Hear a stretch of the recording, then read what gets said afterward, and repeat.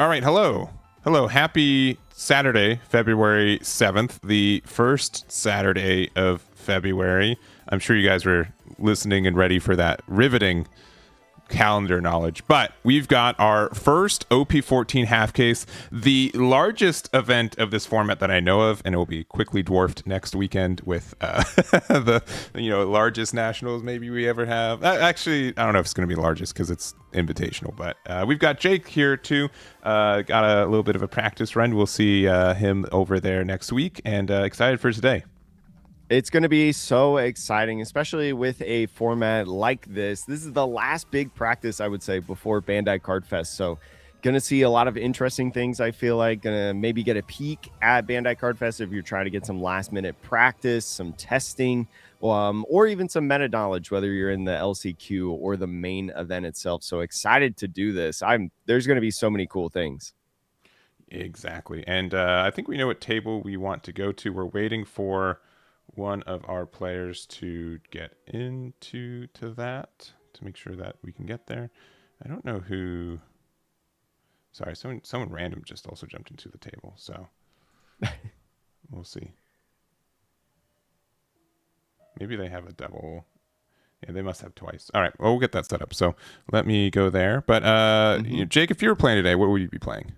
I would be playing purple blue Luffy. I consider blue purple Luffy to be kind of like a top 5 deck right now. I think it rounds out the top 5 in the meta, but I think just the fact if you can go Sanji Roger, I think it's so hard to beat that. I think in a lot of different matchups, even your losing matchups can become winning if you just hit that consistently enough. So that's what I would be playing today. But I mean, there's so many cool decks that you can play right now. I've been a huge fan of Purple Yellow Rosinante, with Krolzor really pumping that up as of late, making that super popular both in the West and the East. Now that the Eastern region has EBO4, I've been a huge fan of Crocodile lately. I love that Black Crocodile deck. It's just so fun to play, even though it's a little bit of a puzzle and maybe not well positioned in the meta right now. But there's just so much good stuff to play now that we're in a jungle format, I feel like. Yeah, it's really tough to really decide. I know a lot of people are having issues, like just being like, what do I feel confident with, right? Like, what is the play here? So I can understand people who are just running around trying to figure out what makes sense for again, like potentially the largest tournament of their life, right?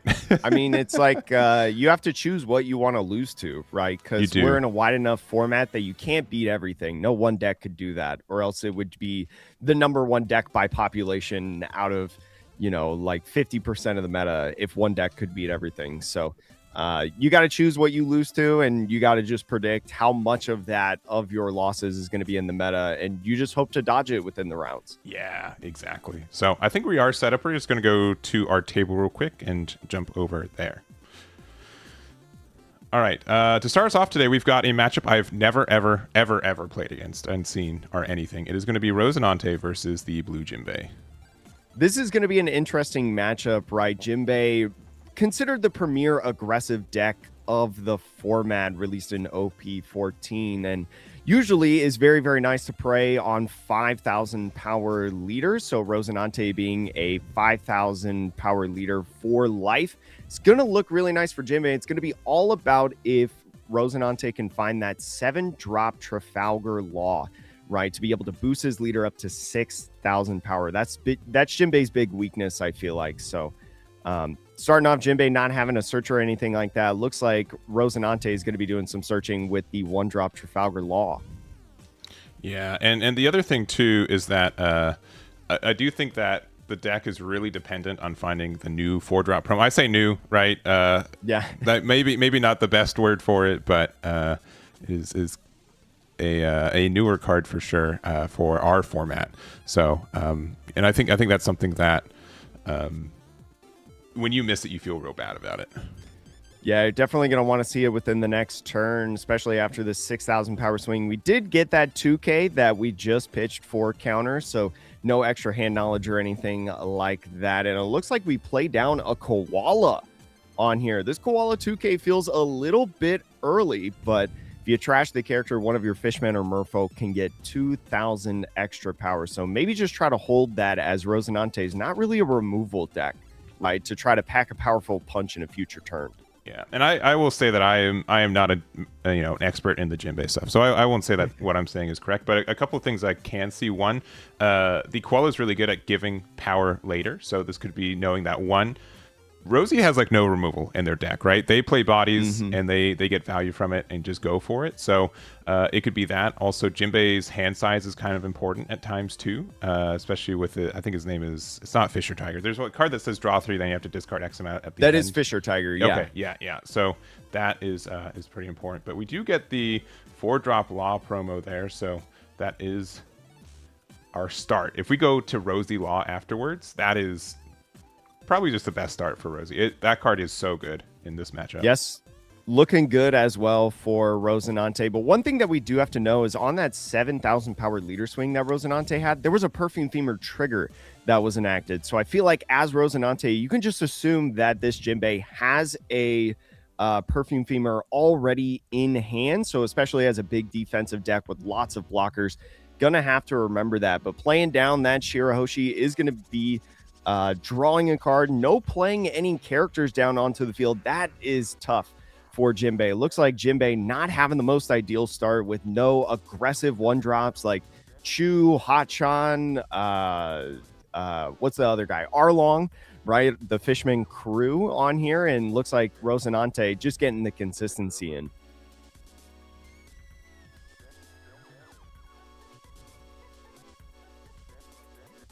So playing down this Rosinante, this 1-drop, is going to find anything with the name Trafalgar Law. So as you were talking about earlier, Eggman, the Rosinante in Law, which looks like is what we grabbed there, that alternate art, going to be able to put that in hand, play it on curve, exactly what we're looking for right now. Yeah, that's the treasure rare there. And I had a friend who wanted it. And I'm like, all right, it's not too bad. And now I'm like, wait, is Rosie going to be a viable deck moving forward? Was this was this the long con on the way? Because like that searcher, when it was first revealed, right, it was kind of a meme, right? It only looked for one named card, right? We've never had something that's searches like that specific, I feel like. And now with the introduction of a couple more just really pertinent laws, it has a lot of great targets to find. Yeah, especially with the new EBO3 Fem Law, as I call it. Yes, Secret Rare that's coming. Such a good addition to the deck. And I think it's going to be a good one moving forward. But talking about this game, though, right now, starting off getting aggressive with their blockers, that 6,000 power swing connected as you play down after using leader effect, that Rosinante and Law, especially because the Dawn was matched, going to be able to draw 1 card and ramp 1 as active. So still got 2 Dawn if you want to swing like a 7,000 power at lead, maybe play another searcher. Sugar could be something that could come down onto the field as well, but we're just going to swing 7. Just keep being aggressive.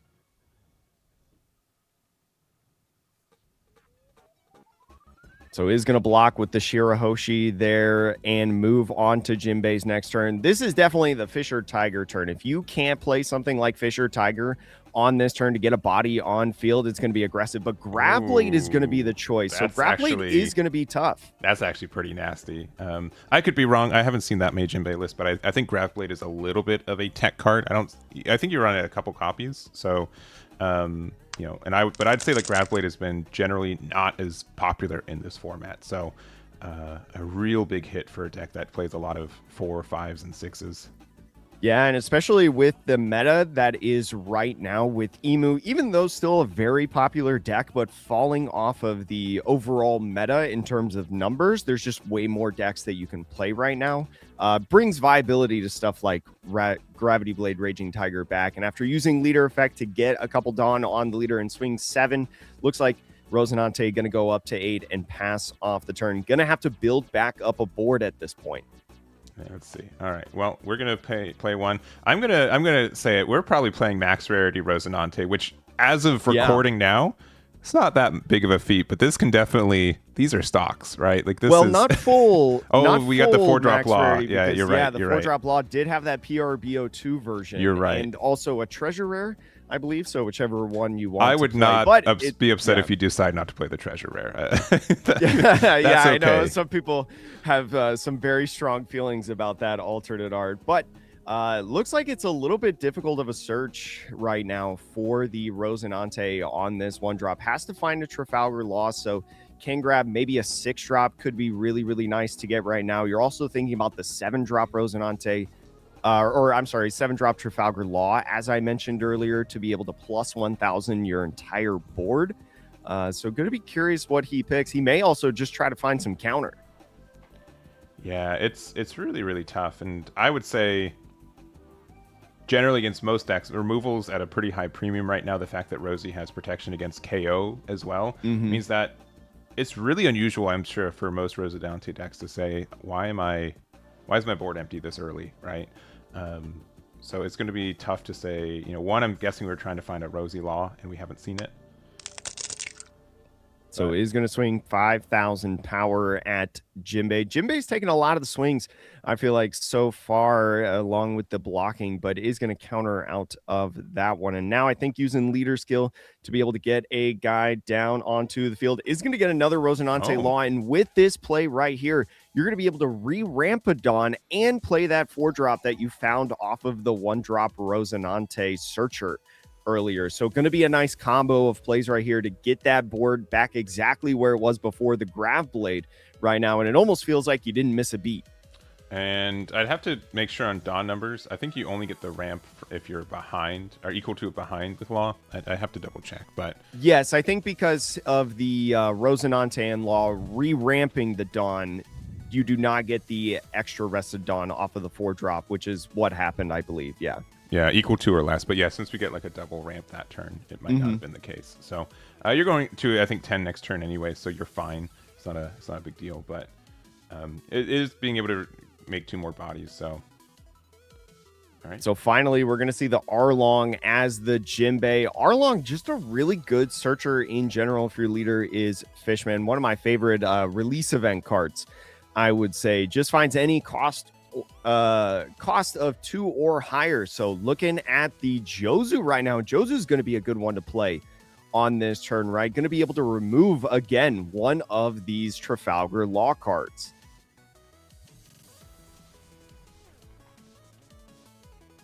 Man, I'm also looking that Koala's just watched this entire game happen. I know. Just waiting for the opportunity to strike. Maybe trying to hold it down for when you do get this Rosinante to 0 and go for the Perfume Femur for game. Yeah, because generally speaking, Rosinante is not too... it went from like, man, 4 life is not enough to like, we have so many blockers and so much defense that it usually is okay. But again... I would imagine like potentially Ace can be a tough matchup, but Jinbei with all the alternative ways to remove cards that don't include KOing, it's been really tough. Yeah, it's gonna be interesting in this one, and grabbing that Koala 2K because that Koala is a 1 cost. Now I'm gonna round out playing Chu, finally getting a little bit of board presence on this side. It's gonna be nice in the coming turns, especially because the Chu and Arlong 3,000 power base. And so just a leader effect is going to be able to make them swing 5 at lead. This is where the 7 cost Trafalgar Law might be super impactful for John over here on the left side. Yeah, I keep forgetting, like, Arlong's just the way it reads, right? Luckily there's not as many like Fishman. It's just like you look any card off the top 4 that costs 2 or more, which is just so nice. And so pitching the Perfume Femur for leader effect. So just like I was talking about earlier, after triggering that Perfume Femur, another one was in the hand there. So you like to see the Perfume Femurs going away if you're the Rosinante, but still got a guard out of a couple swings potentially. And there goes the Koala popping off and now trashing itself, giving plus 2,000 power. It's going to be a 9,000 power swing taking that life. Yeah. Also, minor thing, you are correct. It's not the treasure rare. It's just that searcher has the regular art, it has the alt art in the set, and then it has the treasure rare. So we can still do fancy. Do you like doing like a 2-2 split of like fancy foils? Do you like all in one? What's your... I personally have 2 of the main set alternate arts and then 2 of the illustration box alternate arts for my Rosinante deck. There's 4 arts for that card? Is that... Well, no. I think there's 3 of them. There's the main set, there's the illustration box, and there's the treasure rare. Okay, maybe the main set doesn't have an alt art then. Maybe I'm incorrect on that. No, the main set does have an alt Okay, art. is that okay? I'm looking it up. I'm just I need to know. I believe there's 3 alternate arts for the. Regardless, there's so many good alternate arts for Rosinante, and I mean, he's one of my favorites, and I haven't even met him in the anime yet. But Hmm. anyways, swinging 5,000 power at lead is just going to counter out of that one. Got to be thinking of how aggressive you want to go. Ryan ends up swinging 6,000 power with this Trafalgar Law, a 2K Kaya on the counter, especially because with these different bodies that are coming in the next turn, and plays the Trafalgar Law from OP05. This is a very fun inclusion, in my opinion. That's going to work out very well for the later turns, right? Having the opportunity when attacking of searching in the deck for more cards. So plays that 7 cost. This is very interesting sequencing. I would have thought that we would have played this earlier in the turn to be able to get maybe an extra card or life from the Jimbei. But our leader is going to be 6,000 power, and our Trafalgar Law is going to be plus 1,000 through our Jimbei's next turn. Yeah, I do agree though. I'm surprised we didn't do the law first because yeah, they would have at least gone like 2 more K across the 2 attacks to get there. Probably could have maybe got a little bit of counter, or maybe get this Jimbei down to 2 life on that turn. But we've got 3 up. We're a 6K leader, and the other thing is that we have access to the Don Quixote event that gives us +2 for the turn, which is super nice. Yeah, Bullet String. Yeah, great card, especially for kind of bigger attacks. And then, as you're saying, through the rest of the turn. Looks like this Jimbei is going to go ahead and play that 8-cost Jimbei on the field. This SR, very, very nice, right? If you tap 2 other Don cards for the full 10, draw a couple cards, 2 cards to be exact, and put a 7-cost or less to the owner's hand. That's going to put that 7-cost Law back into Rosinante's hand. Again, removal just being so good for Jimbei in this matchup. Yeah, we missed out on the 8 cost last turn, but it's because we're doing like our Jozu things, right? But yeah, I think the highest cost card in this deck is a 7 cost. So the fact that you just get so much easy interaction with this deck, I think like this looks really uphill for Rosie. Yeah, it's going to be tough, especially taking this 10,000 power swing to the dome. Remember, Rosinante this turn has been 6,000 power, so the 7,000 power swings from leader and Jozu, just a 2K to get out of it, and takes that last one from the Jimbei, moving back into his turn. We know there's a 7 cost in hand, right? Potentially some. I'm surprised we didn't use any counter events with the 3 Dawn that we had up last turn, but starting off with a Sugar, plays down that Sugar, immediately uses leader effect, and now is more than likely going to play down a body on field or swing with this Law first. This Law, because we're behind on Dawn, is going to search that top 5. Yeah, and this Law is just, as you kind of mentioned, has like a really weird history. Like it was, people thought it was crazy. Like red, purple, Trafalgar Law, which eventually got banned, tried using it, and just never really worked out. It's just like a little bit too clunky at times, and so it's fun to see it have like relevance here now. Especially when you use your leader effect as Rosinante, you don't have to play a character immediately. Yeah. You can hold off a little bit. Makes it very, very nice for this Searcher Trafalgar Law to just find some counter, potentially find another piece of the puzzle, any Hard Pirates type card. All right, and yeah, we will be, aptly removing our Rosinantes to player Law. We do get that +1K, and I guess like in this situation, yeah, we had to attack with the Law first to be able to like get the draw. So it makes sense why we didn't, we played that second, right?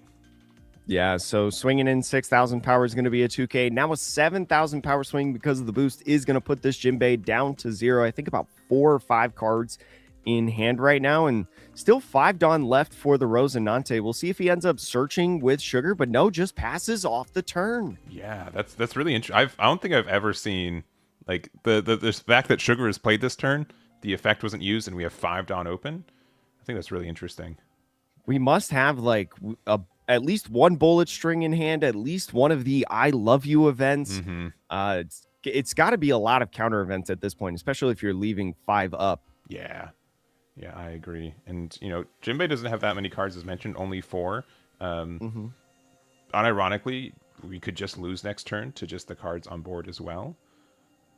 Yeah, one of the things that you have to think about as Jinbei right now is how aggressive are you going? And so starts off with the 7,000 power swing, is going to use that I love you event. If you have 2 or less life, you get plus 2,000 power and can grab a Trafalgar Law from the trash. So puts him up to 8 to get him out of that attack. And you know there's a 2K in hand. So it's almost like a pseudo plus 4,000 power event a lot of times, especially in these later stages of the game when you've got that 4-cost promo Trafalgar Law and trash. Yeah, it's such a flexible event. It's super good. Like it is really helpful in a lot of situations.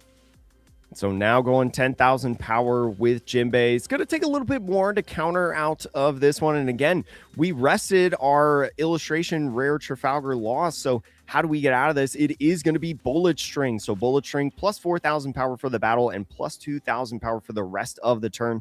Just a 1K counter from that 4-drop blocker law from PRB, that alternate art. So almost max rarity, almost, I would say, getting there.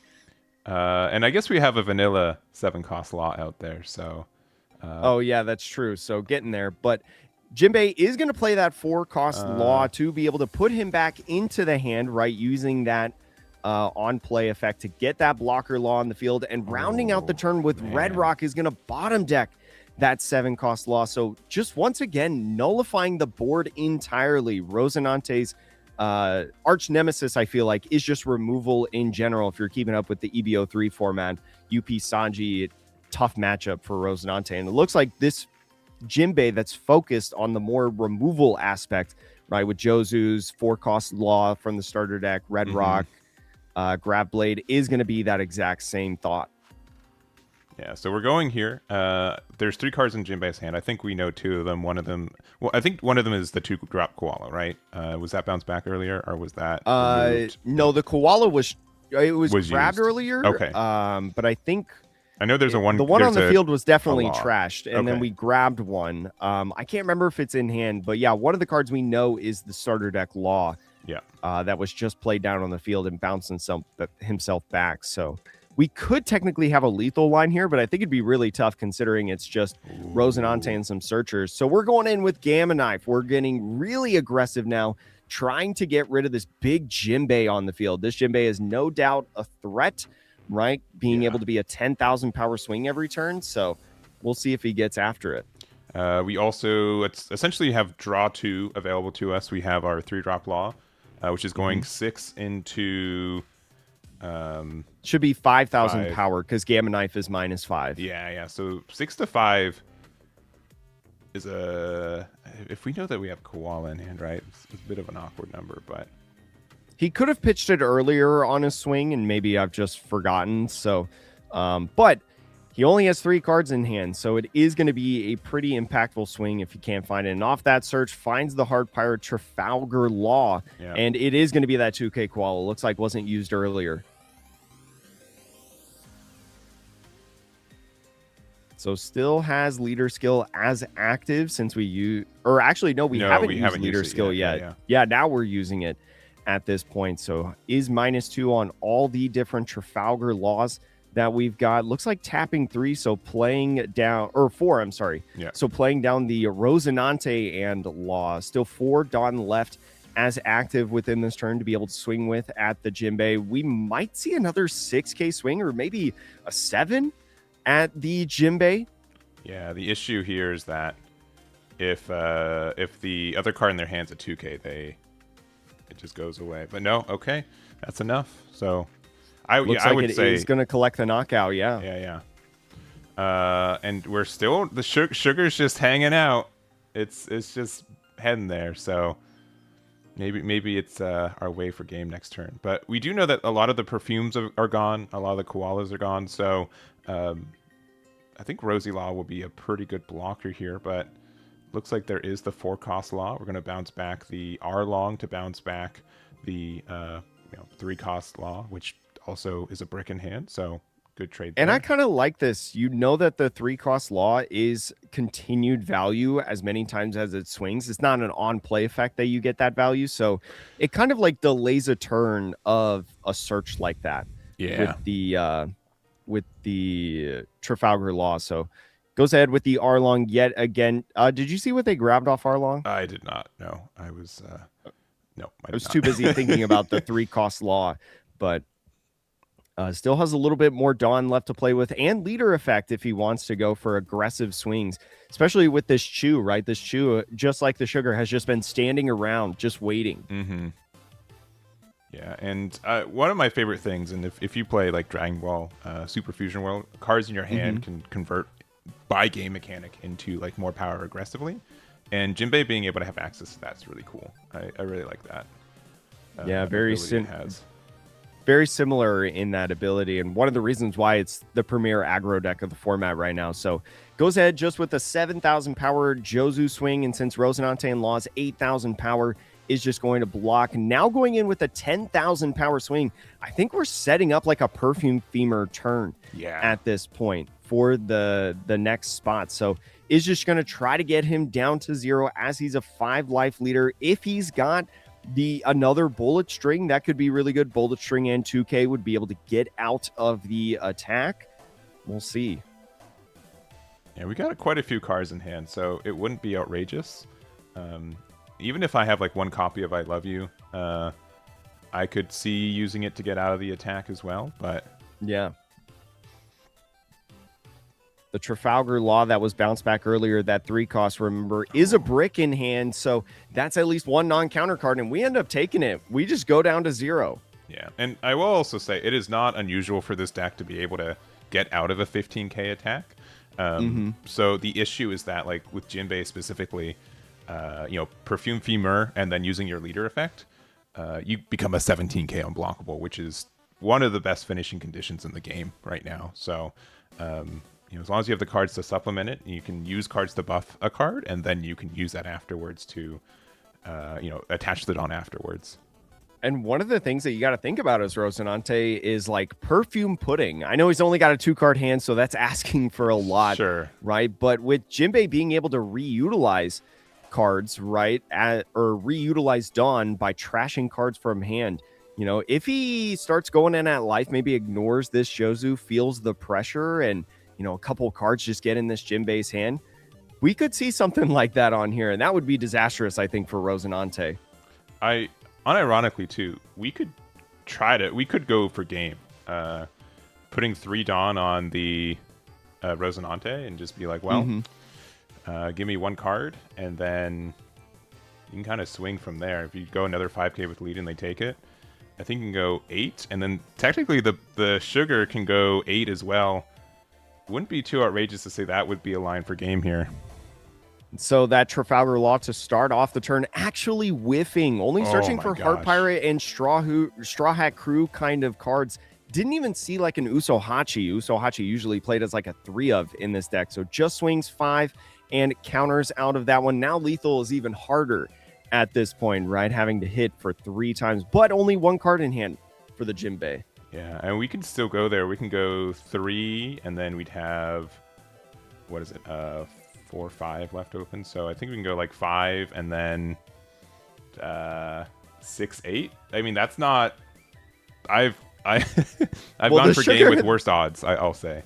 Yeah, that is true. Is going to go ahead, use leader effect. It looks like we're taking a more defensive stance at this point. Is going to go ahead, play another Rosinante Law. This is going to be nice, at least, because you do get to draw a card. Real quick.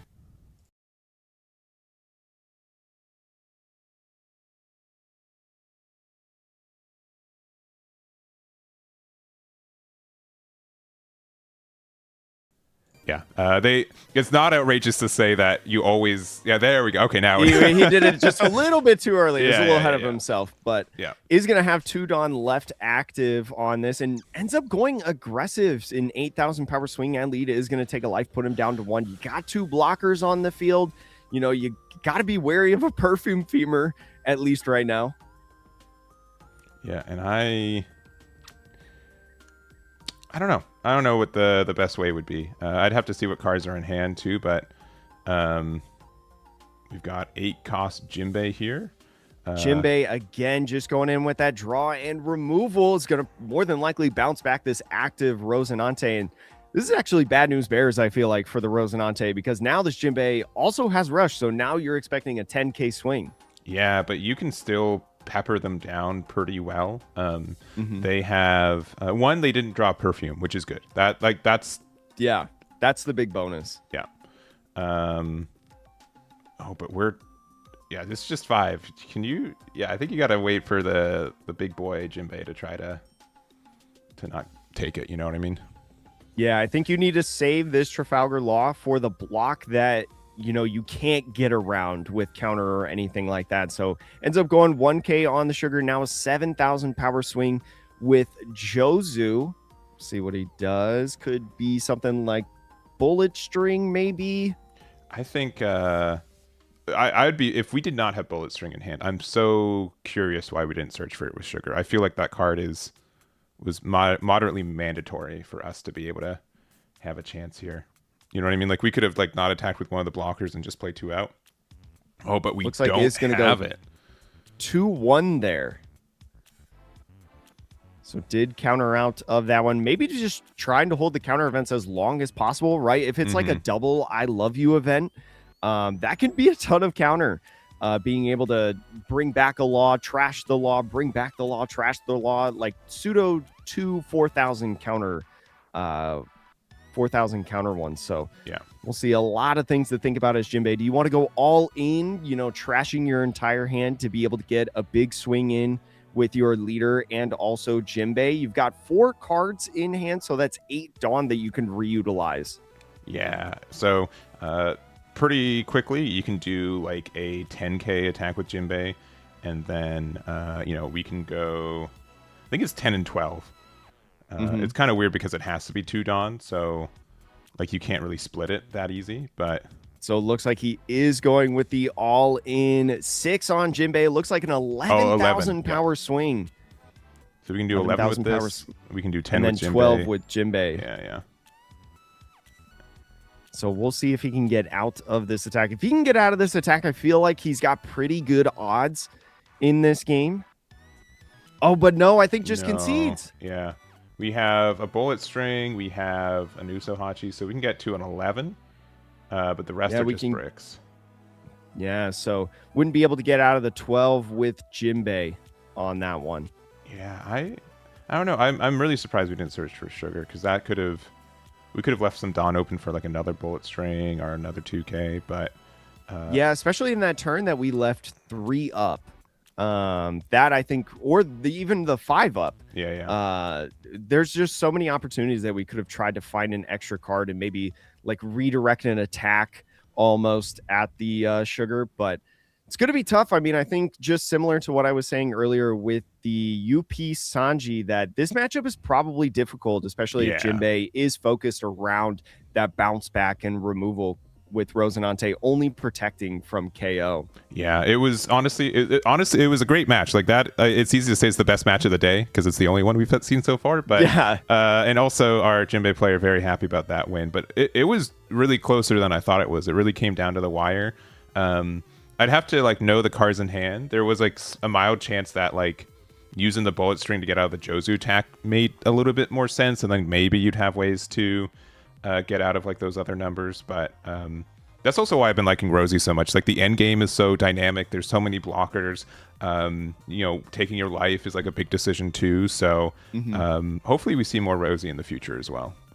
Yeah, and we didn't even get to see Rosinante's other leader effect. No, right? Never, not once. Turn, if a Trafalgar Law would be KO'd, you can just take a life instead, which is so good when you're a blocking deck, right? Very reminiscent of my personal favorite, the blue-green Rosinante, right? It's almost like you're blocking, taking a life for it. So very, very cool. I was really excited about that match, even though Rosinante did not win. It's cool to see Jinbei get a little bit of spotlight, especially because Jinbei has a couple different builds that you can do, like a more Fishman-centric build, a more 7 Warlords kind of build, and as we saw, like removal package. There's a couple different ways to play this deck. Yeah, 100%. So we're going to take a tiny break, though. We're going to go into round 2 after this. We do expect to have up to 7 rounds of Swiss, and then we do have a top 8 cut best of 3. So it should be a good long day of the One Piece card game. So if there's any leaders that you guys want us to try to find for round 2, let us know in the chat. We'll try to do our best to do so, and we'll see you in round 2. We'll be right back.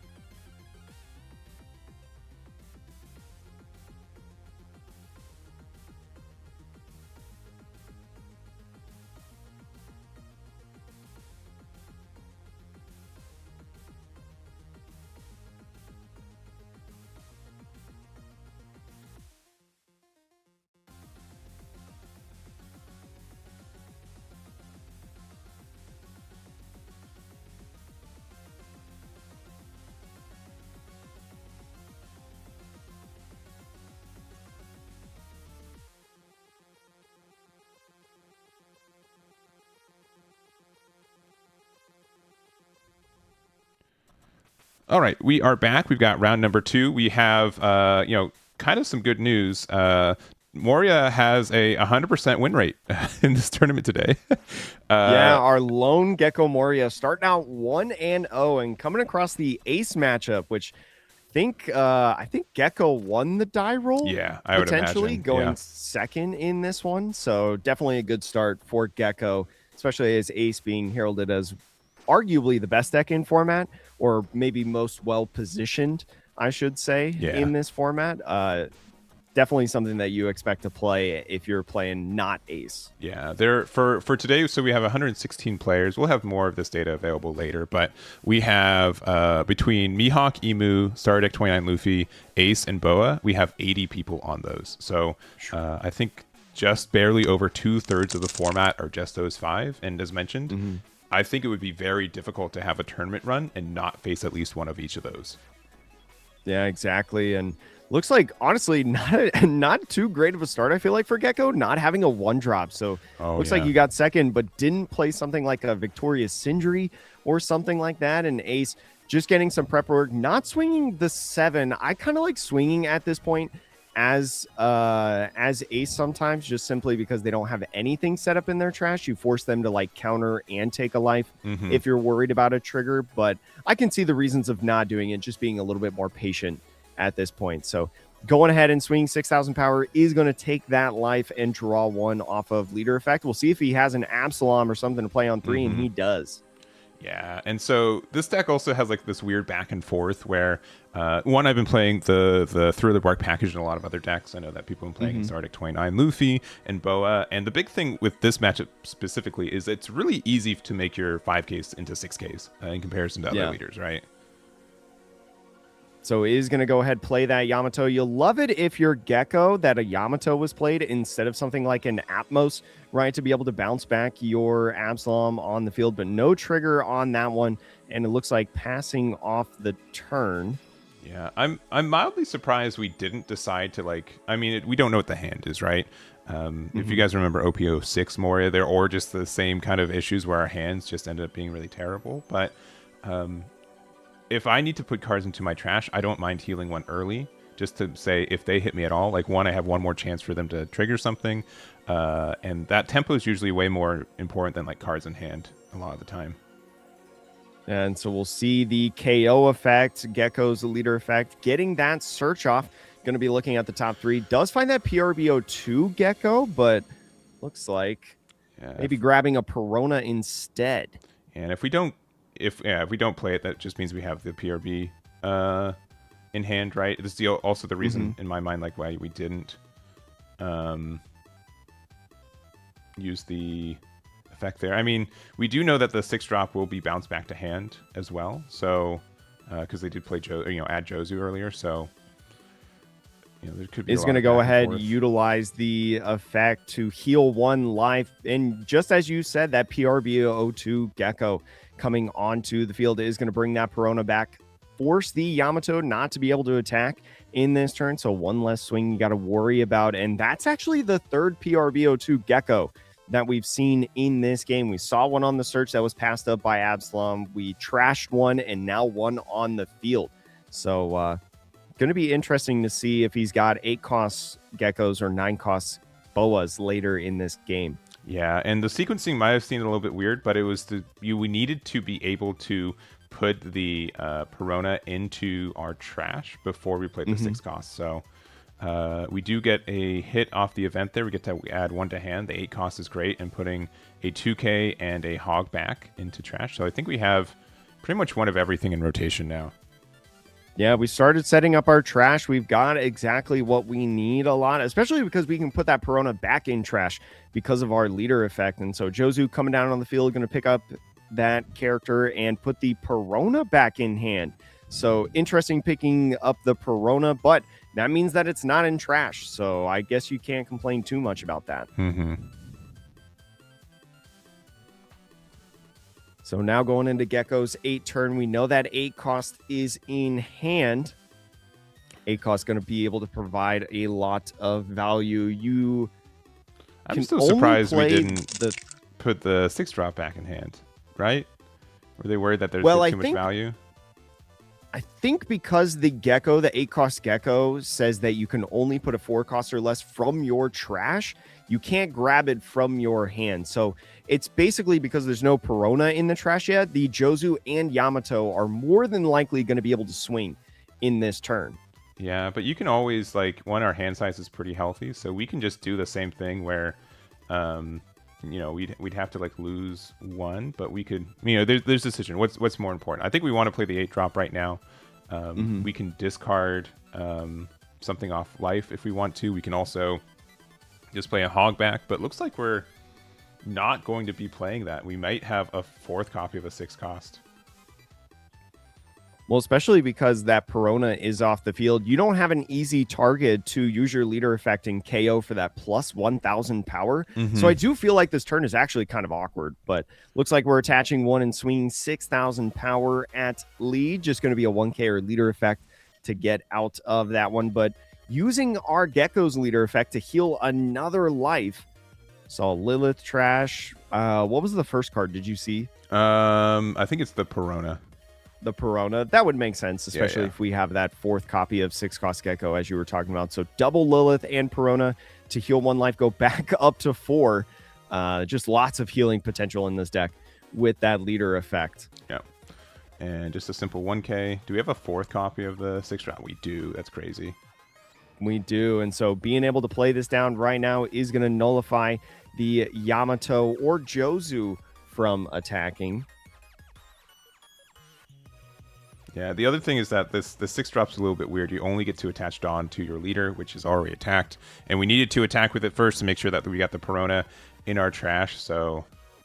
We could see the Hogback come in and immediately use leader effect to make ourselves a 6K leader. I kind of like this play, right? You still get the Perona on the field if you do that play. So is going to go in with the Hogback. I fully expect that KO to happen now at this point. And the Hogback, I believe, plays in the Perona as active. Not going to be able to swing at the Perona since that 6-cost Gecko plays a character as rested. Yeah, so that's good. Like, it's a decision. Are we fearful of the the extra attack from Yamato? Are we feared about the Perona getting bopped anyways? But I think you're right. I think the Hogback sequencing there just made a lot more sense. So we're going 8-6, and they are going to take it, going down to 1. A little bit scary here, but I think it's understood that next turn, 9-drop Boa could be coming down too. So we have to respect that as well. And if you have 0 life, it doesn't feel as good to, Boa doesn't feel as good of a card. Yeah, exactly. And so now going in, we could see that 8-cost I Am Whitebeard event and maybe take the final life for plus 2,000 power, as you're saying, to proactively go down to 0. We'll see if he wants to take it, but no, just looks like he's opting for that draw 2, trash 1. Going to be able to get a couple done on both Yamato and Ace, respectively. Why, and maybe I'm looking at chat as well. Yeah, it actually, I think you might be right. It might have been better just to bring back Moria anyways. The Hogback anyways if we had it in trash. So we could have had like one. I think it was just the difference between 1K or difference or not, but I think we and especially because we're 6,000 power, like everything is plus 1,000 power. It's going to be able to get out of attacks a lot easier. We saw that 1-cost event that I forgot the name of. So 2 things. One, it's only 6K during your turn. It falls off at the end of turn. Oh, it does fall off. Yeah. Oh, I was mixing it up with Rosinante. No, that's super fair. Drop. Okay, that makes a ton more sense. But 2, I think they were trying to get rid of the 7 cost, but which is why the which I think they were trying to use the event for that. Let me make sure. That card it can hit. I think it's Brickbat, right? Yeah, it was Brickbat. Thuribark leaders are characters. Yeah. Cool. There are just so many one-cost events that are so specific, right? You got to make sure. Yeah, I know. It's so flexible now, but with the 6K swing of Perona is going to 1K out of it, and now using leader effect to KO the Perona, plus 1,000 the board for only their turn. Thank you for that correction. Yes, yeah. So I didn't get it wrong all game. Now just going to be a 6K swing at lead. Is just going to try to ask for cards out of hand. Still got those 2 geckos to be able to swing 8,000 power with. We'll see if they We'll see if they end up swinging at the Yamato to minimize the amount of pokes, but you're still sitting at 4 life, so you're relatively healthy right now, but only a couple cards in hand. Yeah, we're doing another 8k attack. So we also did pop the Perona there, so that does mean that the Jozu can't attack once again. We're going to block that, which means that we're good to get this other attack in here. So I think the early block makes sense because we will be able to... we have Radbeam our own. So since we were at 9 Dawn, we used I Am Whitebeard for 8, and we were able to get out of that attack. So good numbers, I think, for both players being able to make their plays and leave Dawn open for defense. And so now going into Ace's 10 Dawn turn, we'll see if he decides to hard play a 10-cost Newgate right blocker or something else. And it looks like it is going to be that something else, bottom decking the Boa with Red Rock. Ooh, yeah, but that's also like one less, blocker on board. Maybe if we have like a 4-drop Marco, that'd help. Also, maybe like a 2-cost Uta would be nice too. So looks like we're going to start off with a 7k into one of the Morias. And now we know, we have no counter in that hand. It's probably 8-drop Moria and another card. So we know that these 7s are going to be very successful. That's the thing against Gecko. I would say you got to get him to kind of run out of cards in hand, be able to starve off these different attacks, right? I don't believe Gecko has access to unblockable. No. Right? Yeah, as far as I know. There's like, you can tech in like Ground Death to get rid of a 5-cost blocker, but the blockers are 6-cost and 10-cost right now. So not as... He's going to start off with a search. Hurry up and make me the Pirate King. See a couple different options. We saw Perona Hogback in that search, but goes for the 8-cost Gecko. Yeah, and this can still be like really good here, so we can play it for 8. There's really like no reason to attack with Leader right now, unfortunately, with these blockers up. But unfortunately, if one of those geckos survived, we've had at least a little bit of power. But there's no reason to do that, right? Because you just get... I'm curious to see if off this 8-cost Gecko, we play something on the field instead of life. Considering we just lost our board, this 8-cost Gecko from 14 does have the opportunity to play either or, and it is going to go ahead and play the Hogback on the field. I think it comes in as active. I believe it does as well from the 8-drop Moria, but I could be... Yeah, only the 6-cost, I think, comes in as rested. Yeah, let me double check there.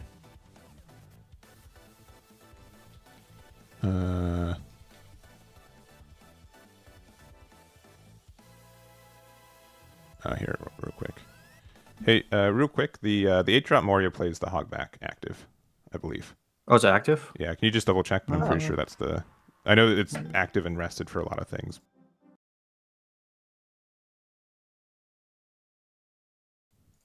Yeah, it is active. So, yeah, because Hogback plays it active, but you play it, triggers from life, play it rested. But also the 8-drop Moria trigger is a little bit better. It plays the cards inactive, so that makes quite the difference. But I am surprised that we didn't pop it to play out Perona or just simply play out Perona off of the Gecko. Yeah, either I would or, agree. Yeah. I think we're like fine to that we know that we're not going to lose. I also know that if Ace gets rid of the Hogback, it's not going to be through KOing. So... And here's the thing, you might not lose on this turn, but I think there's a lot of pressure right now from you're on like a 2-turn clock almost. So gets that Absalom trigger to play the Perona as rested, probably stunning the Jozu, right? Not going to be able to attack in this next turn.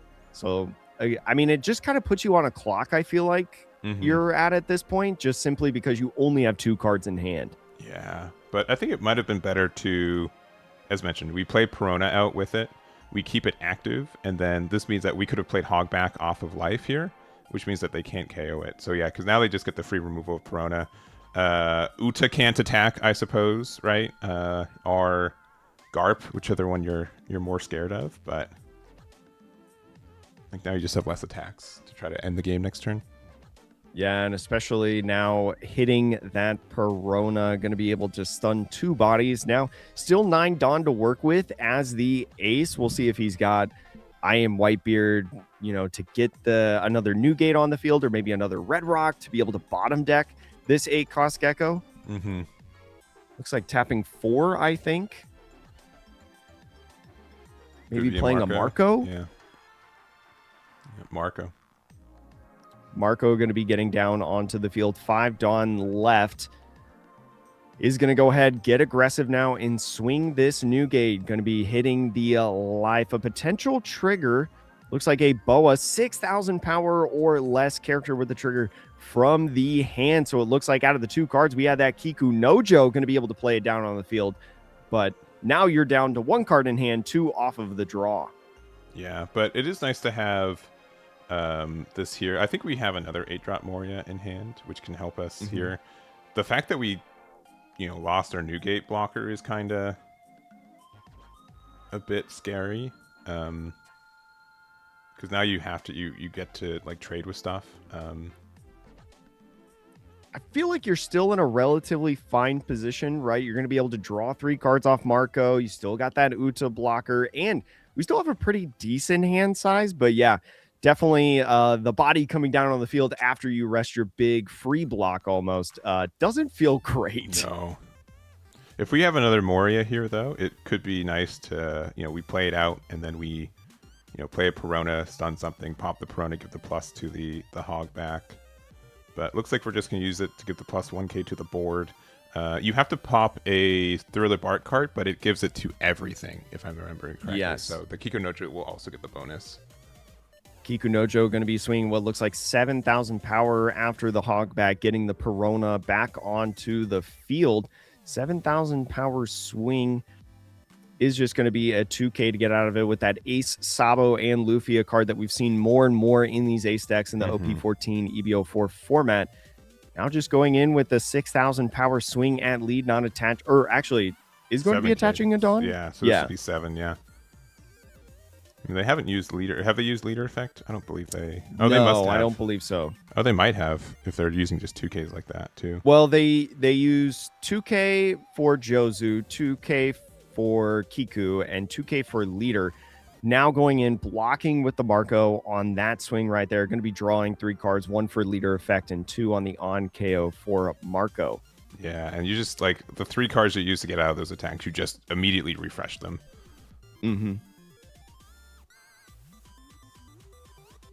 So now with the 8-cost Gecko, might be beneficial to play it into life instead of on the field.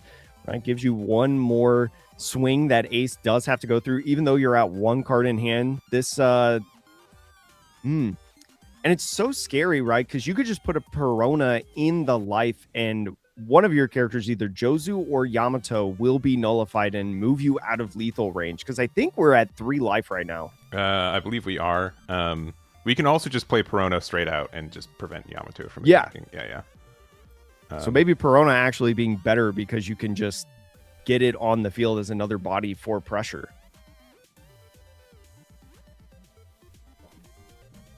We'll see if our Ace player has teched in the secret rare Rush Ace. Yeah, I've seen like a little bit of like I can't really remember if it's OP02 or OP03, but like the 7-cost one I've seen. Oh yeah, every once in a while. But yeah, it looks like we're just going to straight up play Perona. The Yamato's also frozen, so this is a little scary. But at the same time, like you can just poke once with leader, keep your blocker up, and maybe, I don't know, it just depends on what Ace's hand is. But if we're playing Rad Beams, we have a lot more defense than I'd say like more standard builds. So is going to go into the Ace's turn. Definitely want to play another either Marco or Newgate onto the field right now if you've got one. I'd be even curious if there was like a, well, no, I don't know if I would do double Marco, but 6 and 4. Do we have another Red Rock? We could. Yeah, another Red Rock would be tough. I mean, again, we still have 2 blockers. Wouldn't be outrageous for us to put a Dawn on. No, we don't get the draw from Uta getting KO'd from leader effect because it's not strong enough. Another Marco would be great, though. That'd be really helpful. Which might be... Oh, Round Table. All right. Round Table being introduced in this deck more and more as time has gone on. Minus 10,000 power to a character back from OP01, making a resurgence before rotation, probably on this Gecko to make it a 0 power character. Yeah, so otherwise, like, you'd have to, like, pressure with Newgate to try to get rid of it. One card in hand, like, you get rid of it, but then you lost your untouchable blocker for the turn, so...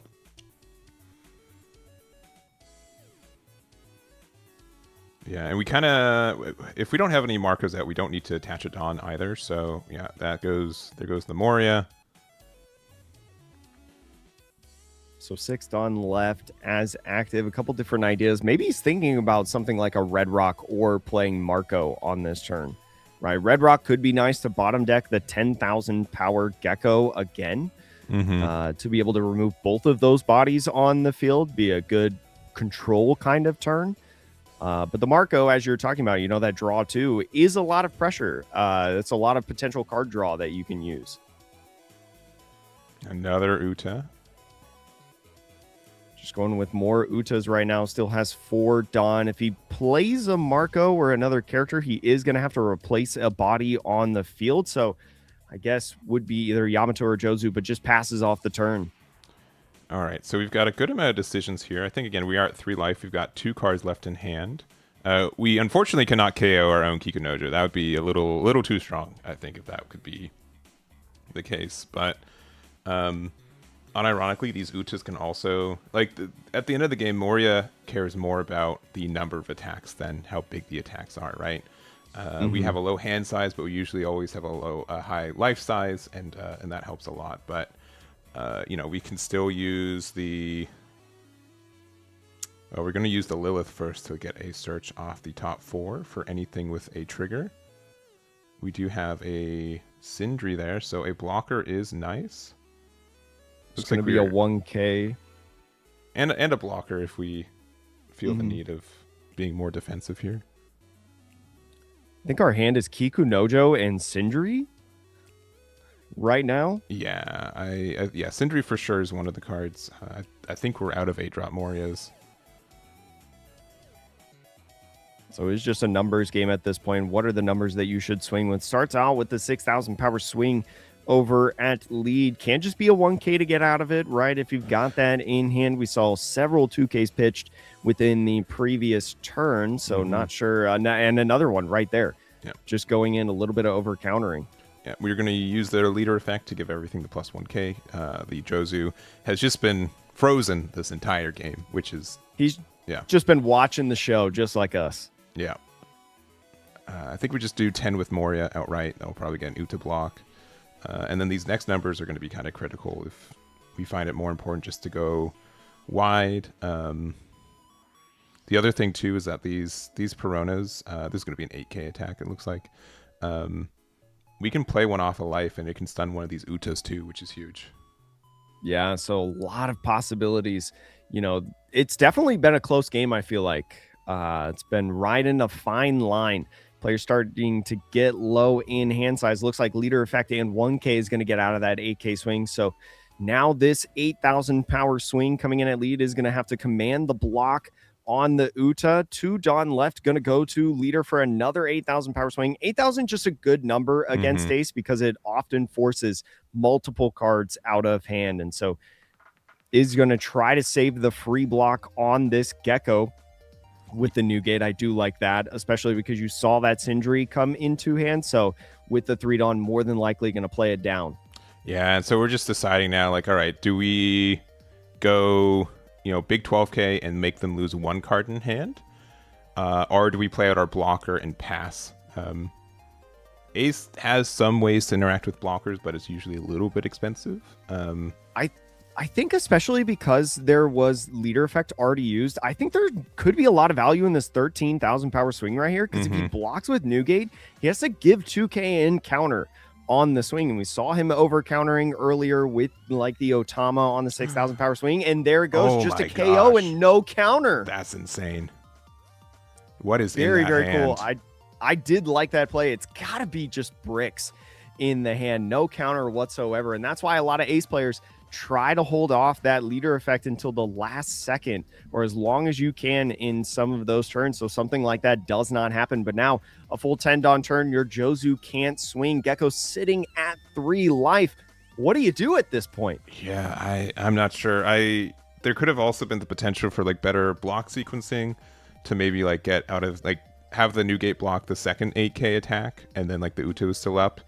I'm not sure if they don't know the matchup and they're afraid of something interacting with it, right? But well, especially because we countered in Otama on a 6K swing, but then later used Atmos for counter, and we didn't draw more cards. So definitely curious on some of that countering. But the Yamato is going to clear the Perona and stun the Jozu or actually stun the Perona or the Yamato more than likely. Yeah, and also we did misspeak. It was a 14K attack, not a 12. Oh yeah, 14. Yeah. That's right. Yeah. That's right. Yeah, because of the plus 3 and the 1. So where's the Eggman dice? Yeah, but true. Is going to go with Red Rock to bottom deck the Gecko there, remove it off the field, and 4 Dawn left open, passing off the turn.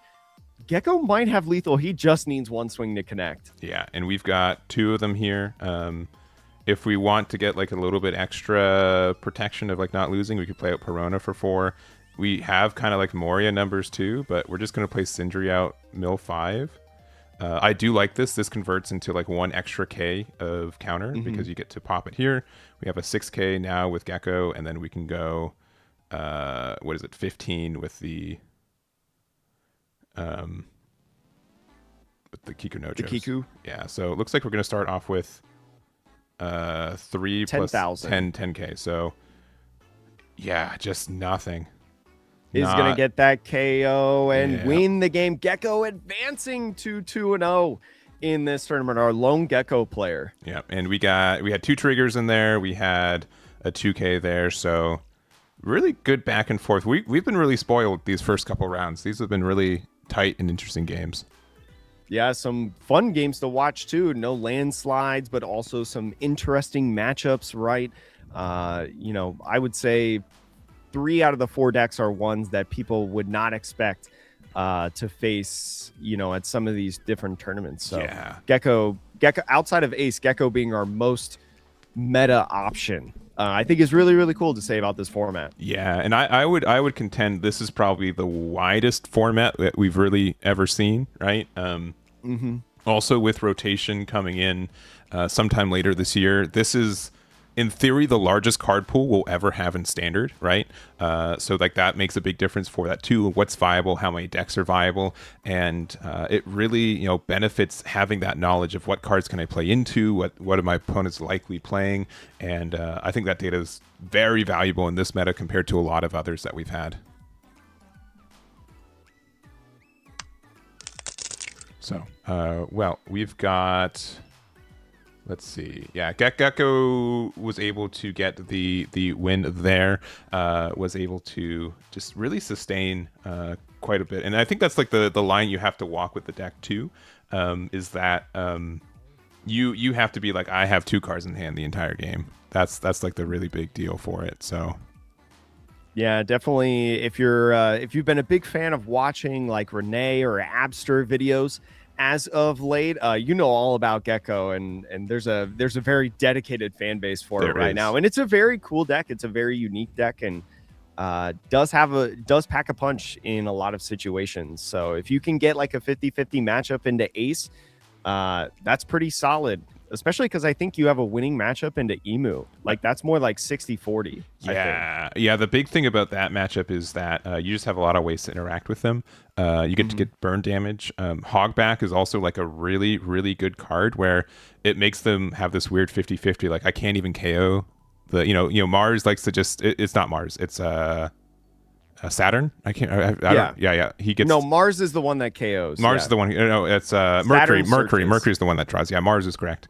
I had a little brain fart, but yeah. Usually it's like, oh, I get to KO a 4-drop, and that's fine. And then it's like, well, actually, you get to KO this, and then I get to play my Perona. It comes out inactive, and then it also gets to. I need to recheck these. I've been like now Nuzjuro might not be able to swing. Yeah. Or something. Just nullifying attacks is so good. So then when Emu goes in, you know, and swings with all their bodies before they go back into the 10 cost elders to replay everything. That's just one less swing you have to worry about, which I think can be so valuable, especially when you run low on hand size in the late stages of the game. For sure. So yeah, sorry, yeah.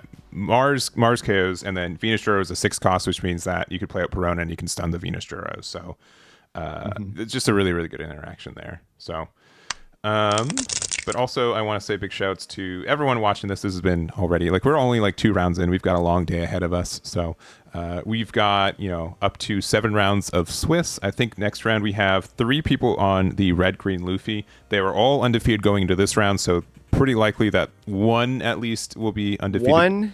One is still undefeated. The other 2 lost, so 2 of them are at 1-1, but one ended up winning the round, starting out 2-0. Cool. So that's probably where we're going to go for the next round. So we'll see that.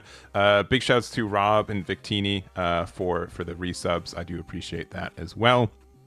And then, yeah, I think that's it for this round too. So we'll go to our tiny break. We'll go to round number 3 in a little bit. We also will have Top Cut after Swiss. I think I mentioned that, but just in case.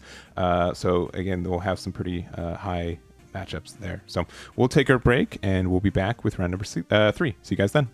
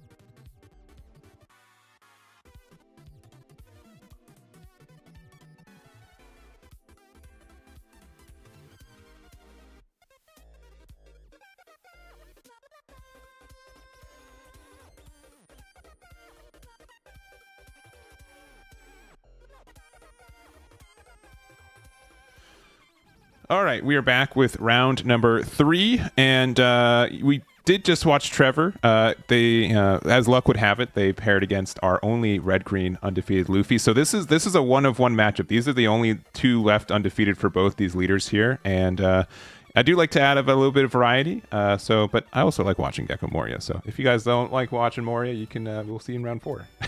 It's going to be a relatively even matchup as well. So really excited to see in this one. Looks like Gecko going second and Luffy going first. Luffy on that Nami search did find the Usopp, which could be nice to be able to restand on every single turn. And now Gecko playing down the Lilith.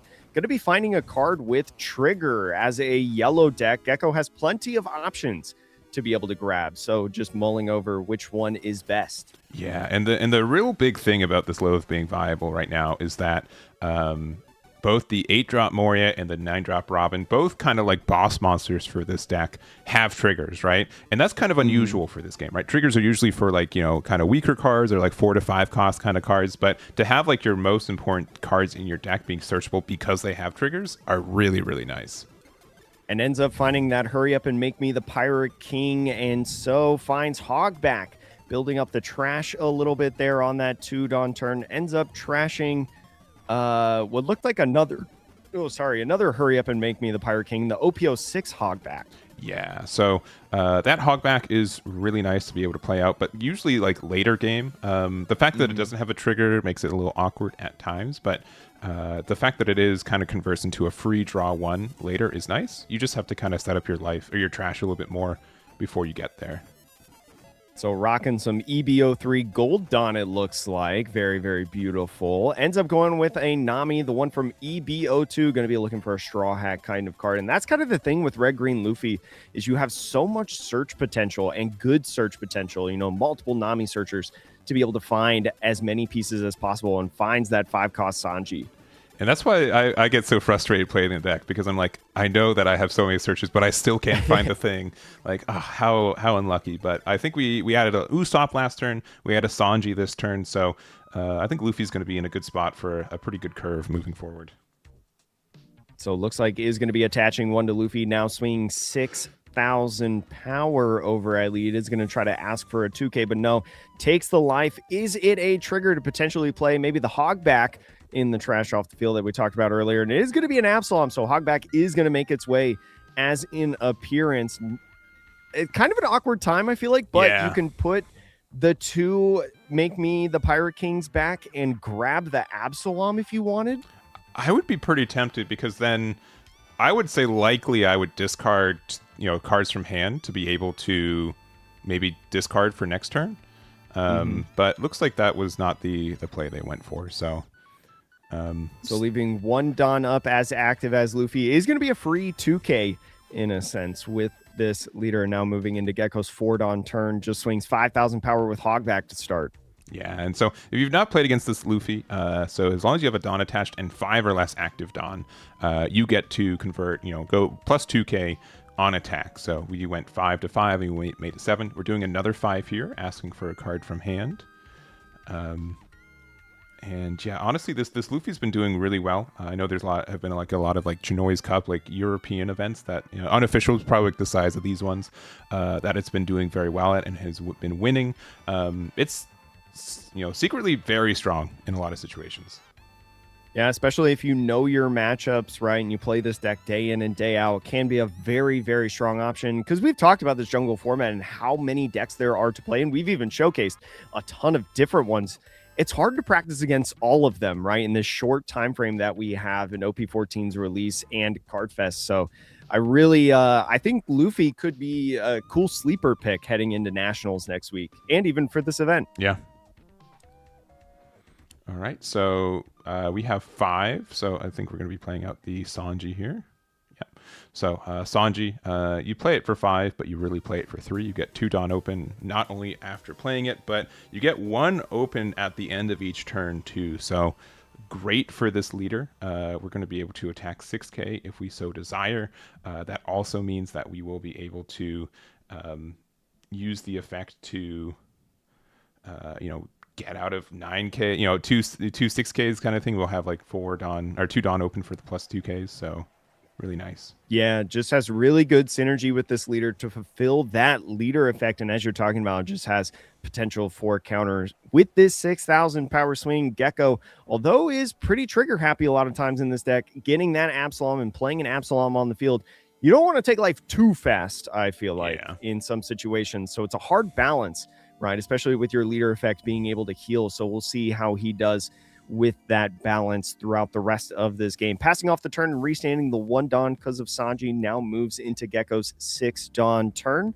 We'll see if he gets something like that 6 cost PRBO2 Gecko onto the field to get the Absalom on and swarm this field with different bodies.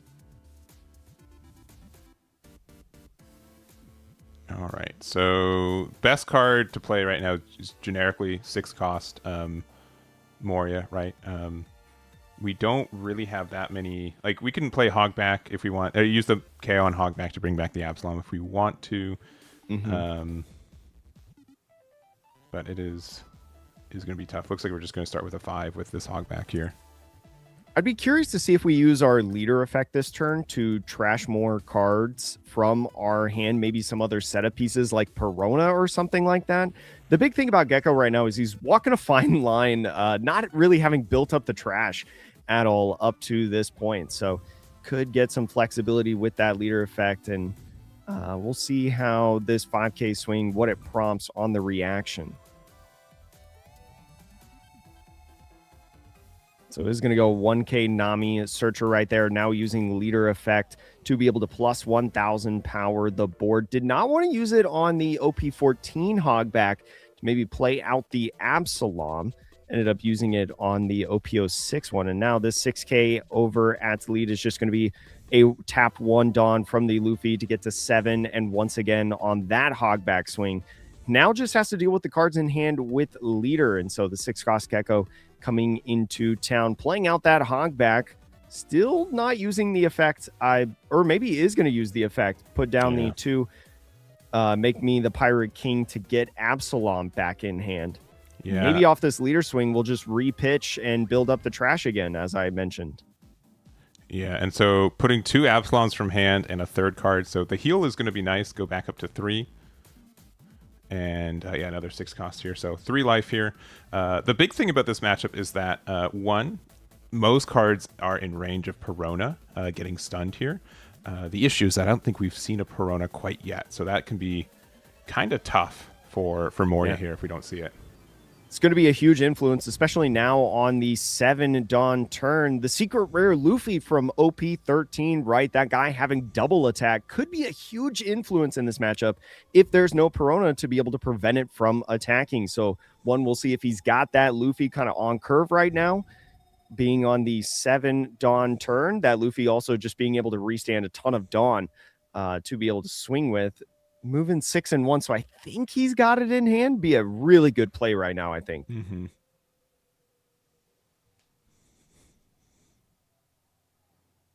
Yeah, I think the weird thing, I've been playing a little bit of this deck, and I played it on Wednesday Night One Piece earlier this week too. It's kind of tough to justify attaching Dawn to your own cards. I think it's really clear that you have a lot of defense power, but that comes at the cost of where if you use Dawn, you can't restand it, right? If you attach it. So I am kind of surprised we don't see more cards with like Rush, because I think that's something that lets you get immediate value and, then use your Dawn or untap it with your untap abilities later. But it's a tough balance to be able to be a offensive and defensive with this deck at the same time. So that 7K with Sanji goes in at that Hogback and claims the KO. We'll see what his next step of action here at this point. Maybe just trying to control the board a little bit and minimize the amount of swings, especially if you can leave Dawn open right at the end of every single turn. Maybe that's not necessarily a bad idea in this matchup. And so attaches 1, now swings 6,000 power. We'll see if it's at Absalom or the Gecko. It's kind of a weird line, right? Because again, no Perona, is just going to swing at lead, does not want to get that search off on the Absalom or maybe a body back off that Hogback. But Gecko trigger is going to replay that Absalom on the field.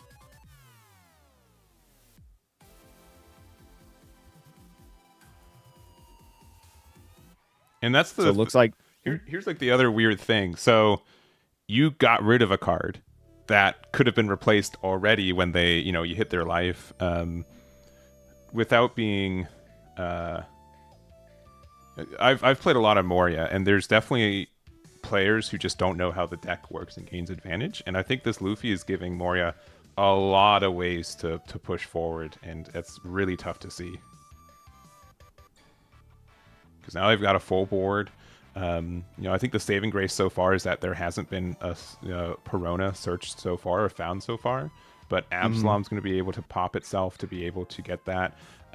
You have so many attacks next turn that the plus 2Ks don't really matter when you're attacking all these 5s and then likely 7. I think it's going to be a pretty aggressive turn for Moria next turn. Restanding 3 Dawn, 1 from the Sanji and 2 from the Usopp at the end of turn. Now moves into Gecko's 8 Dawn turn. I'm sorry, 8 Dawn coming into this one. We'll see if he's got the 8-drop Gecko to maybe play on curve to be able to heal 1 in life, or maybe play a character out onto the field. And you talked about that search earlier with the Absalom. Might just be nice to swing 5 with Absalom and then immediately pop it and see what your options are. Yeah, I think that's definitely what we'd have to know the cards in hand, right? We might already have the pieces we need, but I do think Perona is kind of needed here. If we can stun the Luffy, and especially if we can stun the Luffy and the Sanji, not much is happening next turn. Like, Luffy can't really put that much pressure. So he's going to start off with that 5,000 power swing with Absalom at leader. We'll see if he's got a 1K in hand or maybe utilizes the Dawn. I think you probably want to counter from hand first, especially because he's more than likely going to play off curve. So does 1K that Garp, now using leader effect on the Absalom to search. Looks like we're going to be bottom decking a Boa, but finds a 2K in Sindri. Can't complain too much about that, even though it's maybe not what you're looking for. Yeah, 2Ks are never bad. Sindri would have been a little bit better earlier. I think like the other thing is that maybe if we're trying to get some value, I'm always like locked into playing Perona against this matchup, and so if we don't have a way to find it, we can Sindri, and like maybe if we have like another 6-drop Moria, right? But it's tough. It looks like we're going so 8. Now goes in 8,000 power swing. Could just be 2K to get out of it, or maybe 2 tapped Dawn. But you got to think about the other swings that are coming in with Absalom and Hogback. So it looks like is just going to use 2 Dawn to get out of here, not revealing much in the hand. Oh, but actually, no. Instead of using leader effect, is going to use Charlestone. Yeah, so pretty nasty. Also, the timing for these effects are a little bit specific because Luffy's effect is on opponent's attack, and the other one is a counter. But Charlestone has been seeing a lot of play in this deck because it's absurd how much defense you get off that, right? It's you get plus 4K, and you get 3 Dawn back open for discarding a card. So it's pretty much like, all things considered, it's like plus 10K for 2 cards in this deck. It's absurd. Yeah, a ton of value. That Don Quixote Pirates event, not really searchable in this deck outside of... Oh, wait, can Garp actually find it? Garp is 3 or more, so it's a little bit too weak for that. Yeah, so really can't find this at all. Just got to have it in the hand. But if you do, like you're saying, there's just so much value potential within this card. And pitching the 9-cost Zoro as well, you like to see that as Gecko, I think. Because I feel like a 9-cost Zoro is very scary for you. Yeah, so it looks like we are going to be playing out the 8-drop Moria here. And yeah, honestly, even though things look pretty good for our Moria player here, I think it's a tough call that we have not seen a Perona yet. Perona would make us feel really safe because that double attack Luffy is just sitting there. He's able to attack, and that could be enough to go for game. Yeah, I mean, you have a low hand size and no blockers on the field, right? So I think it's just going for another heal on this turn, right? Swinging 6,000 power with leader, can use his leader effect to trash 3 cards and heal a life. Maybe just getting in a situation to where you can't lose this turn, although I think you still could. I think you still could, yeah. Yeah, and because of that double attack.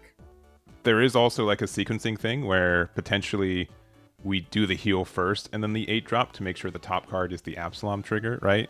That I think makes a big difference. But we discard a Sindri. I think 2 Sindris, and I'm not sure if the third card was a Perona, but I think it was a Hogback. Okay.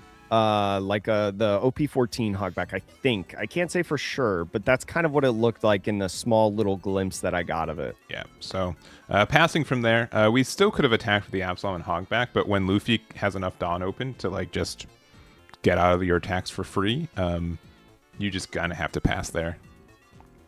So he's going to go to Luffy's 9 Dawn turn.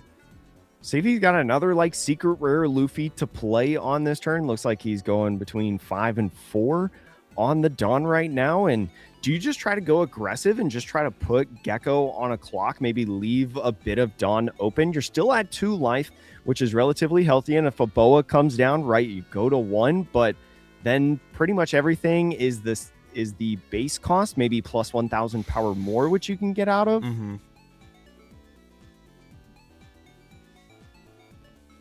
So it looks like is going to go ahead and play a character down. Looks like a Nami. So the Nami is a really cool card that I like in this deck, right? Being able to rest 2 8 costs or less on the on play. Could have maybe even played this or rested this Gecko down, but I don't think he's going to be able to swing high enough to be able to do that. And then at the end of turn, restanding 5 is perfect for your leader effect.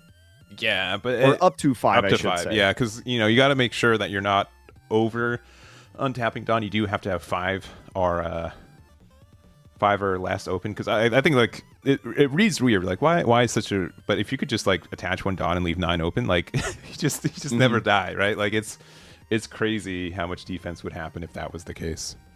I will say the Nami, Sanji, and Usopp all have conditions that say up to X amount of Dawn, so you do have ways to just manipulate being able to just stay at 5. There's no forced Dawn that is restood. So attaching 1 to lead, and now thinking about swinging 6,000 power, but ends up swinging 5 with Usopp first. I kind of like this 5 on the Usopp swing, right? Just in case there's, oh no, goes at the Absalom. All right, we're letting him search. Yeah, and I don't know how I feel about this. I feel like this is, I mean, maybe they're afraid of losing next turn, which I think is pretty valid.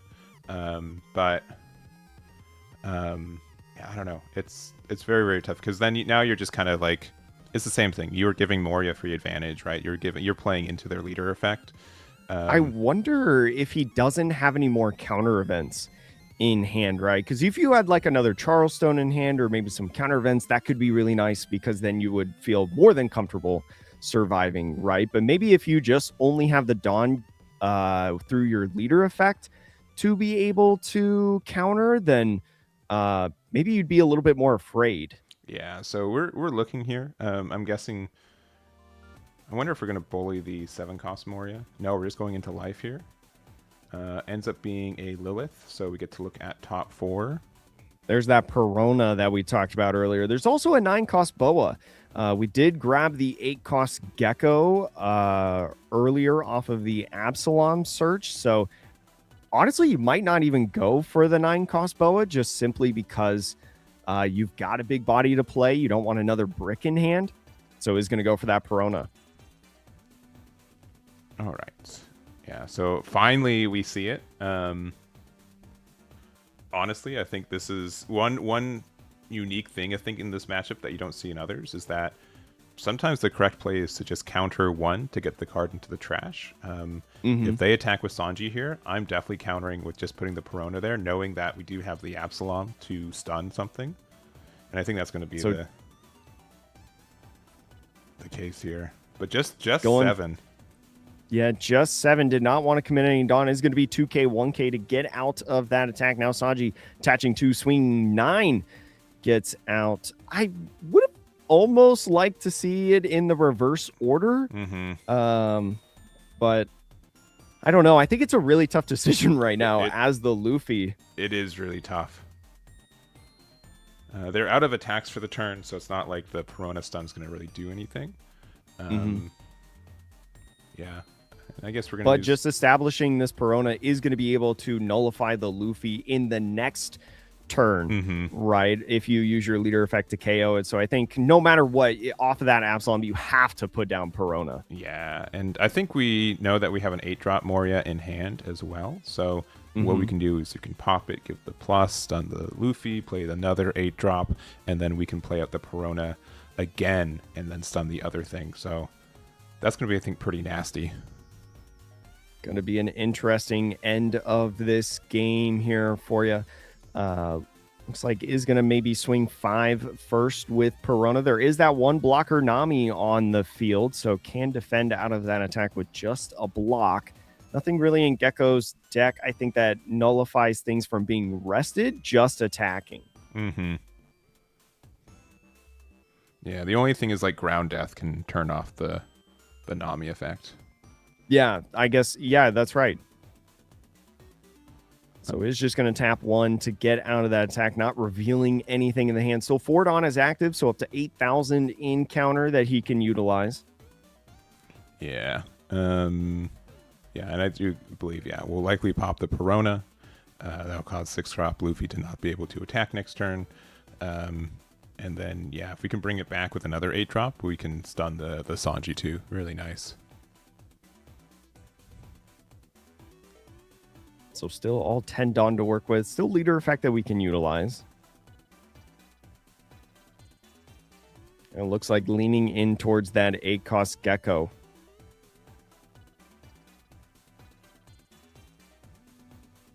So using leader effect first with the Perona, more than likely going to shut off this Luffy. Yeah, it looks like the Luffy is the target. Yeah.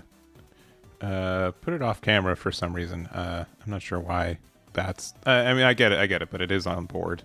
Yeah, we'll just have to remember at this point. But going in now with the 7,000 power swing. I like 7s swinging at Luffy, right? Because it commands either 2 Dawn or a Dawn and a card, which can be pretty punishing to the hand. So is going to go in with this 7, tap 1 Dawn, or 2 Dawn actually, to go to 9,000 power. Now, I think you really like to see that if you're Gecko. I think now you're in the driver's seat. Yeah, so we're going to go 8K, and they will be able to get out of that one for 2.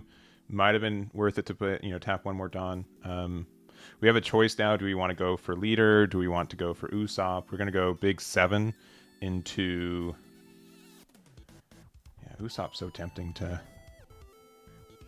get rid of, because that 2 Dawn is huge.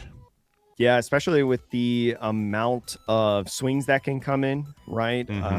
Even though you're stunning 2 of them. If you can get rid of this Usopp and then play Gecko to stun the Sanji, then that means you're really only worried about a leader swing on this turn, which is huge when your hand size is so low and you're still at 2 life, right? Oh, we're going into life. We take that one.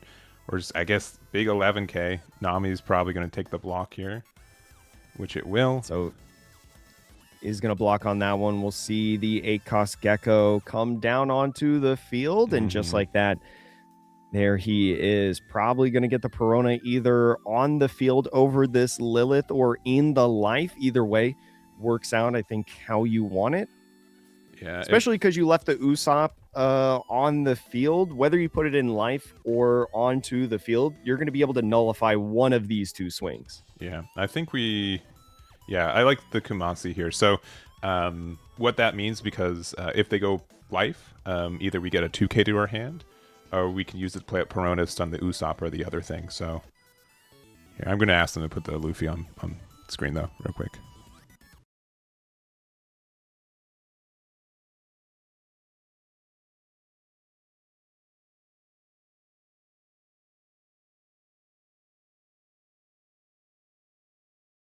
There we go. Just so there's not like a confusion for the players. Because you always want to make sure that you maintain board state. So yeah, going ahead and using the Garp is going to go ahead and look for a piece of the puzzle. What is he looking for right now? Man, it's well, hopefully. Oh my gosh, he whips. Oh my gosh. We play so many 1-cost searchers that it's not outrageous, but I'd still be a little bit, I would assume that any 4-hit slice should have a 3-cost or higher. And I mean, you talk about like Dead Man's Game, Charleston we saw earlier, the searchers, as you were mentioning, there's a lot of, 2s and 1s in this deck. So maybe just an unfortunate search there. Definitely hurts losing out on that value. You basically just lost a card out of hand. Yeah. And so there's like this weird discussion like, all right, well, I know that if I think Uso has to go into like maybe Hogback, but that still gives them value. Like it's really tough. There's no like really good solution here for Luffy on how do we attack and where do we attack. Yeah, Gecko definitely in the driver's seat, having stabilized in the game, right, with all those different searches on the Absalom, finding those pieces. Oh, also, So he's going to start off with the 7,000 power swing with Sanji. We'll see exactly where that goes. It looks like it's going at the PRBO2 Gecko. So it is just going to be a 1K to get out of that attack. Looks like 2 cards in hand, I think, from the Gecko player, and the Ryuma that we saw in the hand does not have counter on it. So if he's got any counter, it's got to be that other card, whichever it is, and it's got to be a 1K. So thinking about the value of how much you want to save it. Yeah, I think it's a 2K. It's going to be nice to have that body. Yeah, it will, but yeah, deciding not to save it. And probably with the idea that maybe it's, there's a chance that 10 drop or 10K Gecko gets, bullied, but we'll have to see. So just trying to save the amount of counter, especially because that Luffy can't swing right now. So you're only dealing with, at this point, 5,000 base power characters and leaders. Gonna have to be a lot of Dawn attached to be able to swing with them. And if you attach Dawn, that's Dawn that you can't restand at the end of turn through Sanji and Usopp. So yeah, and that's just kind of the issue that I've mentioned. Is like, well, you think that all this Dawn refreshing, all this, you're going to be very aggressive and really defensive, but yeah, with how the mechanics work, it's really difficult to be defensive. You still have to kind of choose a lane most of the time of being aggressive or defensive. So it looks like he's just going to attach 2 Dawn. I was thinking about attaching 7 in total, I think, or 6. Yeah. And ends up going at life, is going to get that Kumasi and Perona on field to stun probably the Luffy, I would think. The Luffy's already stunned from previous turn. Oh, yeah, that's right. So yeah. It'd just be the Usopp, yeah. Yeah, so getting rid of both of those characters from the attacks, and we'll see if he has anything to play down onto the field. Well, no, looks like just going to be swinging some 5s with the Nami. Try to get him down as low as possible.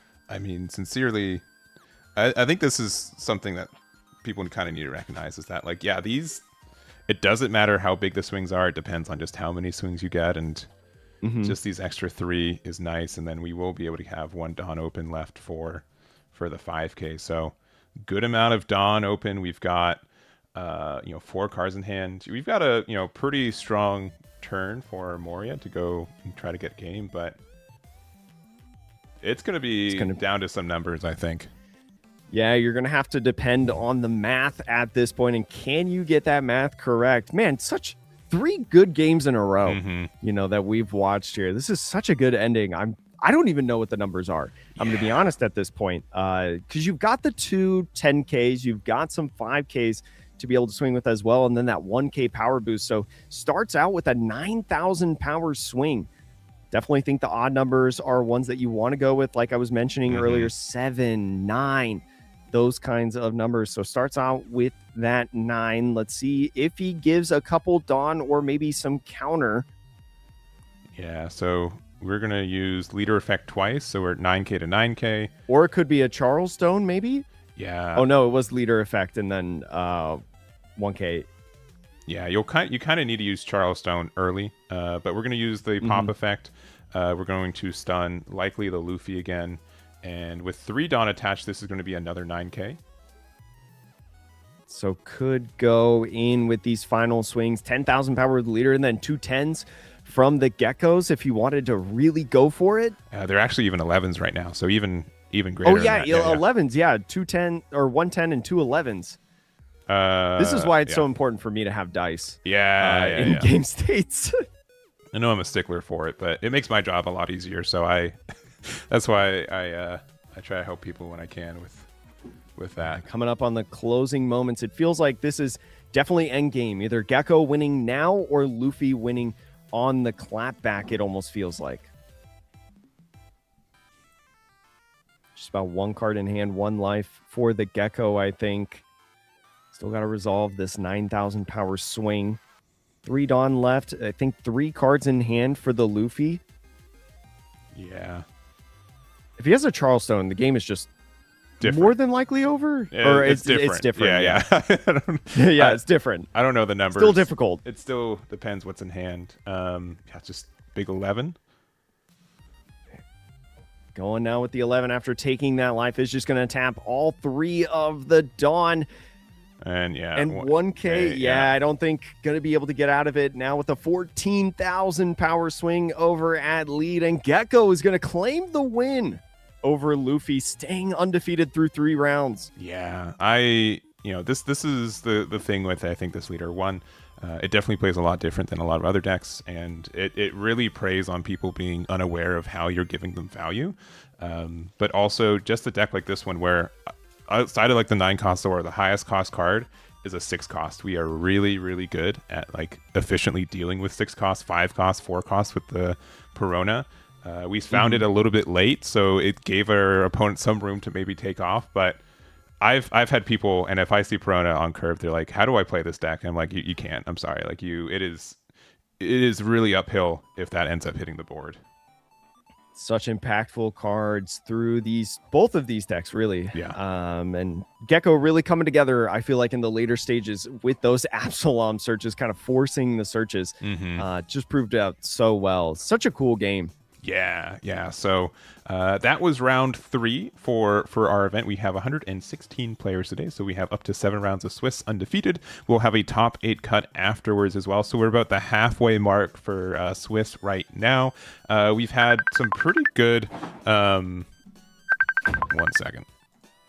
We've had some pretty good just diversity in this kind of stuff. So I'm really happy to see what we've got, and we still have 3 or 4 rounds left of Swiss and some opportunities for some other decks we haven't seen yet.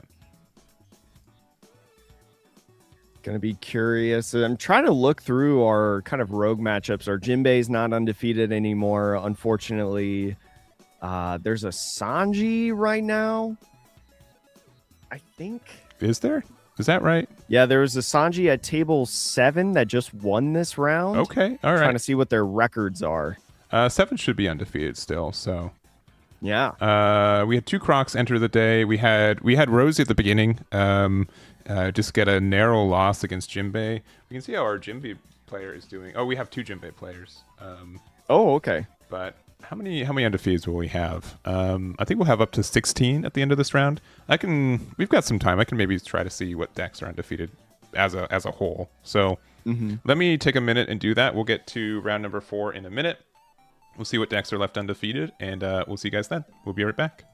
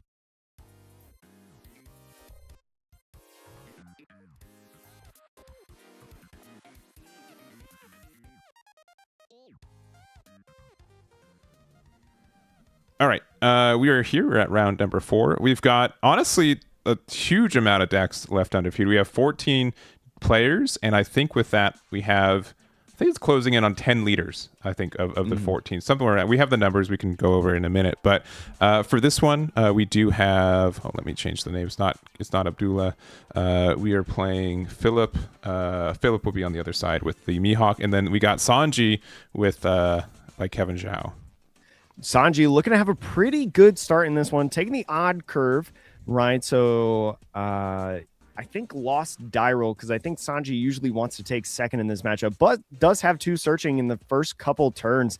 I hear the sound of a lady's teardrops falling. Let's crash this wedding and a boof burst draw. It's just going to be really aggressive draw against Mihawk, who didn't have a Perona or Kid Killer to start turn 1, and we're doing even more with another I heard the sound of a lady's teardrop falling. Can you find a copy of itself? It can, yes. Okay. It can find a copy of itself. The Let's Crash a Wedding can't, right? Yes, correct. Okay, yeah. Just making sure. And so we have, 4 searches and a boof burst draw in the first 2 turns of the game. I think we have like 10 cars in our trash. Yeah, that are events. Yeah, like a crazy amount. I should have been tracking the amount of events Sanji has in trash. They're doing a moderately good time. It's multiples of 4 is what really matters, right? And so I think we have at least 8. I don't think we have 12 quite yet. And so grabbing the life off of that 5K swing, Sanji going back up to 3 Dawn. Now Mihawk going into the 4 Dawn turn. See if he's got anything to play. 4 Dawn, very awkward, I feel like, for Dracula Mihawk, because a lot of their plays going in with 5. So we'll see what he does. Looks like just going to be a 7K at life, and Sanji taking it, putting it in hand. And Kiku Nojo is what's played down on the field. So you love to see that if you're Sanji. He took the 5K swing and then played down to 2K. Yeah, well, one thing I will say is that in this matchup, Sanji is really good at getting out of like larger attacks, but it's not as good about getting out of a lot of attacks. So it's really easy for us to just be able to, alternatively put 3 Dawn and Kikunojo to pressure one more card out of hand. But when it gets boofed, it gets boofed. So Gum Gum Jet Culverin bottom decking it after playing that Reiju. The Reiju, a nice blocker, I think, especially in this matchup. Right, going to be a 7,000 power blocker if it doesn't get rested by any sort of effects like Shanks. Yeah. I know that guy. And so now going in with another search. Is this the 4th copy of Lady's Teardrop Falling? It has to be. I think it's either 3rd or 4th, right? I know that we've played 2, but a Sanji player, they move so fast. They know all their searches. They know what they want to do with it way better than we will. But we lose I think that's their 2nd giant to hit the trash, so that's a little bit troublesome. We are able to get our 3-cost Sanji. I don't think we have a way to play it this turn. No, not this turn, but it'll be good in future turns for sure. Technically, there's a 5 cost on the board. I had to double check. Mihawk doesn't care about the original cost. It just cares that there's a cost with 5 or more. Doesn't matter when we play the Tashigi out anyways. And we are going to use the Mihawk effect, rest a card to get 3 Dawn back active. See if this Tashigi gets a little bit of extra power. I don't think necessary in this one. So just the swing coming in, 7,000 power is going to be a block and 1K, getting rid of that EBO4 pudding, right, to be able to make Sanji a 7,000 power leader. So we go into Sanji's next turn, is going to tap 3 for that Sanji that we saw him search earlier. I think going double Sanji now. Sanji, yeah. This will be nice. Now leader effect, getting a draw off of Boof Burst to be able to move through. You don't want to use the Boof Burst to try to bump out the Tashigi, especially with 1 Dawn left open with that Tashigi protection effect. So pretty good turn, I feel like, for Sanji right now. Yeah, so these are 8K bodies that are very difficult to remove, especially because, strictly speaking, Mihawk really only tries to remove with battle. So that is pretty tough. And we're just going to go. So now going aggressive 7,000 with the Reiju on the swing. I think we're fulfilling the 7,000 Reiju, right? Yes. Yeah. I think so, right? There has to be, right? With at least 12 car events in trash, right? Yeah, and already putting the Mihawk down to 2. at this point, I think is pretty good if you're Sanji right now, especially because you got these 8,000, potentially 9,000 power swings soon coming in at life. So now Mihawk, probably the best play that he can make right now is the Shanks, right? Would be able to minus 1,000 power to all of these Sanjis on the field, can help the numbers a little bit. Yeah, but like those numbers are still terrifying, right? Yeah. There's a lot of pressure coming next turn. We've got one Dawn open. We still have 3 life. Like I can't imagine like a better start from Sanji. Like that was just so much going on. And yeah, it will be the Shanks for 7 here. We will be able to potentially use our leader effect to rest one of them. But like that doesn't end up mattering that much. But I do like this Bonnie play and the sequencing for it. Mm-hmm. Yeah, definitely. Even though Dracula Mihawk says you can't play any characters, right? Or is it cards or characters? It is characters. So you can play the stage afterwards, yeah. Yeah, but it allows you to be able to use Bonnie's Activate main to try to find a Supernova, and especially with a Supernova style build, lots of potential targets. You can find Law and Beppo, one of the most important pieces of this Mihawk deck, and even some 2Ks like Zoro. Yeah, but we got to get to 10 Dawn first, and I mean, that's next turn, but yeah, there's just so much pressure still coming down here. And I think there we're are actually some opportunities through Dracula Mihawk to utilize Dawn for counter events like Dead Man's Game, Spiderweb, Tricillion, I think it's pronounced. I gotta remember how to pronounce that for next week. But yeah, a lot of different counter events. Billionfold is the cheater way to say it. I'll go with that then. Yeah, that's the cheater way. Is going to go ahead, take that, and go down to 2 off of the Tashigi swing. Now with the minus 1,000 power on these Sanjis, it's going to be pretty much worth of 5 events. But these Sanjis, as you were talking about, still a threat to swing, especially with another event going into the trash off of the Let's Crash This Wedding. Yeah, so I think maybe I'm wrong. Is Sanji is every 5 or every 4? It should be every 5, I believe. Okay, yeah, I think I said 4 earlier because we do have stacks. Burgess is 4, yeah. Yeah, that must be it. This ending the trash just means we get to, I guess, get one more K here. Gets to remove the effect. Ooh, we also do have Brochette Blow. Yeah, that can be really good if we want to try to get rid of the Mihawk instead. We can give it, what is it, minus 3K, minus 5K? Brochette Blow is basically the Gamma Knife, right, of the deck. Minus 3,000 power would make the Shanks a 6,000 power character. Yes. Could be pretty nice. Especially at this point in the game, we have like so much extra Dawn to use. We clearly have not found enough cards in our deck, so we're just top 3 adding anything. Crazy. Luffy will be king of the pirates. One of my favorite searches of the deck. You don't have to reveal what you can get, so there's a lot of potential in this deck for different tech options. The Red Rock going in and bottom decking the Shanks, and that's kind of the weakness of Mihawk, I feel like, is some of these blue matchups. And actually is going for the Brochette Blow, maybe swing at the Tashigi now. Yeah, because we can give that the minus 3K. Does Tashigi, it doesn't have the plus 2K, I think, this turn. Yeah, so is just going to be a 3,000 power character. Yeah, and I actually, do they have 15 events in trash? I think they might. Yeah, I think these Sanjis being plus 3,000, especially with the Shanks gone, there's no minus 1,000. So he's just going to clear the board entirely right now. Nothing left for the Mihawk on this turn, and still has one more swing with the Sanji left to go. But first got to fulfill this Reiju swing here. Yeah, but this matchup is looking so one-sided right now. We do have the Paradise. I mean, no, it looks like it's is going for the 3 billion fold. The 3 billion fold. Okay, yeah. It's going to be able to get out of the attack. One Dawn left. To be able to get the counter, you do need to make sure that you have enough rested cards. Yeah. Did have that. So now it takes the life on the Sanji swing. 1 life to go. I mean, you play Law and Beppo, but then what? Yeah, then what? Like, you still like have a lot of pressure coming down next turn. It is tough. Like, Mihawk also, like, they never saw the boat. I'm sure there's like 1 or 2 stuck in hand now, which is upsetting.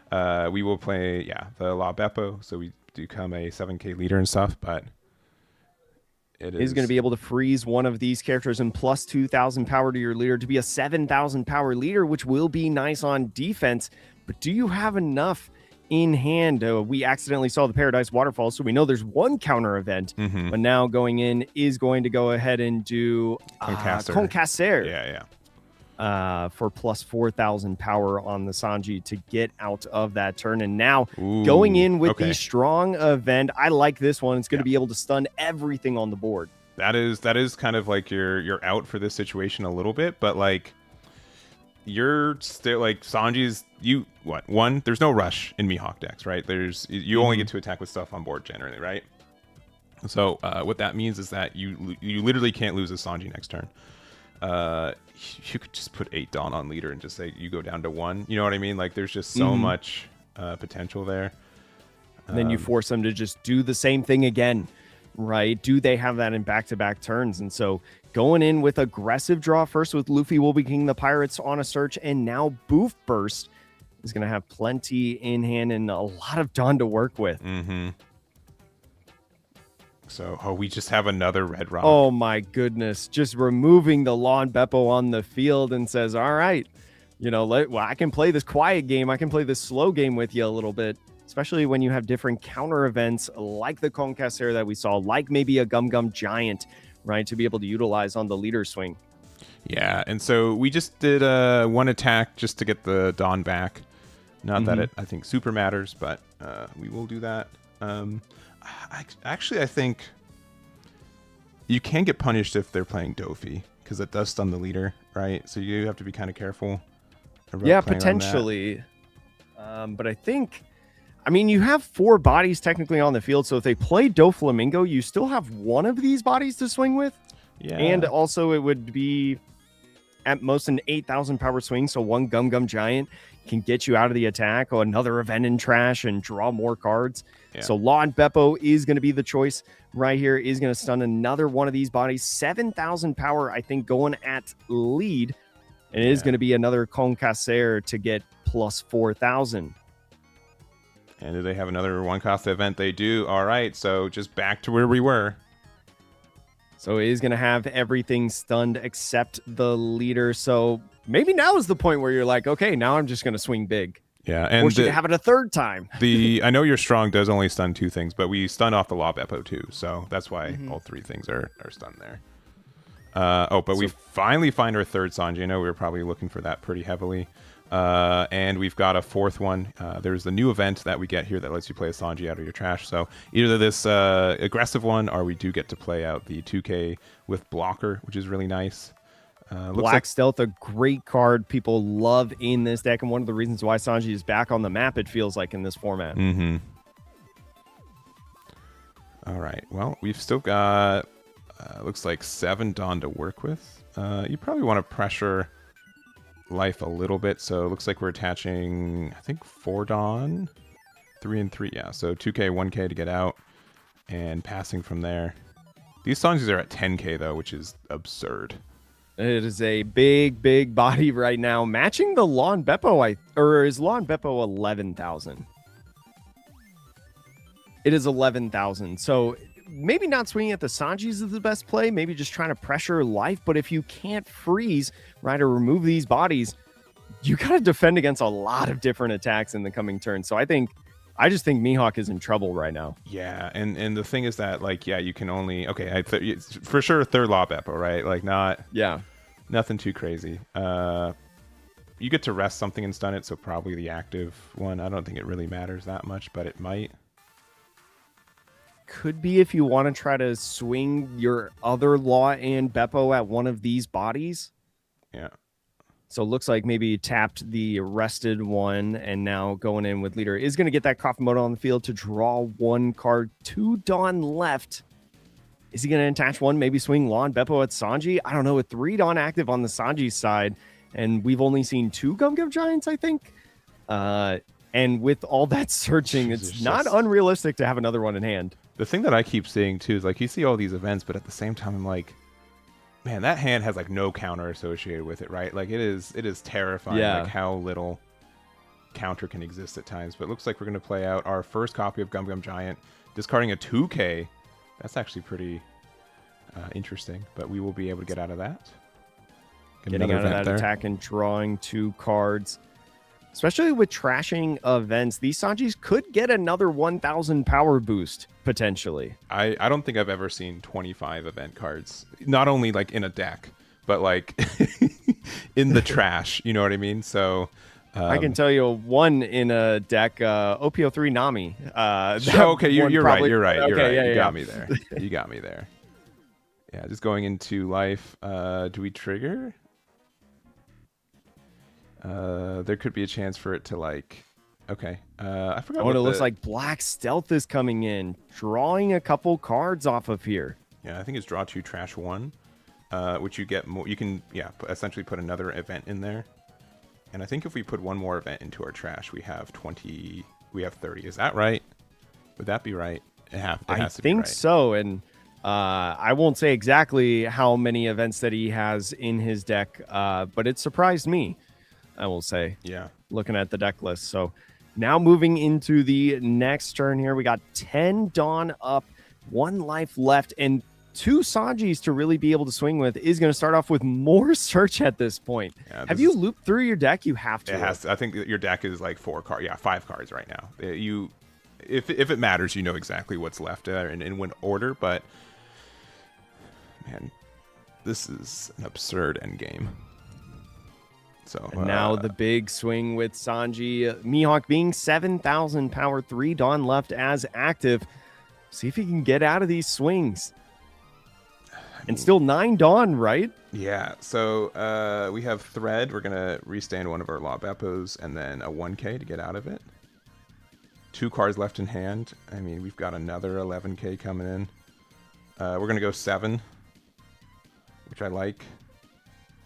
Still got that Reiju to work with. Remember, Reiju does have that plus 2,000 power because of the event condition. Yeah. Another 7. Yeah, and then, yeah, that's going to be the game.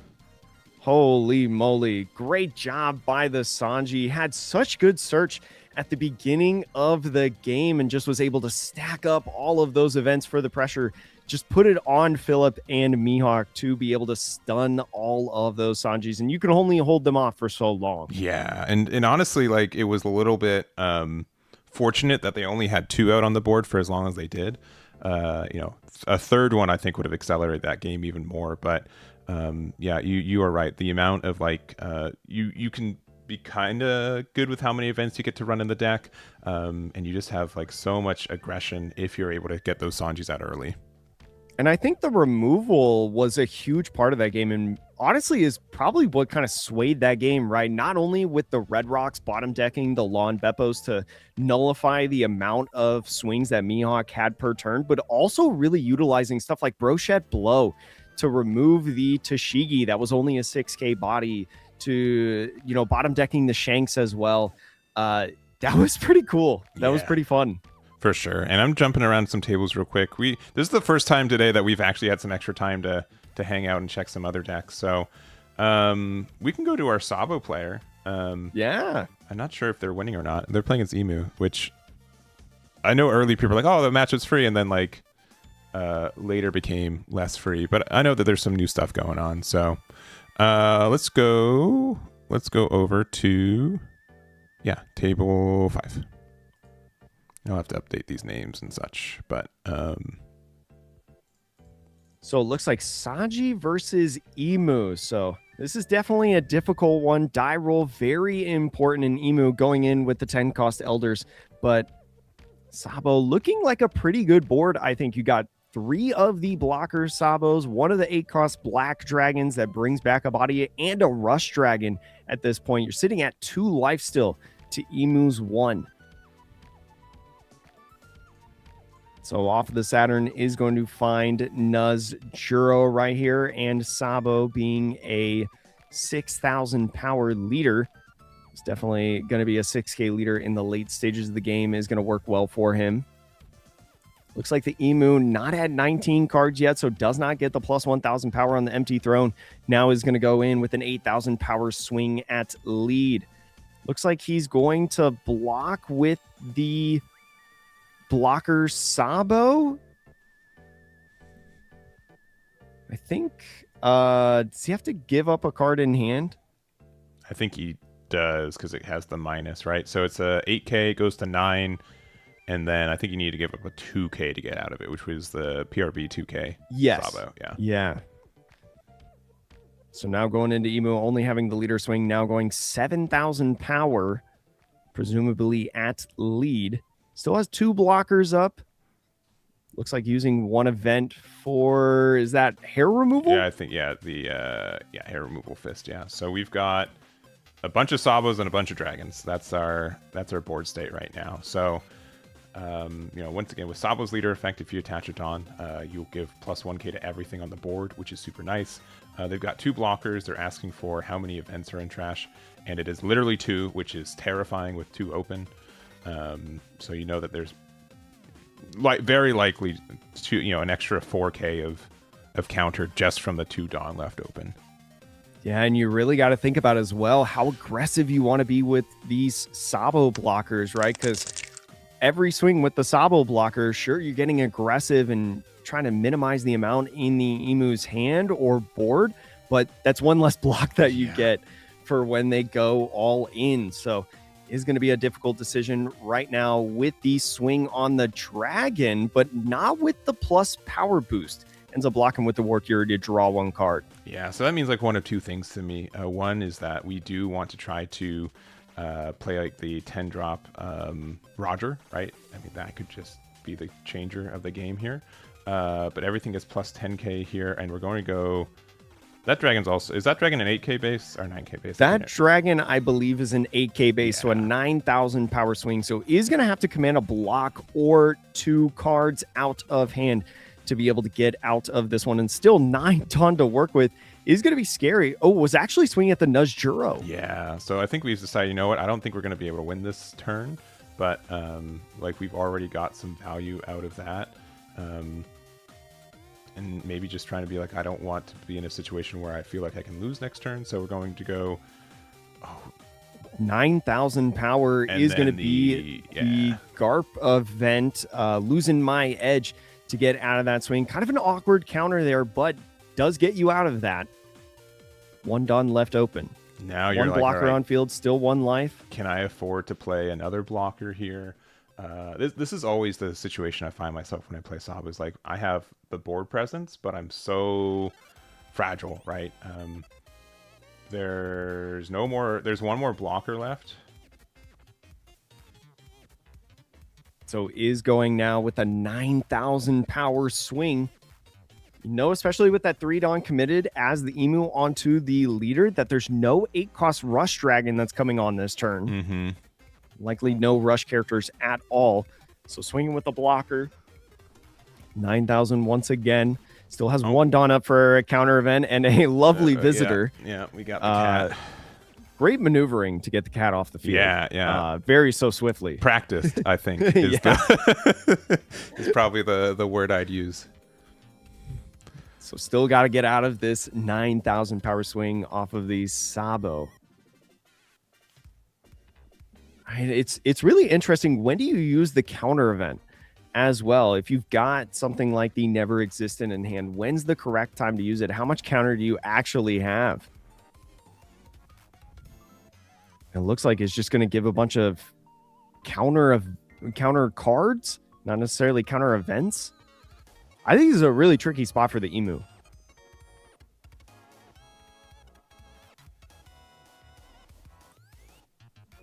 So it looks like is going to go 2K, 2K, 1K on that one to get out of the swing, still leaving that 1 Dawn open. And now just another 9,000 power going at lead. The thing that's a little weird about this, well, you can't hit lethal on this turn. No. They've survived to not, but you have to be scared of like the crackback 3 cards too, right? in hand. Yeah. Still sitting at 2 life, and maybe if he leaves up 1 blocker, Emu going down to 0 on that one. I mean, at this point, you kind of have to all in on one of these blockers just to guarantee they remove one of theirs, right? I guess you don't have to, but knowing that these are all 7Ks. Oh, they're just giving the plus cost to these, just I guess, just in case, which For is the fair. viewing experience. Yeah. No, I appreciate these markers. They're really handy. He could go in and play the 4-cost promo Sabo that we got this past January, right? Would still leave, I think, 1 Dawn active for a potential hair removal event if he wanted to, and would be able to get a blocker onto the field. Mm-hmm. Especially because Emu, right, would have to make a difficult decision about swinging the characters to get value on the blocker, or maybe Marcus Mars for no value on that 4-cost blocker. But no, just passes off the turn with 5 Dawn open. That felt like kind of an awkward turn with the Sabo, but we did join mid-game, so there could be anything. Didn't even use the Rev Army HQ stage to be able to search and filter out the hand. Which is more scary than, yes, anything. Actually. Yeah. Still 1 blocker up. Do have to think about if this Emu has another 10 cost in hand. Not sure how many is in trash or how many has been played so far in this game because we joined midway through. I don't know if you can see it based on the trash, but if he doesn't have another one, he has maybe 5 swings if he's got another Nudge Juro. Mm-hmm.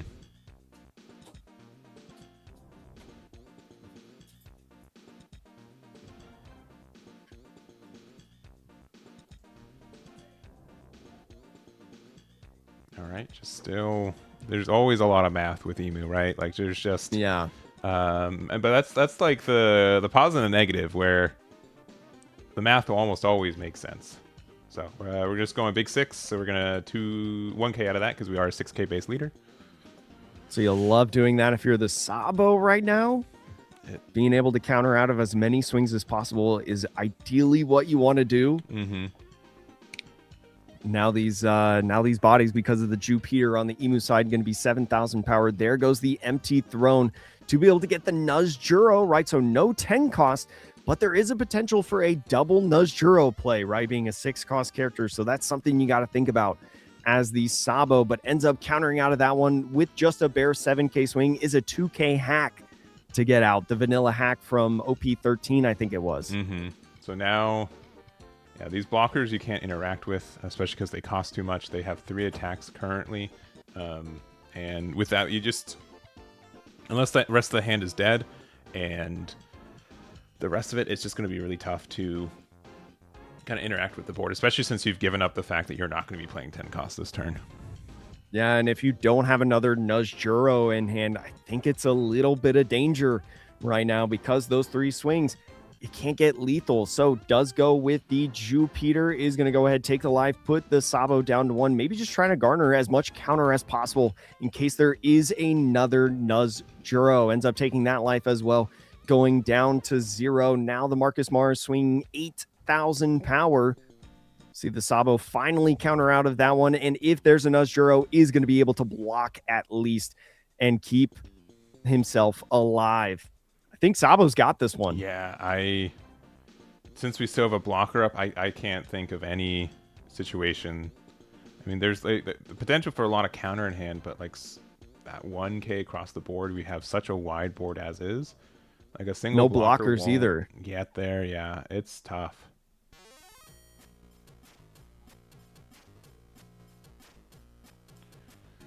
And the cat's like, I can tell you're stressed.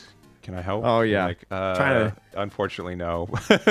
Cat, unfortunately, can't give any feedback to the player. Mm-hmm. You know, that'd be a little bit of cheating. I know my cat's like doing that too. Yeah. Jumping on the board. But anyways, coming up on the end stages here, going to be really difficult. You got to play a blocker, I think, to even have a chance at this point, like Warcury. Mm-hmm. You already used the empty throne effect. That would only leave up, I think, 2 Dawn for potential counter events, and no, just scoops up the game. Did have another Nuzz Juro in hand. Mm-hmm. Yeah, but so that 6 would be it would just be bare. Blocked. It would be a bare 7, yeah, just a block in KO, right? So just Sabo having enough counter in the hand to be able to get out of that one. Did have the Roger as well. Yeah. Salt to the wound. That must have been. That could have just been the card stuck in hand. No, that must have been last life, right? It could have been, yeah, it could have been off life. It could have been in the hand. Yeah, I mean, it would Not make sense if they like sure. took the damage first, right? Because then you could just nullify their blockers. Because we did have like that weird like empty 9k first, but even at that point, I think if Roger's in my hand at the end of the turn, I think I discard it at that point. Yeah, but I don't know.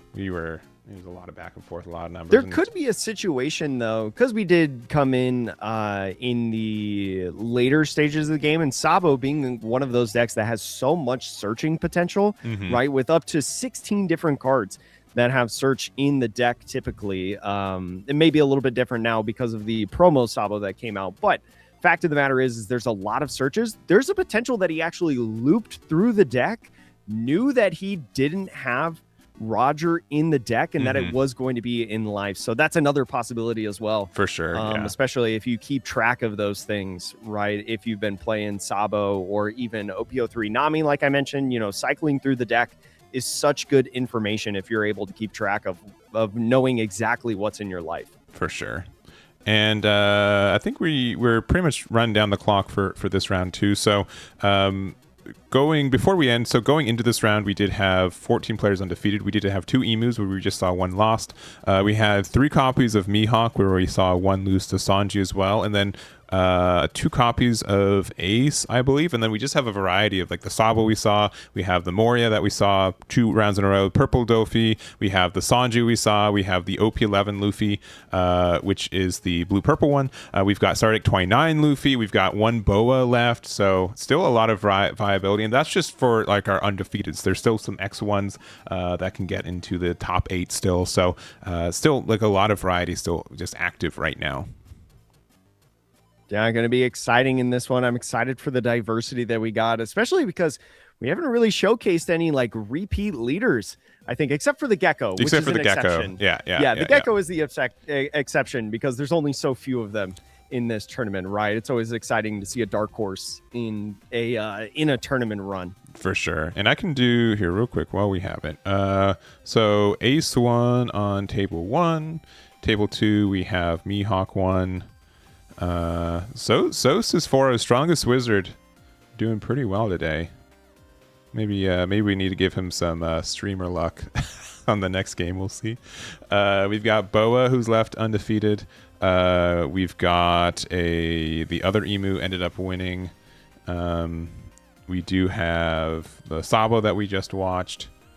We've got a blue-purple Luffy still left undefeated, and then lastly, we have Kevin with the Sanji that we saw. So the 7 pretty good diversity. Yeah. I think all 7 left are mutually exclusive. They're all unique. So Ace, Mihawk, Boa, Emu, Sabo, OP11 Luffy, and OP12 Sanji. So we'll see what the matchups are, but I wouldn't be upset about really any of them. We can maybe try to do a full game of the Sabo as well, depending on what the pair is. But yeah, we got a whole variety still left here.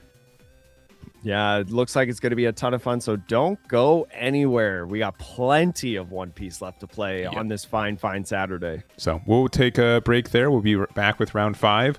It is very likely we'll do 7 rounds of Swiss today. We'll probably take like a 20-minute break in between, and then we'll have our top cut. So we'll do that, and we'll be right back.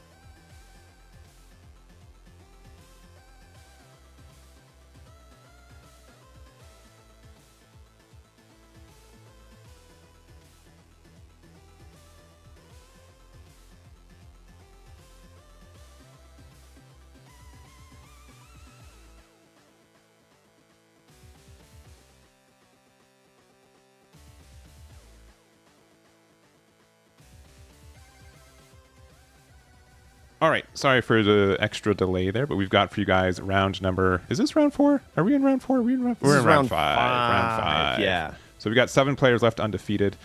So we got a down pair. So table 1, we've got a Boa Hancock versus Mihawk. Table 2, we've got Ace versus Emu. We've got table 3 here, Sanji Sabo. We saw both these players win last round, so we get to see them who gets to be the better player on it. And honestly, I have no experience in this matchup.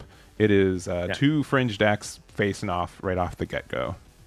It's going to be really interesting. One of the cards that we see off the Sanji right there is Terracotta coming in EB04, right? Giving an Alabasta type character unblockable. Could be really good against Sabo. You know, big defensive deck. And off of these 2 searches to start the game, 4 events in the trash, finds a Red Rock. I think Red Rock probably going to be one of the more important cards within this matchup, right? To be able to bottom deck the 6-cost secret rare Sabos. So Sabo getting a little bit of searching at the beginning of the game off of that Bello Betty. Did find an 8-cost Rush Dragon, so now going in with Garp to be able to look within that top 4 is going to find Stussy. Stussy, I'm not sure, is going to be super useful in this matchup, just simply because those 3-cost Sanjis do have that protection effect, but could just be an easy card to pitch off of something like the Rev Army HQ stage. Does find that 6-cost Sanji to be able to play in the incoming turns. That's exactly what you want to find for this deck, right? Is probably the most important piece. And now going in and swinging at lead is just going to be a 2K to get out of that one, moving into Sanji's forward on turn. All right. Well, we're at 4 here, so a little bit of a slower start in this matchup compared to the previous game we saw from Sanji. We have like literally half as many events in trash right now, but we've got some playing to go. We've got the Boof Burst here, which we use with the Dawn -1 from the leader ability. We currently have 6 cards in the trash there. We are able to play a Sanji out for free. We're ramping the 1 there. 5 to a 4K base leader because Sabo is the 5 life 4K leader.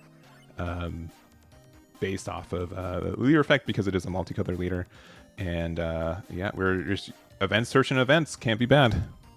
7 events in the trash so far for the UP Sanji and a blocker on field, which is nice. No more in this turn that you can utilize. Already use that leader effect to get the Boof Burst draw. We move into Sabo's 5 Dawn turn. I think Sanji, if I had to take a guess, winning the die roll, right? Putting Sabo on the odd curve. It's just another turn that 6-cost blocker is not going to be able to get out on the field. So starting out with that Rev Army HQ, pitching the Stussy, as I mentioned, probably not going to be that useful in the matchup, is going to go in and find that McDonald's, or I can't say McDonald's promo. No. But it did find the promo Sabo to put it on the field and go down to 3 life to get that extra cost and Dawn on the leader. This Sabo, such a huge addition to the deck right before we get into EB03 and why so many players, or some players, are very curious about this one, is going to be able to get him to 3 life, I think, now. And so with that Dawn, I think he's going to be a 6K leader, or maybe he's just a 5K leader right now. He's sitting at 4 life. No, are we? I thought he took the first swing because he didn't counter out of it off of the leader swing. Yeah, right. And then like the Salo's a mandatory take life, right? Yes. Well, it's an on play. You can add 1 card from the top of or bottom of your life to your hand to get arrested Dawn. It is. Okay, sorry. For some reason I thought it was a mandatory effect. So no, you're right. So maybe we did stay at there, but we don't have the dice on it anymore. So we might be at 3 life. I'm just gonna make sure real quick.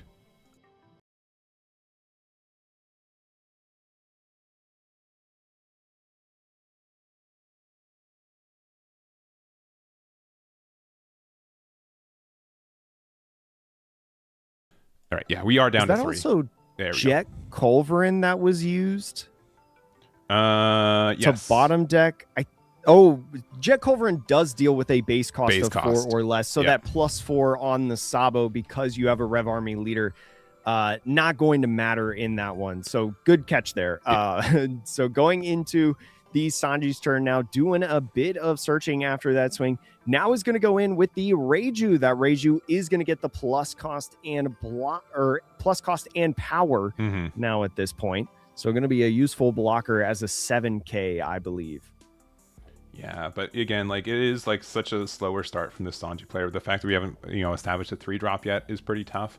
Even though it's like been a little bit slower for our Sabo hasn't seen like the fantastic cards yet. We've already, finding stage already is a victory for this deck. Being able to, we have a 6-cost Sabo in our trash already too. So there's a chance for an 8-drop if we have another 6-cost, which, we don't. We have the Wow, this is an old tech card. I've barely seen this card in a sleeve before.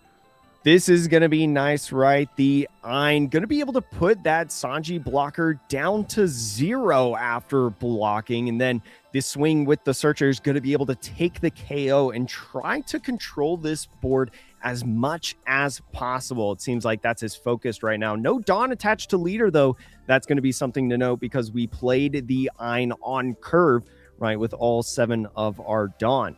Yeah, so Sabo going to be a 5K leader, but it's going to be nice to get that pressure off the field. Yeah, I really like that tech ad though. It seems like the remove, like this deck just plays like so many 1-cost searchers. We have 4 copies of Betty, 4 copies of Garp likely, 4 copies of there's the new Revolution Army one as well. So being able to convert one of these into just like easy swinging 0, 2 to 0, it's just so nasty.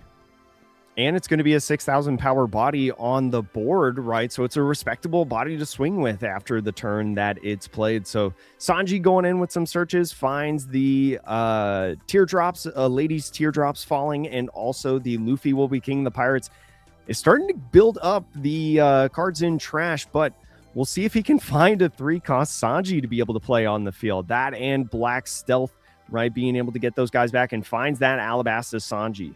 Yeah, so there it is there. It's so weird that card also has the Alabasta tag, right? Like, yeah.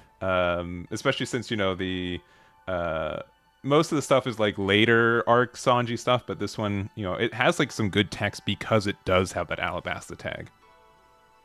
So he's going to go ahead, use leader effect to Black Stealth and get that blocker Sanji on the field, preferably the anniversary one, right? Yeah, not you the have to. Regular art. Yeah, of course. You got to flex the board, especially with these other alternate arts. So it goes the 5K swing because Sabo is a 5,000 power leader, no Dawn attached.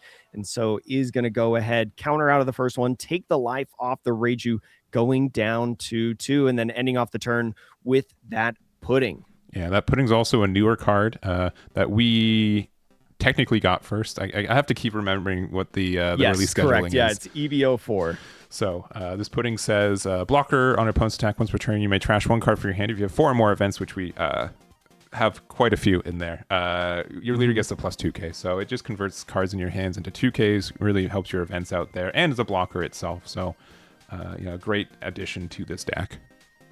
Off of that Rev Army HQ stage, did find a 2K PRBO2 Sabo, so it's going to be nice to have a little bit of counter in hand. We'll see on this 9 Dawn turn if he's got the 8-cost Dragon to get the blocker Sabo on the field that we saw trashed earlier in the previous turns.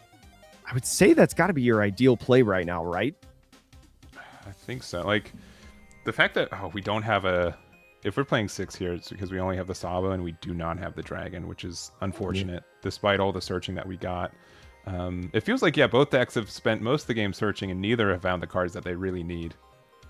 So things eventually have to start coming together, and using that Activate main on the Secret Rare Sabo is going to get that Dawn attached to the leader, plus 1,000 everything to the board because you have an 8-cost or higher onto the field. And now attaching 2 Dawn to the Ein is going to be a 9,000 power swing, 6,000 base, plus 1,000 from the leader effect, and 2 Dawn attached. 9 is going to be a really interesting swing, right? There's no Dawn actually left. Maybe swinging at the Reiju potentially. I don't know. Maybe some board control, but blocks with the Pudding, not using the Pudding effect. Yeah. So, I mean, if we had a 2K in hand, it's still like if we were attacking into the Sanji, but it looks like we are just going to, take the life there, go down to 2 and likely pass back. Yeah, there it is. But we've got full 10 Dawn for Sanji here. And, we can just flood the board with these 3-cost Sanjis if we see it. Oh, but we do have the red rock here. Very good. After searching for it earlier in the game, going to bottom deck that Sabo and get the 8 cost off the field, right? As Ein is a 7 cost. Yeah. Now his leader effect can't get the plus 1,000 power, especially because we didn't see Dragon last turn. Yeah. Also, sorry, I did not update the timer for this one. They are not in time.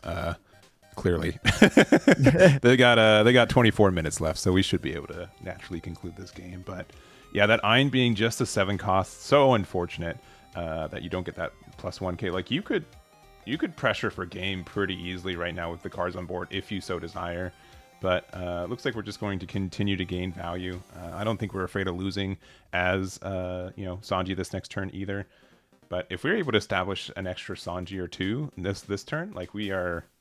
It's going to be really hard to answer that pressure. And there's plenty of outs to do it, right? With Black Stealth, with just searching for the Sanji. There's technically up to 8 targets just in that alone. But ends up swinging at the Ein and gets the KO on the Ein, just controlling the board himself, now getting aggressive with his blocker. Sanji, just a 2k to get out of that one. Now the 7,000 power Reiju going to be putting this Sabo 2-1. Looks like advantage looking pretty good for Sanji right now. Yeah, and looks like, another search here. Wouldn't you know? You wouldn't, you know. All right, Giants kind of good. We get one more event into there, and the Sanji. Oh yeah, I was gonna say, like, yeah, you probably need to. If we're doing the stacks, yeah, we gotta stay consistent on the stacks. We do. You know. So plus 4,000 power to that Sanji as a 9,000 power character. Over there, that 3 cost that's rested leaves 2 Dawn up as active. One maybe for the Gum Gum Giant that we saw in hand, and another for maybe another counter event like Concaser or something of the sort. Starting out with the Rev Army HQ, that's going to be the Koala that gives a rested Dawn to leader. Something that I think a lot of Sabos since its introduction in OP13 have left out of the deck. Michael's having a good day with it today. Yeah, and so we finally see our dragon. It's a little late. We would have loved to see it, I think, last turn, and potentially have played the Sabo on curve. Like, it would have made us, still have an 8 cost out, but it's still like fine to play here. It's just like you are afraid of losing next turn because they have so much pressure for free now. Yeah, especially with the potential of something like Red Rock. You want to get those 2 bodies out on the field every single turn as Sabo to be able to keep up the board presence and pressure. And so now Sabo fulfilling that leader effect after getting the Rested Dawn from the secret rare Sabo. Everything is going to be plus 1,000 power. See how much he decides to swing with lead. We have seen in previous rounds hair removal in the Sabo deck, so it could be something that he has in hand, but probably only like 3 or 4 cards, I think, and 1 life and 1 blocker. Maybe a little bit of trouble, Gum Gum Giants in hand. Yeah, and we're actually confident enough to take this instead of using the Giant to get out of it.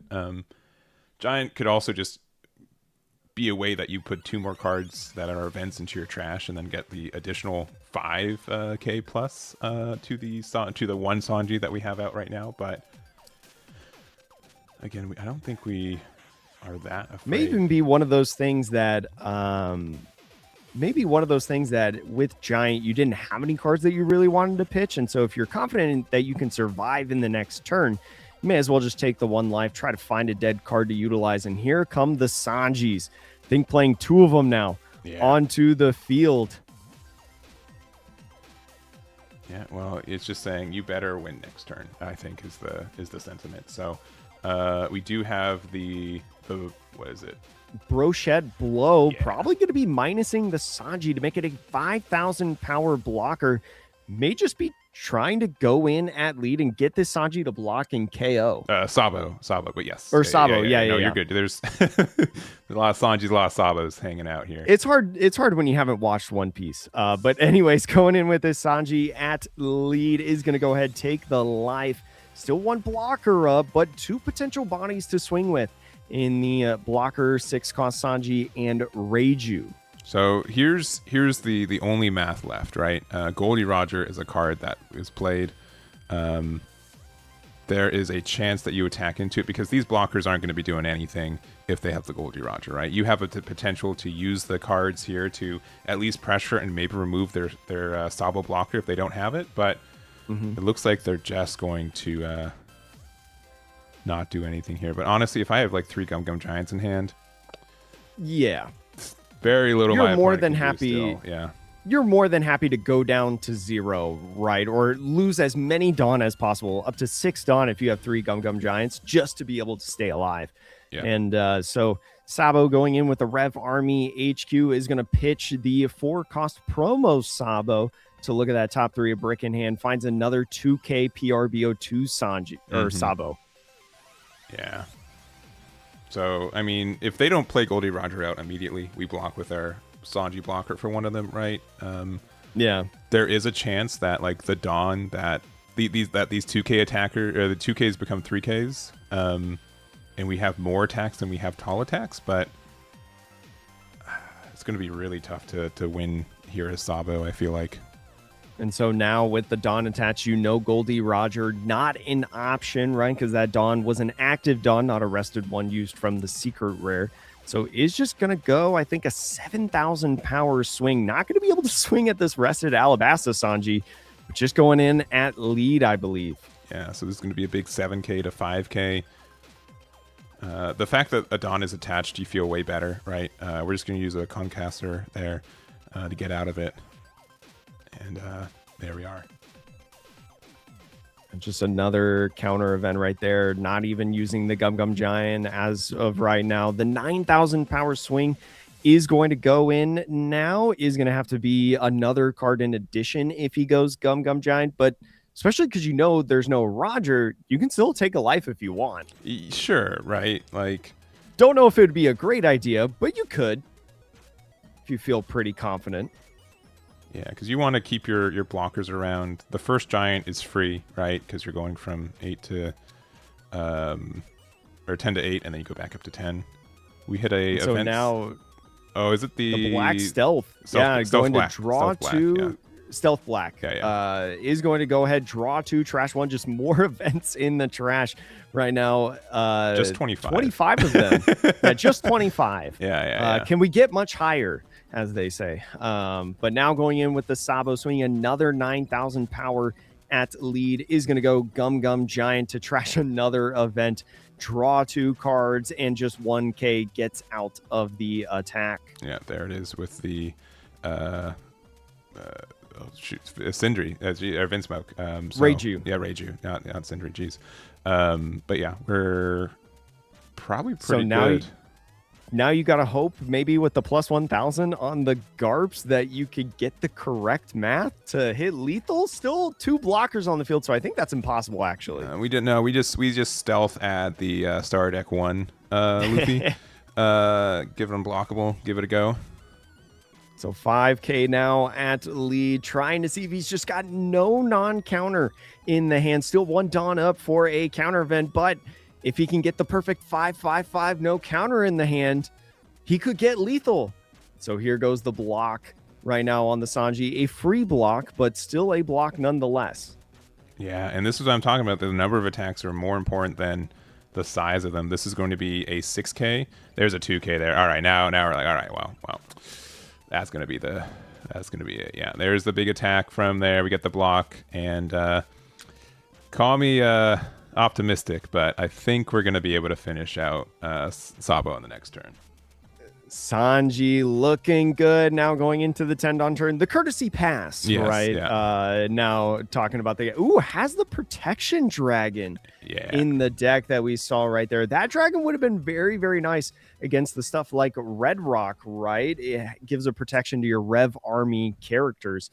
But yeah, I think the big thing, just not having that 8-cost dragon on curve. And oh man, the Ein. The Ein was a cool play, though. Yeah, and to confirm, Kevin ended up winning that game with Sanji. So yes, we'll be going into next round 5-0. Mike Mikael, I believe is how he pronounces it. Still 4-1 though, so if we go undefeated. Prizing is for top 16 today. Top cut is for top 8 though, so we do have to be aware of that. But I do think that I think both players are pretty good in contention for top 16, at least if they both win at least one more. And but yeah, really, really fun game. Like Kevin's making the Sanji deck look really, really good today. Yeah, especially in a Swiss tournament like this where you're trying to get that top 8 cut. The later that you lose, the more likely you are to be able to squeeze into that cut at X1. So still in a great position as that Sabo, and he's been rocking it today. We just saw him in the previous round beat an Emu, which is presumably a bad matchup, right, for Sabo. So if he can do it again, that'll be great for him. All right. Well, I also have noticed that our down pair ended up winning, so we'll have 4 undefeated at the end of this round, which guarantees 7 rounds of Swiss. So we will have 2 more, which is good news for some, bad news for others. But I think it's mostly good. We've got one more undefeated table going on. We do have the Ace versus Emu. I'm going to just put that on the screen right now. But if you can jump through some of the X1 tables, maybe we can find something with a little bit more variety while we pause here for this one. Let's see the X1 tables. So usually it's the pairing at table 6, 6, 7, 8, 13, and 14. If you could see if there's anything worth it in those. So let's see table. My apologies on that. Don't mind me. I accidentally joined in with the the mic on. Gotcha. Yeah, that was my bad to them. It's Red Green Luffy versus Emu at table 6, which is very, very nice. Table 7. Looks like table 7 is Boa versus starter deck 29 Luffy, which I think is Luffy favored, and it looks pretty good for Luffy right now. I think he's going to be able to win that one. Okay. And what are we feeling on table 8? Table 8 looks like Emu versus Doflamingo. Oh, the purple looks one. like pretty close in that one. Purple Doflamingo still at 2 life, and the Emu at 1. Let's just jump over there. Let's just see what that looks like. So it looks like now Doflamingo has a tech card that I know some Doflamingos are running in that 8-cost Katakuri blocker. That's a nice blocker to just have on the field, be able to re-ramp you Dawn, especially when you're trying to do 10-cost Dofi plays, right? And 10-cost Dofi, I think, is going to be a key component in this matchup, right? Be able to stun lots of these different characters for Emu.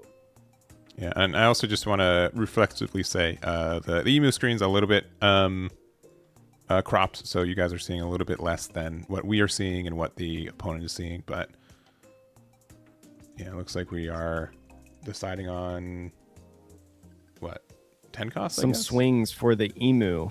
Looks like Emu thinking about where he wants to attach Dawn and swing. That 10 cost Dofi, by the way, that I mentioned, nullifies characters being rested.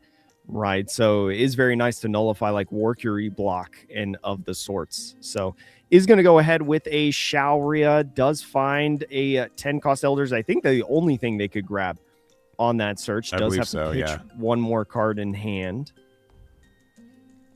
Still hasn't used the Empty Throne, so can reset now his Elders on the field. Yeah, so I'm guessing, as you mentioned, the 2 cards that are the 2 active cards just can't attack this turn. Did he pitch one off the Shaoria? I think it was the ground. There it is. Yeah. Okay, yeah. And then there we go. Yeah, just tap the Dawn before pitching for the Shaoria. All right, we play the Elders. That's for 3. Pay 1, and we have to pitch 1 for 5 Elders as well. And even though a majority of these Elders going to probably stay on the field just to, speed up the board state, they effects reset entirely. Yeah. Right, from the Warcury and Mars, which I presume were stunned from the 10 cost Doflamingo. So is going to get the Nudge Juro out on the field too to be able to swing. We'll see how aggressive he maybe tries to go at the rested 8 cost Doflamingo right now. So searching off the Saturn first, because that is a mandatory look at the top 5. It is not up to 5. It is a mandatory look at the top 5. And it grabs Jupiter, a nice 2K, right? Can't complain about that. All right. So we got that. And then, we can also, there's nothing to KO.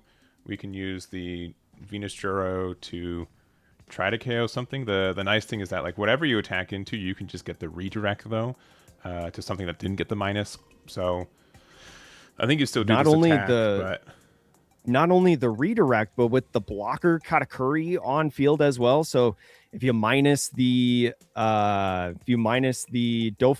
right, you could just block in 1K, as we saw right there, blocking and getting rid of the Monet, passing off the turn to Doflamingo. Once again, a 10 Dawn turn. yeah, I didn't know how much Dawn they were at. It looked like they were at 9 Dawn, so the Dawn -1 to redirect is fine. But we've got so many cards in hand for Dofi. If we have another 10 drop, that might just be enough to really go for game. And right now, we're just going to be pressuring for game as well, right? Yeah, and so only 1 life left, 3 cards in hand for our Emu player. Still has some blockers, but if you go ahead and maybe play the 10 drop, I don't know if you'd be able to hit life just with the raw 5, 8, 9, 10, I think the numbers are on these different characters, but just starts out with the 5,000 power leader swing, ends up getting that 2K Jupiter that we knew was in hand. Only 2 cards left in the hand. Katakuri, you always want to swing with in this game, right? Because it will restand at the end of turn. So Ground Death getting out of that one, going to 9,000 power. And now Doflamingo, 9,000 power coming in at lead. Blocking and drawing 1 off the Mercury there. We've got another, this Dofi, I think is at 10K. So, yeah, Doflamingo, a 10,000 power swing, is going to have to command 2 cards out of hand if he wants to do it, or a block, and so goes ahead and blocks with the Marcus Mars. If it's a 10 drop, you can stun all 3 of these, but no, it is going to be an 8 drop. Just try to go a little bit wider on the board right now. We'll see what he decides to play down on this Dawn -1. It's baby 5. Oh, so this is also kind of our ace in the hole, where it's just like, well, I'm not going to be able to die next turn either. We have a blocker, we have a redirect. The redirect can redirect into a life +1. Like, it is tough to get the full value here, though they will actually be able to pressure with some attacks now. Yeah, especially with Jupiter, Saturn, and Nazjuro going in with swings, going to be able to apply some pressure, as you said, but still like a pretty healthy hand size. And that heal that you were talking about, I think it's going to be tough. I think Doflamingo really riding the wave on this one. Yeah. And with such a small hand size, too, for the Emu, does he have another set of 10 cost Elders to be able to refresh, get a Warcury and Marcus Mars on the field? We had to, use the Charlia to search for it, right? And is that what we have to do again? We do, yeah. So I think we have 3 cards in hand. And if we don't see a 10 cost Elders, this is looking pretty tough. So does have Nazjuro potentially to be able to get another swing with. But again, I don't know if the swings will be enough to be able to matter. Could grab Warcury to get a blocker on the field, but looks like is going to grab the Warcury. Yeah, and to be able to put in hand and maybe just pitch it off of the Shalria effect. Yeah, we do have to discard 1. We still get a draw off of our leader effect as well, so that could be helpful. But that could be 1 card deeper for the 5 Elders. We are going to get a that's the 2K, right? The Jupiter. So yeah, I think maybe going for the Jupiter just in case off this leader effect we don't see the 10 cost be able to still play the Warcury down onto the field. Yeah, but having to use the Charlia is tough. But we're kind of showing 4 Dawn open, which is the amount that you would use for a 5 Elders. So that based on the reaction, I think we did draw right into it. Yeah. So this is going to be a 7K. This is does still have the free block with Katakuri potentially at any point. Yeah. Going down to 1 life. I think there is an ask to redirect into the baby 5 just to be able to get the redirect in life 1 before they can just pop it with a card in hand. But maybe not. I think probably minusing the Katakuri on that swing is going to go ahead for the redirect into the baby 5, or was redirecting into the baby 5, then using the Doflamingo's effect to re-ramp a Dawn, then letting the KO happen to then heal 1. Yeah.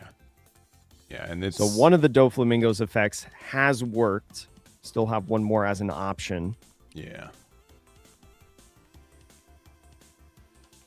Oh, yeah, because we still have 2, yeah. And then that Katakuri being a 6,000 power character now, assuming the Nuzjuro minused it that. Yeah. So makes it a little bit harder to block. Yeah. Going with what I presume is a 7,000 power Emu swing. Now going with Hell's Judgment. That's an interesting card inside this deck that we don't see too often, right? Is going to minus a lot of power. So it's going to be on the Jupiter and the leader. So the Jupiter's down to a 4K, and the leader got out of the attack. Oh, we're playing Workery? Oh, no. So hard playing Workery there, and now using the Empty Throne maybe to get another blocker on board. It's going to be Marcus Mars. Yeah, so, I mean, it's kind of the board state you would expect at the end of a 5 Elders, but it is way more expensive. I feel like I would have loved to see the Marcus Mars first to KO the Baby 5. I think you just have to accept that the heal is going to happen. Yeah, but it's also a card in hand you got to discard for it too. So it's... Oh, yeah, that's true. So, yeah, and you don't really have a good hand size. So maybe, yeah, you're right about that. But yeah, losing out on the 5 Elders, yeah, just big 7. Like this number here. Honestly, though, maybe, I don't know if I'd swing a 9. There's Dofi's got a lot of momentum right now, though.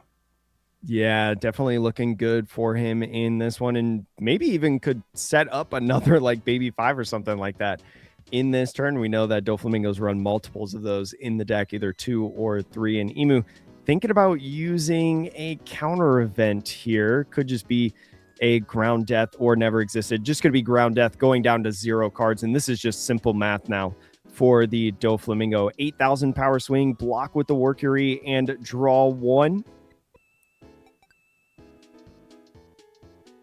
Yeah, there's the 1. Another 9. The 9,000 power swing, either fetching a block or this final life. Looks like it's going to be the final life. You still got 2 big swings. Looks like it's going to be a Searcher event, though. Yeah. Oh, there's the 5 Elders, right? Oh, no. There's another one. Yeah. So Salt to the Wound. End up grabbing a 2K there. I don't know if that's going to be enough. Since you don't have any Dawn Up for counter events to be able to get out of these 2 attacks that are left in this game. Yeah, so, I mean, we should just be straight numbers here, right? Here's 11K, get the block, and then no Dawn open, no card, like we just go big number, and there it is, yeah. So Doflamingo claiming the win in that one to end off round 5. Definitely a deck that I think is a little bit under people's radar. I feel like Doflamingo, just simply because I think it's kind of difficult to play, and you have some bad matchups that some people are worried about, like Ace. But definitely a cool deck that can get off a lot of interesting gameplay. Yeah, and you know, it's the same thing, right? You're always having like an emergency button to be able to say like, I don't lose this turn. It does come at a cost, right? You're so rewarded for starting the turn at 10 Dawn, right?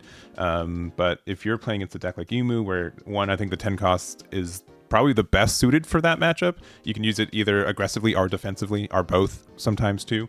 So that ends up just being really helpful. You end up going pretty wide on board. You do have protection off your Virgo. There's a lot of stuff with that deck. I do agree it's very difficult for when you rearrange, how you rearrange, like move the attacks and stuff. But the people who hard commit to it get really rewarded for it as well.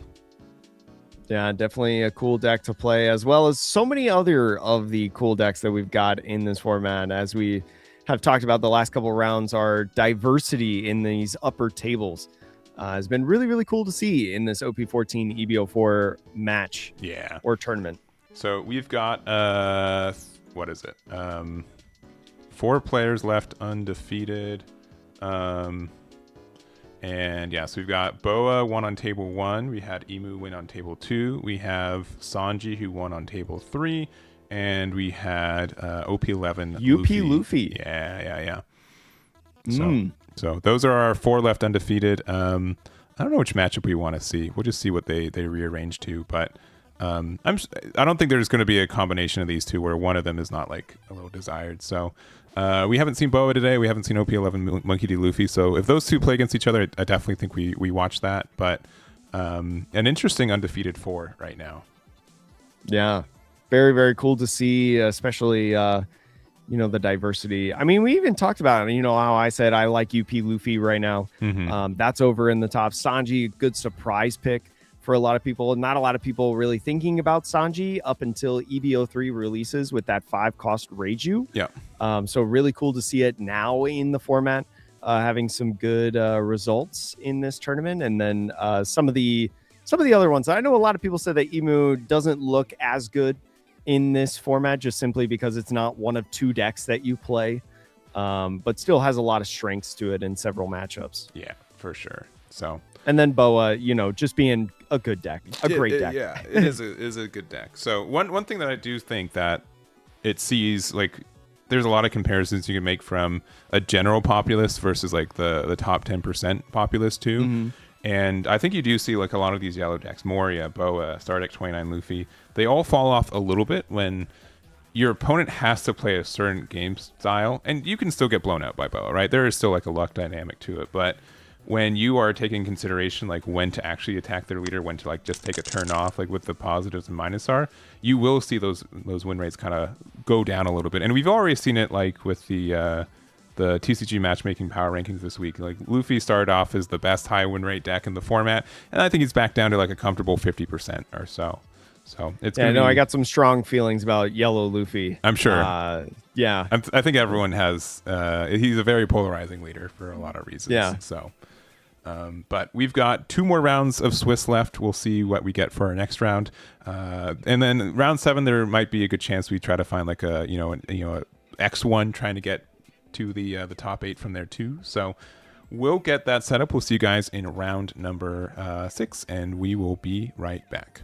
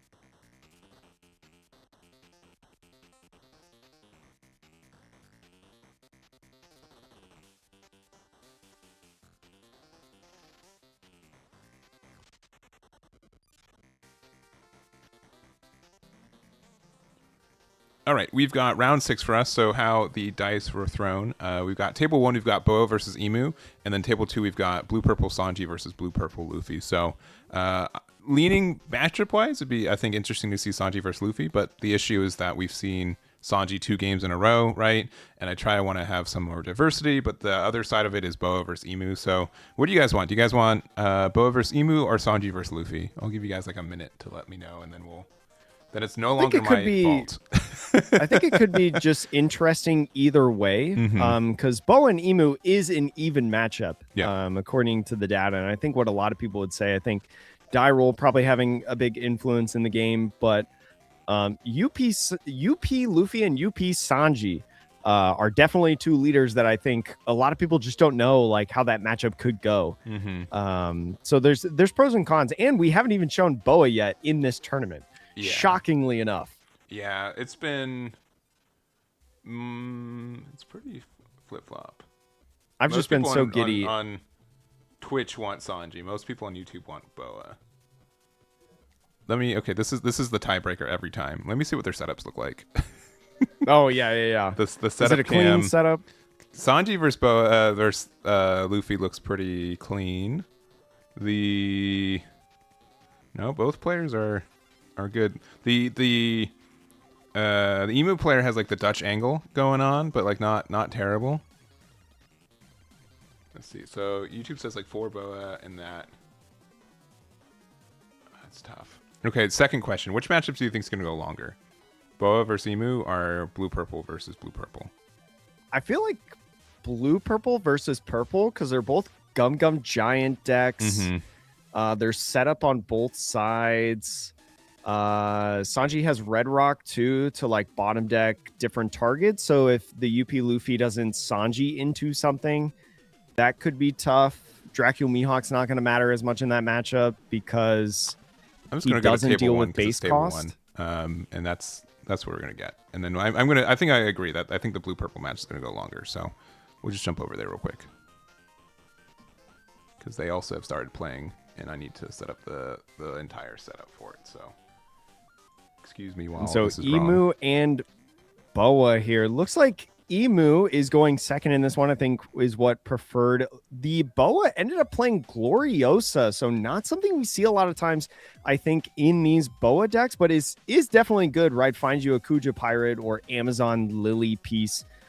So not necessarily a bad card to play. And so Emu now going with Shalria and finding a Warcury is going to be able to get one there, and then Leader Effect goes in with the Shalria after, I think, pitching the ground death potentially off of the Shalria effect, and now moving into Boa's 3 Dawn turn. Just goes ahead with a 5k swing at lead. Is going to use the Losing My Edge event for just a plus 1,000 power, right, to get out of that attack. And now tapping the 3/4 Marguerite is going to do even more searching right now. Marguerite, very reminiscent of Shalria, to where you got to trash a card from hand at the end of the search.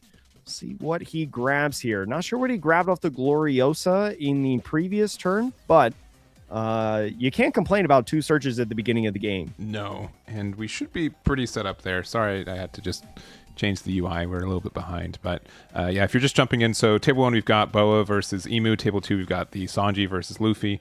I'm going to guess that the Sanji Luffy game is going to go a little bit longer, so we'll luckily be able to hopefully go over and jump there. So, and if you guys want to see more Sanji gameplay, we've watched 2 pretty long Sanji games the last couple rounds. So, and more than likely he'll make top cuts. Yeah. So. If So for top 8, based on our numbers, we'll have every X1's guaranteed to get in. We have 1 undefeated, and then I think since we have one. Since we didn't super cap at 128, there's probably 1 or 2 chances for an X2 to jump in. I think it's only 1, but maybe 2. So even if we don't, you have like some of the best tiebreakers being undefeated right now too. So the Boa on the Marguerite search found Gloriosa and pitched the Silver Israeli. Now the Emu doing a bit of searching, right? With the 5 Elders are at your service, getting down a Warcury on that 4 Dawn turn because of the empty throne. Now Boa going to play a 4-drop blocker of their own in the starter deck Boa. This is a great card that has seen so much play in the Boa deck, right? Reordering your top 3 for a potential Kuma play in the next turn, while also getting a Dawn attached to leader to be able to fulfill your leader effect. So definitely going to be a good one. We'll see how he tries to manipulate this top 3 here. Ideally, I think, especially if you've got Kuma in the next turn, you're looking for a Gorgon Sisters off of that trigger. We know that one is in hand. Starts out with the 6K swing on the Marguerite and a 2K Jupiter. Gets out of that one, and the other 2K off of the leader swing. Now going to the Emu's 6 Dawn turn. I'm sorry. All right. So now Emu on the 6 Dawn turn does have a couple different options, right? Is probably going to play down one of these characters off the empty throne to fulfill the board on that 3, and is going to be a Marcus Mars to use and get rid of the Boa. That's going to be taking a life because of that Boa leader effect, right? When one of the Kujapire or Amazon lilies of 5,000 power or more once per turn means that he can swing at this Marguerite, 7 KO it, and not have to take a second life. Just controlling the board right now. Yeah, so it looks like Boa's at, what, I think 8 Dawn, right? Because Boa ended up... who ended the dice roll? Boa's on the odd curve, so okay. Boa's at 7 Dawn. Angelo and Emu are on the even curve. Gotcha. He just did 6 Dawn turn. And so there's Workery out there. There's the Mars as well. And since we were able to get like the double removal, that's really strong. Because you know, if you are... The leader effect from Boa is once per turn, right? So being able to... get rid of everything and only lose 1 life is really nice. But yeah, looks like a big 6 there. So the 6K swing, we saw a couple 2Ks come out of hand in the last turn, so is going to prompt the block and draw 1. The only swing that you really have to worry about on this turn, and it's just going to hard play the Gorgon Sisters. Definitely, probably not ideal. Ideal is trigger, but it's on the field at least. So now moving into Emu's 8 Dawn turn, we'll want to see a Saturn at this point, and there is that Saturn, speak of the devil, right there, is going to go ahead and look for a 5 Elders off of that top 5. I think the only one I haven't seen so far is Nuzjuro. Yeah.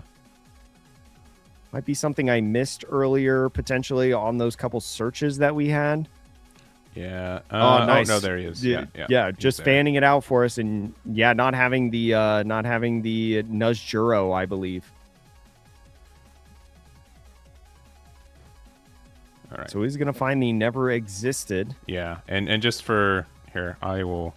Yeah, I accidentally hit it, showed it to both players. Yeah, there was that. We'll give him. There'll be a bit of a warning for that, just for it was an total accident. I think it was an accident. Yeah, for sure. Yeah, total accident. And we're losing it now too. So, yeah, only 1 there, and then we have to discard another card. Looks like we're pitching a Nuzjuro as well.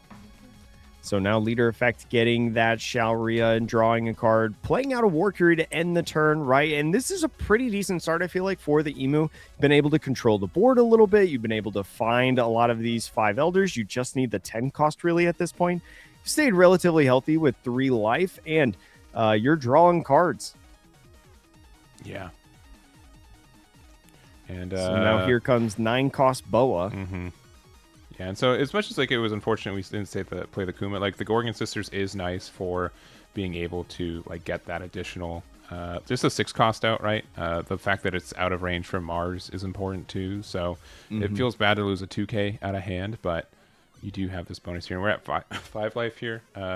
We do have a Shocky there, so that's going to be a draw 3, discard 2, and then draw 1, right? Yeah, the order that you want to do is draw 1 from your leader effect and then go into the draw 2, trash 2. Yeah. So they might make sure you want to do it in that order. Yeah. They might have drawn that extra one then as part of that. So yeah, to start. Yeah.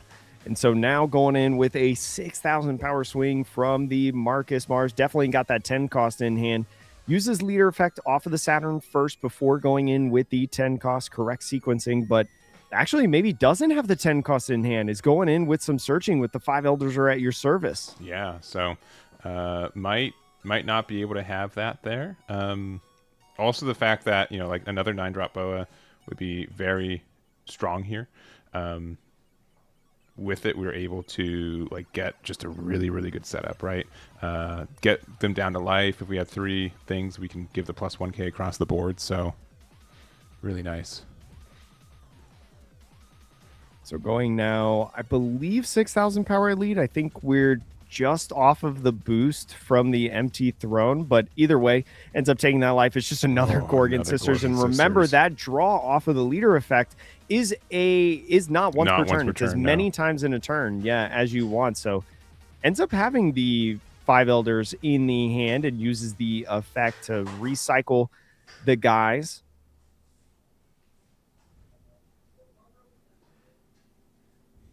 So as you were saying, the Gorgon Sisters, going to be 6 cost. Shaku Yaku also being a 6 cost, all going to be out of range of Marcus Mars. So you're going to get value off of these bodies on the field right now. And the Saturn going ahead and searching still has a swing potentially with the Najuro if he wants, and he is going to do exactly that. Going to swing 8,000 power at lead. Yeah, and so this could maybe give another 5K right on board, which is kind of terrifying. But looks like we're deciding just to get out of it. Unironically, Bo is living right now, but the fences are just so weak that it can be like you can just lose next turn from all their cards going in. So no trigger there. We're going to go to 2 life and draw for turn. We got a wide board. If we have a 9-drop Boa, right, burn a life, and then we can give 1 Dawn to everything twice, essentially, which is pretty substantial. Yeah, especially if we do have those 3 Amazon Lily or Kuja Pirate characters in hand for the Gorgon Sisters requirement, could reutilize every single Dawn every single Dawn that we play down, but no is going to go ahead with 5, I think. 4 for Pudding. 4 for Pudding. So Pudding is nice, right? We know that off of these searches, I think had another 10 cost elders in hand from the Saturn. So it's just going to reset that entirely and say, all right, do you have enough gas to find it again?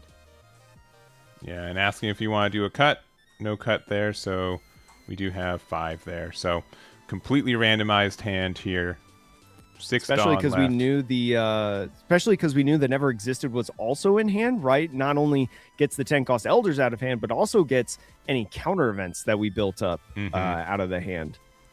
Looks like we're just going to start off with a 10K. We might not have the condition for the 2K event. I'm joking here, but like another Pudding? No, just the 4 cost Boa going to be reordering that top 3, just getting that blocker on the field. Is not necessarily going to be a life burn situation that we were thinking maybe with a 9 cost Boa, but if he goes ahead and blocks and lets this 4 cost Boa get KO'd, it's basically going to be the same thing, right? Yeah. Taking a life. Yeah, so I think with this setup, it means that we are likely, there's 3 things. The Slave Arrow and then 2 2Ks. We're putting 1 So Dawn. it is going to be able, with all 8 rested Dawn, to be able to put them onto the different characters. And this is the power of the Gorgon Sisters, because now it has gone from 5,000 power characters to 7,000 power characters. Yeah. Oh, maybe it doesn't want to attach one onto the Boa. Yeah, that card's already strong enough, right? So you're not too worried. And now is going to be able to make all these 7s. And just to confirm, a little bit of shorthand. You just use both effects. They just have to reveal cards, so you just reveal the same card twice. But now we have these 7Ks. And do you go board or do you go? It looks like they're going into leader. So 3 cards in hand off the 2K 1K. I think you can.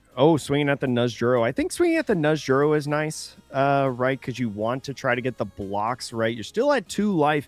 Could have some You'll Frighten Me's in hand. Did not reveal it on the Gorgon Sisters, but we did reveal the Slave Arrow, which could be very, very nice to get a body back into the hand. But Slave Arrow active characters, or is that Overheat? Just anything. Yeah, I think you're thinking Overheat. Okay.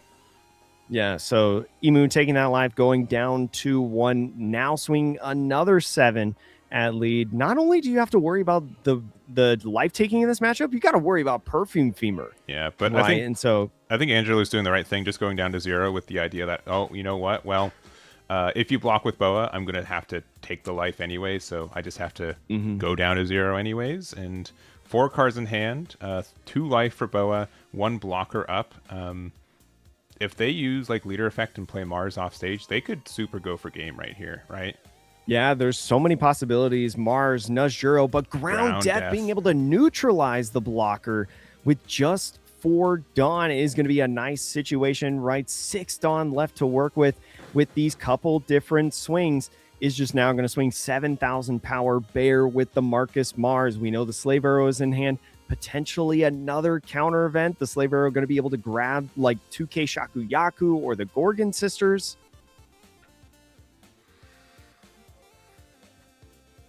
A lot of different options right now for this Emu.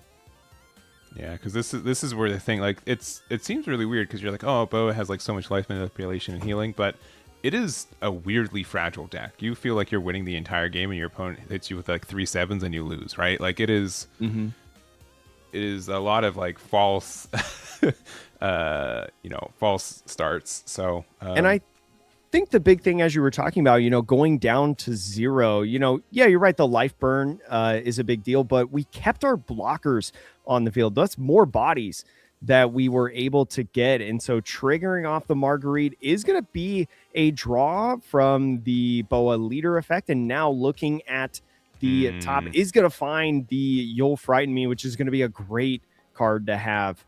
Yeah. So yeah, getting rid of the Boa that wasn't doing much anyways. And then we do discard the Kuma out of hand since we do have to discard off of the 3-drop there. So this is going to be a big 9K. We are going to use the You'll Frighten Me.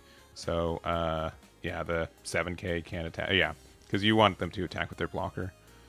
Is going to go ahead, get that Jupiter. But with the 9,000 power swing, we talked about Slave Arrow earlier. Slave Arrow is only plus 4,000, so it's going to have to give up another card on top of that if you don't want to go down to 0 at this point. And there's still 2 potential swings. Ends up taking it right now. Maybe a trigger is going to go ahead with another Ran. That's another draw 1. Yeah. And we at least we knew the top 3 off the Boa.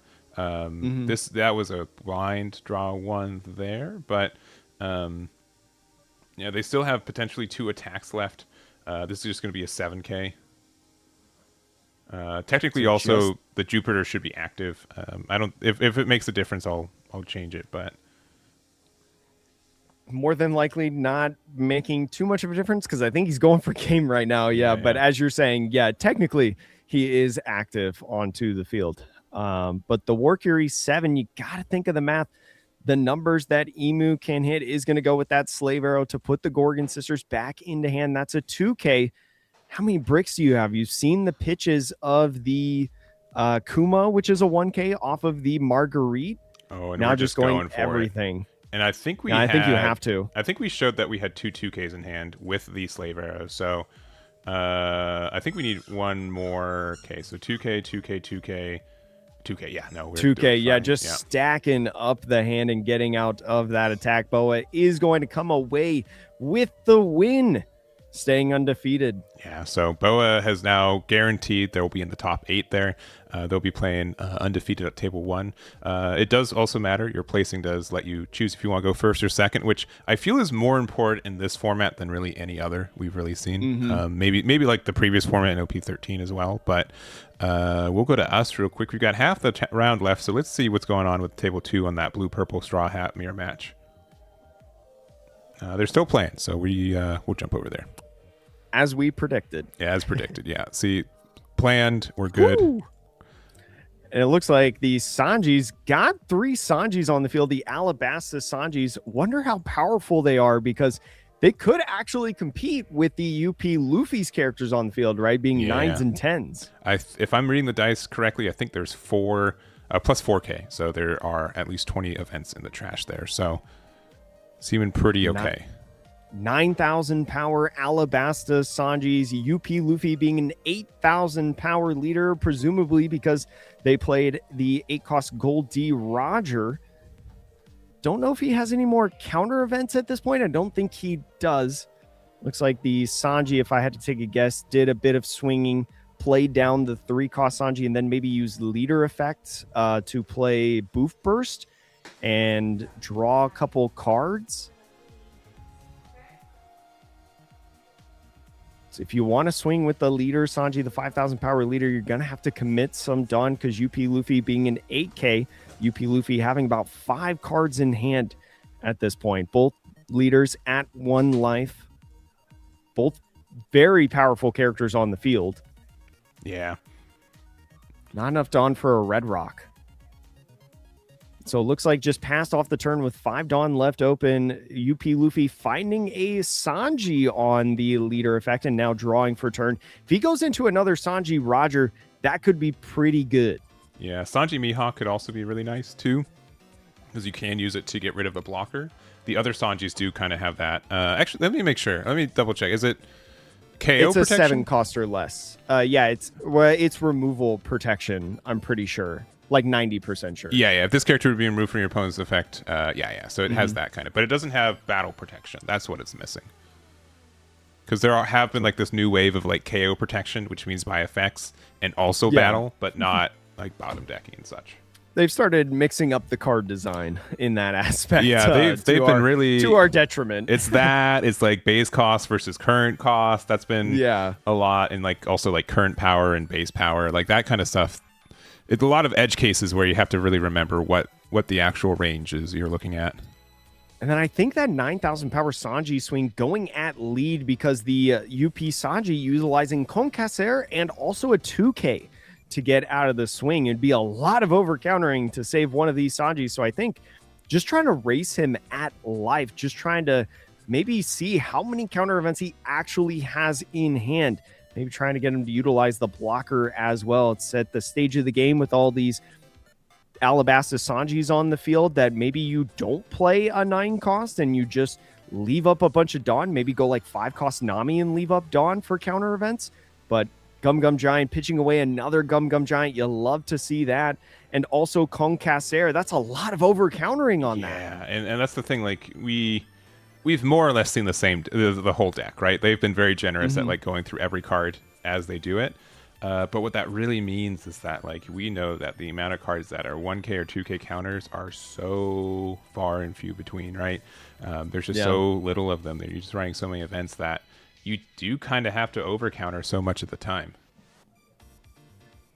And so it's another question too, with only 3 cards in hand. Where does Roger swing? A 10,000 power Roger swing could go at face to try to pressure them to go down to 0 or block, or it could maybe go to this Sanji if you wanted to not necessarily play a body on this turn, but maybe split the Dawn and then leave some active at the end of turn for your own counter events. You might be able to pressure one of these Alabasta Sanjis. Yeah. Especially because we just got rid of 3 4,000 power counter events on that 9,000 power Mihawk swing. Yeah, the extra giant out of hand was really telling. A big deal. Yeah. So Sanji as well, you know, having 7 Dawn in total on the field now means that he's not going to go to a 10 Dawn turn next turn. No. You can, I mean, you technically can attack with leader and then ramp one and then like you use it for like leader 9 effect, active Dawn. Yeah. I'm sorry. I wasn't trying to be like pedantic and I'm actually. No. It is. You're technically true. Yeah, you're technically true. The best kind. But let's see. What do you do? This is so interesting of a spot as UP Luffy right now because we saw that Sanji get grabbed.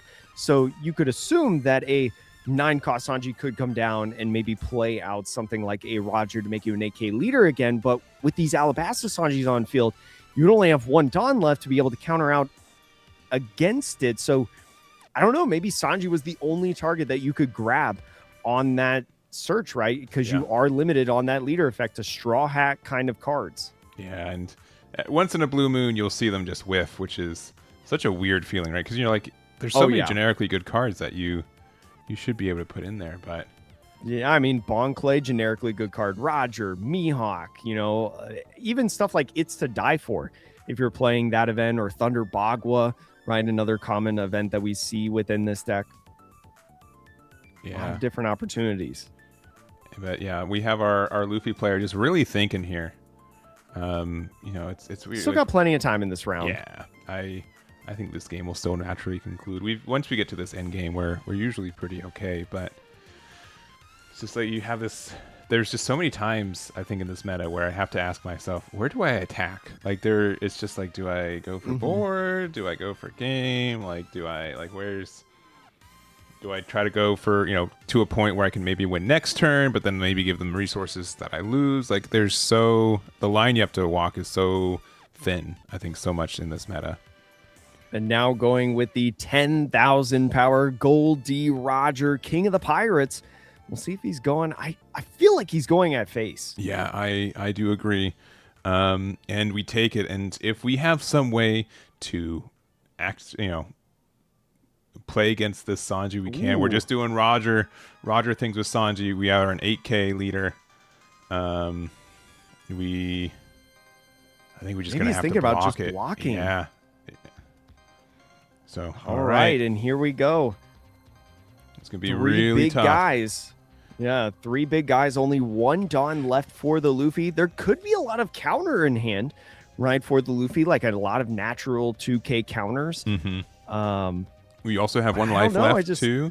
But I know that if we had a chance to, if we had a way to defend that without blocking, we would have kept it around. But it's also like going to be really tough to, use Dawn to make that 6K into an 8K just to get 1 card out of hand. Yeah, and so now is that it's 5? 12 to 8. So okay, yeah. Very common numbers, right? Is going to be a Gum Giant, and this Gum Giant starting out the turn. I think you'll like that if you're the Sanji right now, and a 1K counter to go up to 13. Yeah. We'll see what he decides to attach. The UP Luffy just needs to get out of 1 more. But now they need to get out of 2 threaten. more attacks. Yeah. Yeah, the Sanji leader can threaten. So just another 12, just trying to make it very, very awkward. Yeah, it's gonna have to, and with no Dawn left open, you're gonna have to have 2K, 2K, 1K. Now they did discard a 1K Zoro out of hand, so that means that their hand's probably pretty stacked right now. But you gotta be careful. This is such a good game, but taking that life, just trying to get him to go with the all-in on this swing, and that's exactly what's going to happen. So we have the rest of Dawn attached to a 0-cost event. Holy moly, that's a lot of counter there. And then no non-counter, so I don't think we get there. We know we have the Nami. I'd love to see what was in hand that we had to discard the Zoro. So it's 5 Dawn attached to the Sanji, so that's a 15,000 power swing. Yeah. So the 3K and then the 221 is another 5. Yeah, because I think so we had to have that's had 16, either right? Yeah, we would have had an event, I think, right? Because it's let me make sure on the numbers. So we have 8 plus is that 3 2Ks? Or it was. Is it well, 2Ks? it was Sanji Usohachi was the 2Ks. Okay, and then there was something off the 0 cost, right? Yeah, 0 cost, pitched a card, and then 2K, 2K. So that's 15K. Oh, so no. Of 8. So I believe Sanji Yeah, won so that. could only match it. Holy smokes. Yeah, super close. That was crazy. And also, if we had the 1K. I mean, listen, those numbers are not usual, right? The fact that we have a blanket plus 5K across 3 bodies, the fact that our leader was not at their base cost, and their base cost is already a 6K, there's a lot of extra math that we don't do as much. Yeah, 2 2Ks and 1 0 cost event gets us to 15, and we are at a 16K attack, right? At least because we. Oh my gosh. Yeah.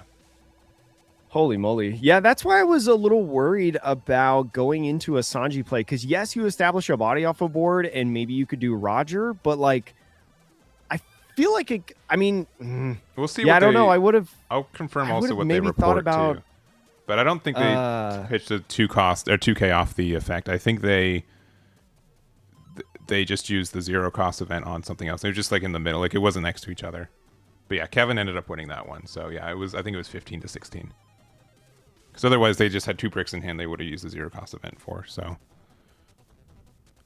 yeah. Anyways, I don't know if he. Yeah, I don't know if he did pitch one off the Gum Giant. Actually, yeah, looking at the VOD. Yeah, I don't think he did. No, because the Zoro was pitched as counter after to go up 1. Yeah. But what was it? Was it 3 2Ks and then? No. I'm talking about when the Gum Giant play. Or so like he had the one Don left Yep. and the Gum Gum Giant he did at the beginning of the turn. I don't think he trashed a card off the of Gum Gum giant. Giant. Oh, Yeah. okay. Yeah. Which he had well, I guess it depends on what he drew off of that. Okay. Gotcha. Okay. I'll make sure influence. I'll make sure the judge we'll give them a warning for that one. I'll make sure, and I'll make sure that they get that. Let's just step aside and make sure that they sit there. And that we get our judge for that, just so they do get the consequence for it. Obviously, it didn't make a difference for it. I thought we were talking about the Gum Gum Jet Gatling. No. That was my disconnect. He did pitch one off the Jet Gatling, just not the Giant, which Gotcha. I don't know if it mattered, but yeah, because he needed one more card. So okay, I'll make sure that's it did not make a difference for this matchup, but I do want to make sure that there are consequences for that too. So we'll make sure to do that. So I also do think that generically, we probably shouldn't have used Gum Gum Giant till the end. Maybe I guess that just means they can go ahead and do big number. Yeah, I guess it depends on if they had the 2Ks, the 2K Sanji and Usohachi in hand before the Giant, or if it was in the draw. Yeah, I don't think either way they would have had a brick in hand. Because but so I don't but I will make sure that's right. So but we're gonna go into round 7 in a little bit. We're almost there for that. We will not be watching the final table just because we know that both of them are going to get into top 8. So we'll be scoping some X1 decks, see if there's some hopefuls that we want to watch, and we'll end up doing that. So we'll be right back, and we'll see you guys in our 7th round of Swiss. Be right back.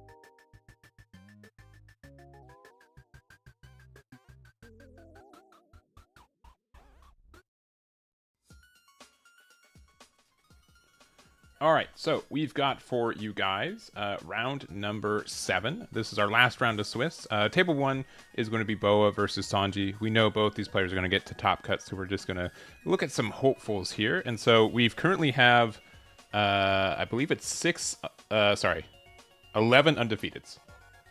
And so with that, this is table number 7. If Michael wins, he's in top cut. If Sos wins, he has a chance. It means that there will be 5 undefeated or 5 X1s.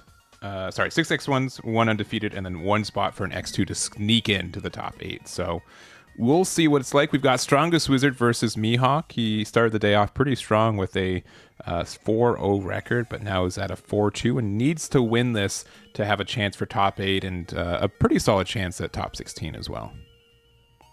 Going to be a lot on the line in this matchup for both players in this one. And this matchup is also pretty even, I would say. A lot of players consider this kind of a 50-50, and Strongest Wizard on Mihawk going first. We'll see if he's got a Perona to start or Coffin Boat, and it looks like it's going to be Perona trying to find a slash. Yeah, and so also to confirm for people interested, so again, Boa and Sanji, both guaranteed.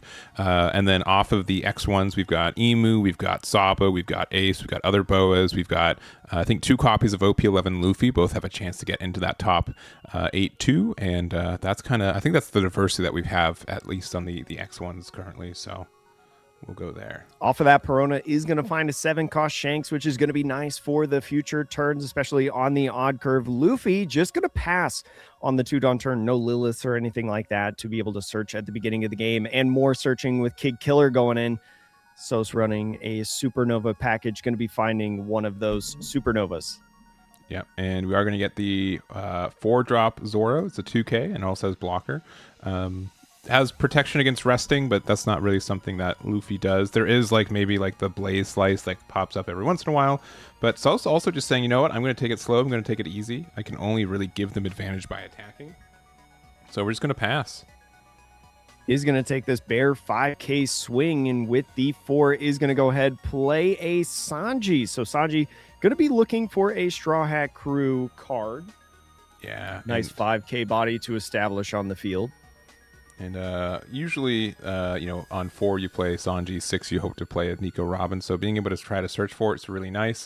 Is that another Sanji? I think it is another Sanji. Sanji is able to find himself, right, as a 4-cost that searches. So wouldn't be the worst thing, I think. It's a decent secondary on a 6-Dawn turn if you just go in with another Sanji, right, just trying to find more Straw Hats. Yeah. But the fact that we just haven't seen, Nico Robin hit the board yet is pretty nice. First hit is going to be a trigger for a Nico Robin. So this is just a 2K that's also a blocker. So not the Nico Robin we were looking for, but we can complain about that one. And now the Bonnie is going to come in, right? Going to stun one of Luffy's Dawn. Yeah, and this is actually this situation pretty big because that will prevent, the Nico Robin coming down for 6 because you only will have 5 Dawn left active. And then we do have a Dawn open for the Coffin Boat, which is going to let us draw 1 and then get the Dawn back at the end of the turn. We can't play characters for the rest of the turn either. And you have to get that 1 back and pass. Is going to be interesting, tapping the Kid Killer instead of the Perona on that one. Kid Killer being able to, get a Dawn back. Maybe just try to get a swing into this Kid Killer, that he could maybe restand a Dawn during this turn. But Luffy now only with 5 active Dawn, as you were saying, is huge to knock him off curve right now. No Kuma, no Robin, or anything of the sort. At most can only be like a 5-cost Nami to KO the Bonnie or something of the sort. So thinking about swinging the Sanji first is going to go with a 5K swing. Now maybe at lead. And it's going to go in 2 5K swings already. Taking life. Attacking into the Kid Killer, which I would not be expecting if I was Sos. But you know what? I guess we'll get the extra Dawn back while we can. Yeah, utilizing that on opponent's attack from the Kid Killer to trash itself and restand 1 Dawn kind of just nullifies the Robin blocker. And that's something that I think as Luffy that you're going to want to do. You don't want Kid Killer on the field for any surprise Dawn for counter events. So just goes ahead with the 5K swing at lead. Oh, having to take it, though, is a little bit unfortunate. But this also could just be a decision that I'm not going to want to play on Nico Robin. And we do have the Nami here. So, generally, I'd say the best 5-drop turn for the deck is to play Toshigi, which has the inherent protection. But being able to answer it with the Nami is quite good. It's going to be good removal to be able to control the board on Dracul Mihawk's side. Now going in with this Perona and swinging at the Robin is going to get that KO, make sure that blocker does not restand. Since we're on 7, here comes that Shanks that we talked about earlier off of the Perona search. Now using leader effect to restand the 3. Dawn maybe goes in at this Nami to try to control the board a little bit more. Yeah, and we've been kind of on the board control spot this game so far, so we can go big. It looks like 7K to 5, either at this Nami or Sanji, one of the two. But the minus 1,000 power on the Shanks is going to be very impactful, right? Luffy, especially in these early turns, playing on curve, and Sanji and Nami both being 5,000 power character means they're going to have to commit Dawn to be able to swing. And so tapping one for another Coffin Boat to draw one card is going to get one back at the end of turn. Yeah. All right, so we've got it back there. It's going to be Stardeck 29 Luffy's turn. They will be at 8 Dawn right now. Looks like a simple 5 to start us off. Now, with them being at 8, a 8-drop kid is pretty terrifying. Yeah, 8-drop kid getting rid of a life no matter what. Doesn't need any sort of condition. Counters out of that swing with just a 1K Bonnie. He decided to play the 8-cost kid, wouldn't be able to swing with the Nami on this turn. Yeah. But could get rid of the Perona, I guess. Yeah, still fine. I think there's a little bit of debate not swinging that, though, just because now it exposes this Nami. But getting rid of I know you're strong, so I'll go all out from the very start. All these events have such long names. They do. Is going to be a good one to be able to get rid of, right? Because now you know that your Nami at least is not going to get frozen. All right, so we get a discard there. I believe that's a Kikunojo there, and then we will be passing it back. So we've got 9 Dawn for Sos here. The 8-drop kid is a little bit terrifying, but if we have something like 9-drop Mihawk, I think that can be a good way for us to, be able to hopefully stay around. But it is getting a little terrifying there. We didn't search for the 9-drop secret rare Mihawk earlier in the game. Just going to go with a 5K swing, maybe at this Nami, right? Yeah. Try to get it off the field, but still plenty of cards in this Luffy's hand, but just lets it go. Yeah, and what this can really mean is, okay, another Shanks, which does not interact with this this kid here. So if you don't have a way to stun or get rid of this, like Mihawk would have been a fantastic 9-drop to play here. But another 8-drop kid, or the Jewelry Bonnie. This is looking really good for Michael here. And so I was thinking about just blasting this kid with all of this Dawn. Shanks, being a 9,000 power base character, is going to attach 5 Dawn for a 14,000 power swing at this kid. The power minus only affects on opponent's turn, so kid's still at its base power, but especially because he's been letting these characters go, how much counter does he have? In 3 2Ks are pitched to get out of that swing. Yeah, so that is enough. We're going to have 1 Dawn left open. Good news is that like the kid is only attacking for 7K base this turn because the double Shanks are there. Bonnie off the rip, though, is going to be pretty terrifying. Still got 1 Dawn left open for a potential counter event. Yeah, looks like it's just going to tap 9 for that Bonnie, like we mentioned. Is going to go ahead, put this card in the hand, and now has to guard out of 5K and maybe as much as 8,000 power on the swing. So 1K counter on the Perona.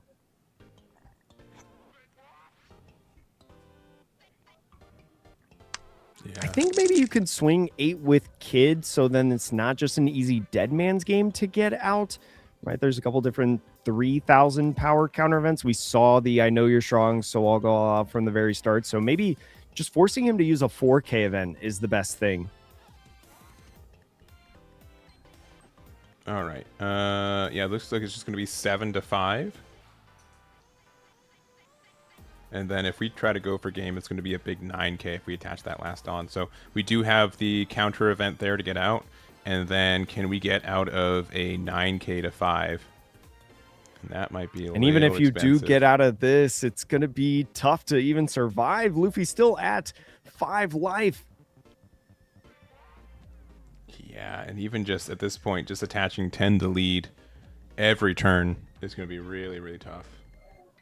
You do get a couple swings because of your Shanks, and if you've got Law and Beppo, you can make yourself a 7K leader, maybe stun something like the Bonnie, but just another Bonnie coming down could be more than enough trouble. You don't even need to, right? Like, it's to the point where it's just like, I just need to... You're getting hit by a 15K every turn for the rest of the game. Yeah. And that's going to be really tough to get out of.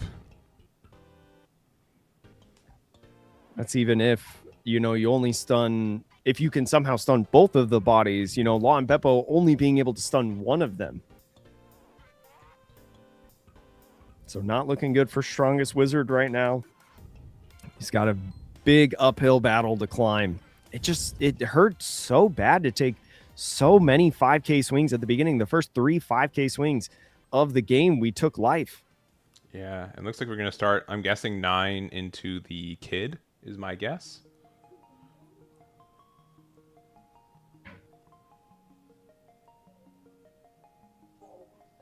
All right, 1K with the Kuma, down to, I believe, 2 cards in hand. Almost out of cards in hand, but is it too little too late? Yeah. Is going to go now. Law and Beppo stun the Bonnie, presumably. Mm-hmm. Now because there's 2 or more rested characters, plus 2,000 on leader. Yeah, and it depends on like what's in hand too, but it might have been a moderate misplay in the fact that you got to be careful. You need to have 2 cards rested for you to be able to get that Beppo. So if you end up clearing it off that first attack, you just be a 5K leader if you played up the Law Beppo. Yeah, and there's a Jinbei there. You're gonna get 1 Dawn left open. But yeah. Restanding 1 Dawn from the Coffin Bow could have some counter events in hand. I don't know. We're just attaching 10, 15, and just we need double 4Ks and not getting there. Yeah. Ooh, no counter events at all. Had a good amount of 2Ks in hand though. Yeah, we had saw 3 2Ks pitched last turn, but fortunately it's not enough. Yeah, and when you go second against Mihawk with this deck, and you at least like the missing the Boa or the Nico Robin was like a little unfortunate, but being able to get the 8-drop Kid on curve and not having a way to answer it, I think that was the biggest hit for it. So unfortunate. Something that we see in this Luffy deck, that's the 4-cost S-Snake from OP14. Yeah. So, not played in a ton of decks, but pretty good for board control, being able to minus 2,000 power if you flip a life face up. Mm-hmm. All right, and real quick, I'm just jumping through the other tables because that was a quick one. That was a little, that was a little bit quicker. I think that's part of the reason we haven't seen Sardic 29 because those games end up being quicker. But Michael should be X1; he should be guaranteed top 8, and then I think that also means that you are guaranteed. There's only X1s are going to get into it because I think that will mean there will be 7 X1s for us. So I'm jumping to table 5 real quick. And I'll update the things, but this is the Battle of the Brothers. It is the Battle of the 6K leaders. It is Ace versus Luffy. So this one, traditionally a good matchup for Luffy, I would say, just because you can ramp, get your big bodies out faster, and then red rock all the new gates. We see no new gates on the field for the Ace at this point, just some Jozu. So being able to use Jozu, bounce back this Nami to put it back in hand, still has 2 life left in this game, it looks like. So it looks like Luffy just being a 6K leader. I don't think maybe the play last turn for the Luffy was Sanji Mihawk. Maybe bottom deck something important. 7,000 power swing now with the Jozu is just going to be a 2K Uso Hachi. Still saying very healthy. Has about 5 cards in hand, I think, for the UP Luffy. Plenty of cards in hand for this Ace. Yeah, and I think we have 2 life left too. Yeah, and we see the Ace with the Pudding on field. So Pudding coming in the last couple turns, maybe in the lead up to 10 Dawn or something like that. I think that's a good time when people usually play pudding. Yeah, but we do have... Yeah, looks like the Otama there to get out. So it looks like going to be a Garp to search in that top to try to find a key piece. Could be looking for a 2K, could be looking for a new gate to play in a future turn, maybe even a red rock to bottom deck one of these big bodies. But I think as UP Luffy, I think you're doing pretty okay right now with these 3 giant bodies on the field right now. No blockers on the side of Ace. You're going to get a lot of cards out of hand in the next turn. And there's that 8-cost I Am Whitebeard event. Yeah, and that'd be good for next turn. But yeah, no blockers, no Dawn open. This might just be Luffy going for it now. And so goes ahead and finds another 2K in the Uso Hachi, taking a look at the rest of his hand. He could even go something like Sanji Roger to be an 8K leader, and I still think you're just sitting pretty in this game, not too worried. We left 1 Dawn up after last turn, maybe for like a Gear 2 or a Gum Gum Giant, and so we probably still have it in the hand.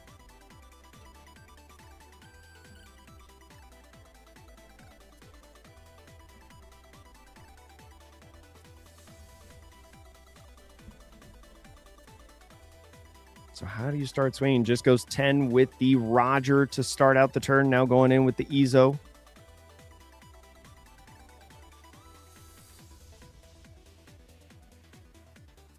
Maybe trying to filter out some of the non-counter in the hand for the Ace to try to guard against some of these swings. And again, no blockers, no Marcos, no Utas, no 10-cost new gates to be able to do a free block. So you're going to have to do a fair bit of countering.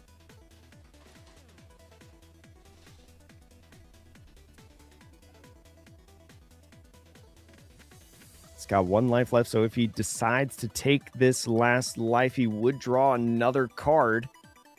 Could you be worried about a pudding on your side of the field as well? Ends up countering out of that. I mean, maybe.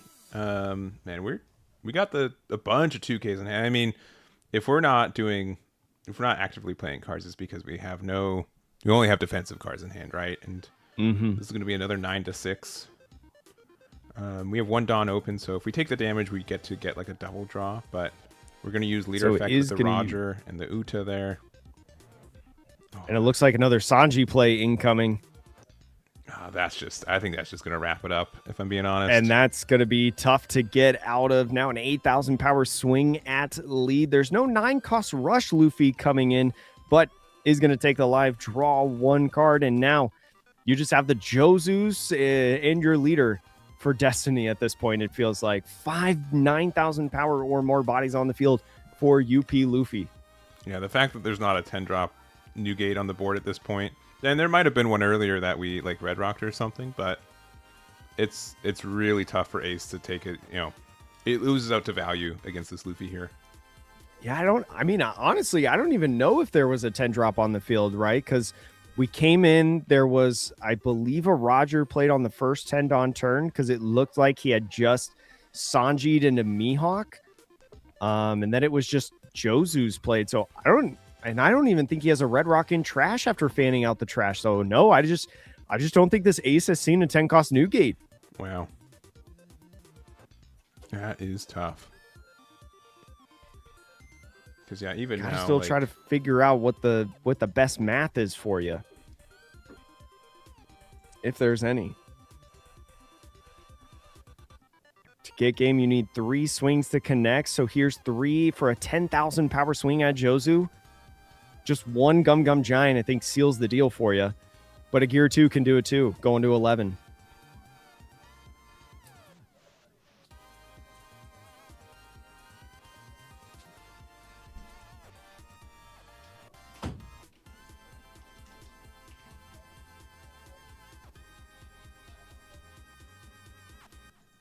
I guess maybe going in with some searching.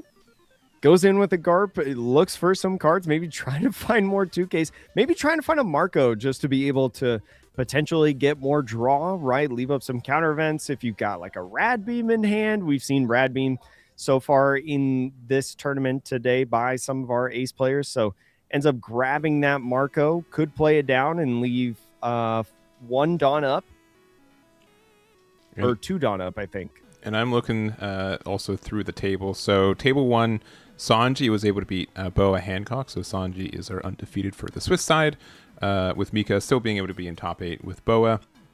We also had table 6 where we saw Nabbers, the previous like blue-purple Luffy, ending up beating Diego, who was on the Ace. So again, this matchup is just so tough for Ace if they get the placing that they need. And we saw Michael V be able to win with the Stardeck 29, being able to also get into the top 8 there. Whew. Good little top card. Looks like Red Rock is the choice. I mean, just Red Rock the Marco, and I don't know how you lose. I agree. Yeah, there's 6 there. Yeah, Red Rock. Yeah, there it goes.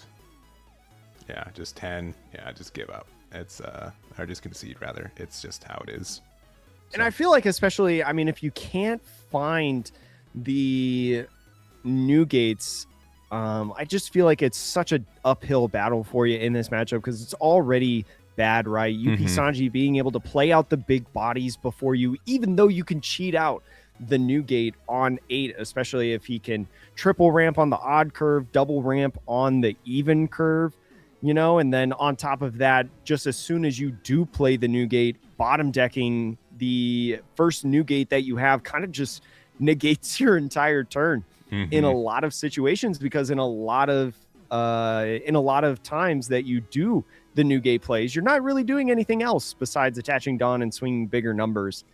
Only so often do you play an Uta, and even then that's not really a threat to UP Luffy a lot of times. For sure. And looks like table 3 has just ended. We'll go to table 4. We'll go to table 4 here. It's going to be another Boa versus Emu here.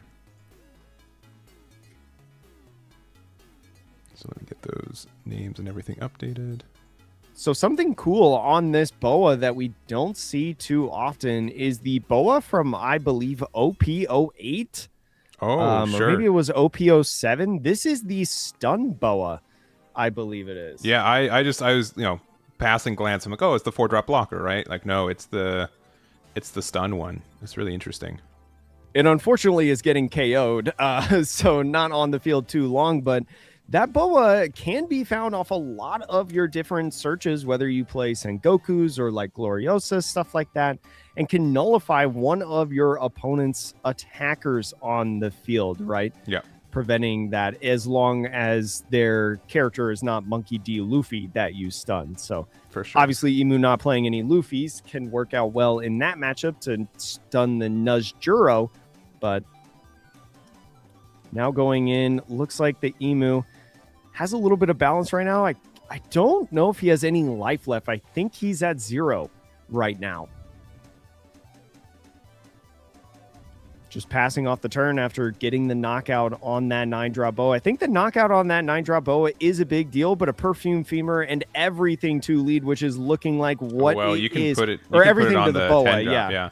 So this is I going forgot to be that 20K, they're both named boa, and that will be it. So we do have our boa player currently X1 going to be in the top 8, and our Emu player unfortunately not going to get there, but likely top 16. So we'll still be able to get some prize in there.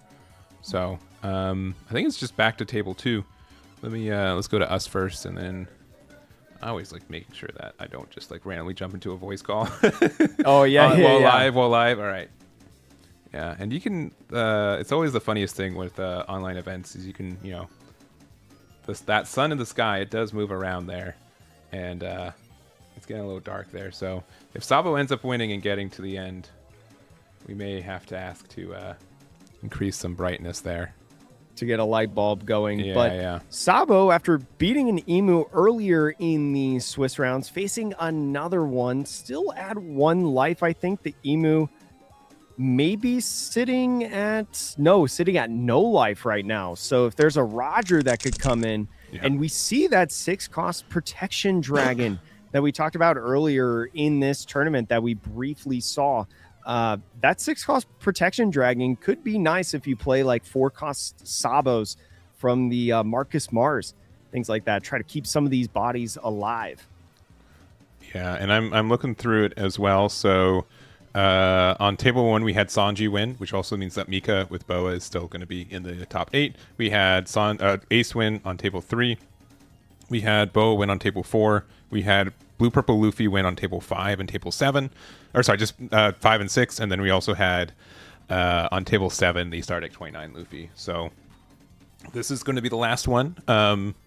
Honestly, if this Emu player doesn't win, Luffy's going to have a pretty good bracket, I feel like, Blue Purple, because this is clearly its worst matchup. And if it's not present in the top 8, that is a sigh of relief. That's a big deal. Yeah. And look at that. So much countering out of these attacks. Bunches of 2Ks. Hair removal as in event. Looks like Emu now going to be swinging, I think, 8,000 power. Just going to be a block on that one. And now potentially maybe a nudge Juro to just go in with another swing and force the block is going to force the Sabo to get the win right there. And I think just scooping it up and giving the win to the Sabo. So Sabo, the Emu Slayer, traditionally a bad matchup. Big surprises right here. Yeah, back to back. And there are, again, I think the new 4-drop Sabo is super nice. It does help out the deck quite a bit. But yeah, it's generally, you get to these, every time I've played it, I'm like, man, I get to these end game scenarios. I feel like I'm ahead, but I can never close out the game. So definitely something different with this one. And yeah, we've got a pretty interesting top 8, and I'll have to see what the final top 16 breaks down to as we get it. But that should be it for our Swiss standing. So real quick, our leaders that are going to be in the top 8, we've got a Blue Purple Sanji, which went undefeated with a 7-0 finish. We've got Sabo, we just saw, who won on table 2. We've got 1 copy of Ace, 1 copy of Boa Hancock. Sorry, 2 copies of Boa Hancock, 2 copies of Blue Purple Luffy, and 1 copy of the Stardeck 29 Luffy. Pretty cool. I'm really excited to see this top cut. Yeah, and no Emu in the top 8, which I'm really surprised about. There's a good amount in the top 16, but weren't able to get to the top 8 cut. And then, additionally, like Blue Purple Luffy being so present, Sabo and Sanji, 2 leaders that I'm surprised both were able to get in the top 8. And very, very surprising. Yeah, I mean, we saw the Oceania finals was dominated by Emu and Mihawk, right? And this is way different from that.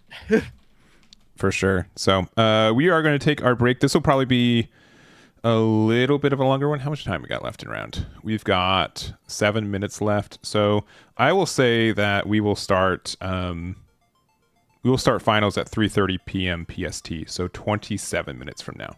So give people just a little bit of a break if they need to get a little bit of food, and we'll hit it hard with the finals in about 25 minutes or so. So we'll take that break. Thank you guys so much for watching so far, and we'll see you in 30. Be right back.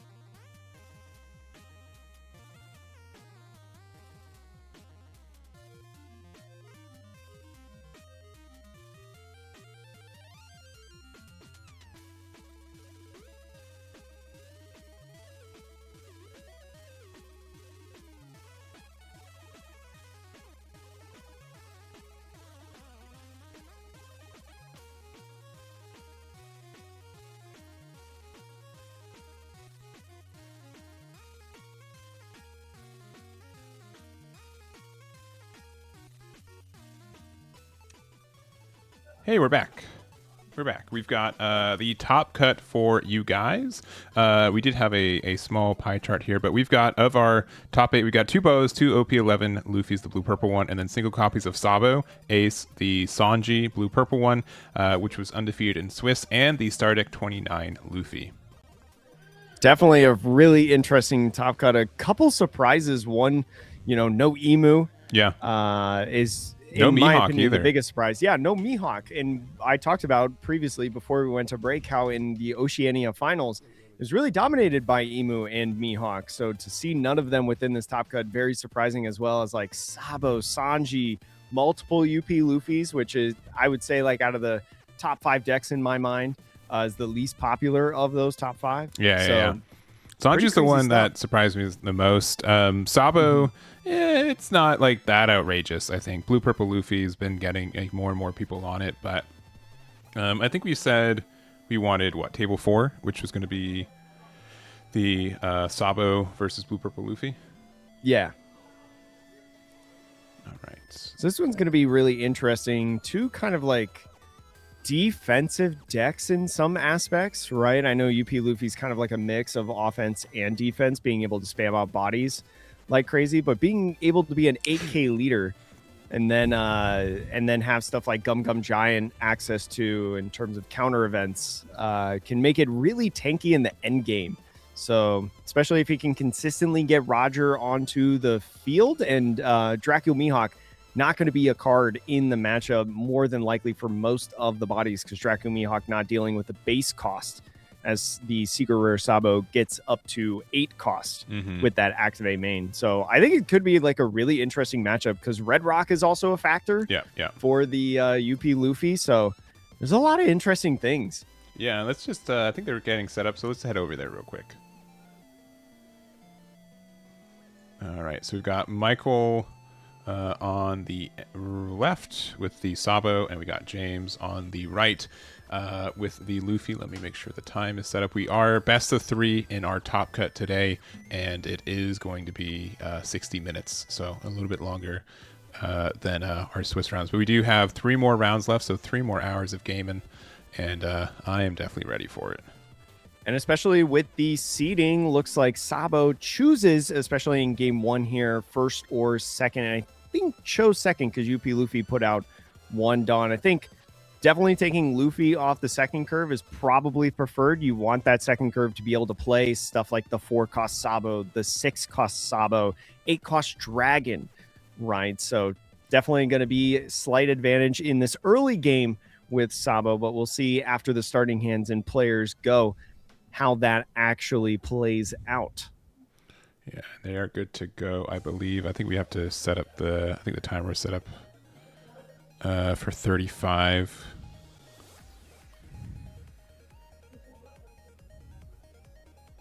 Let's make sure that gets corrected. All right, there we go. So we've got, it looks like Tama turn 1. Oh, discarding an extra copy of the I'm going to guess extra copy of the Roger there. Yeah, I think a lot of times, especially when you see the Roger pitch so early, when we talked about how influential it can be in this deck in general, you probably got more than 1 copy in hand. So yeah. Sabo having a pretty good start, I feel like, with the Bello Betty finding the Rev Army HQ stage, and can go ahead and use that right away. Got to pitch a card from hand, so it looks like is going to pitch that Protection Dragon. So interestingly enough, but again, with Dracula Mihawk not being able to get around the Secret Rare Sabo's activated mains, maybe you just don't need that dragon. Yeah. And the other thing to kind of note too, Luffy's kind of an interesting deck too. Like the Roger, you want it in the top 5 of your deck, but you don't want it in your hand, right? So, it's, if you play it straight out of hand, it's a little bit of a concession that, you didn't have like a perfect Sanji play, but you still will enjoy it hitting the board. So for 3, we're going to play out the Zoro Joro there, going to help us get this ramp. And I don't think Sabo generally has a way to interact with this to prevent them from getting that extra ramp next turn. No, the only real way would be something like Hack, but Hack only on that on KO effect can KO something like Zoro Joro. So back-to-back Rev Army HQs finding these 1-drop koalas, multiple copies of koalas, multiple copies of these Protection Dragons. it's going to be a really interesting list. I'm excited to see your video. Yeah.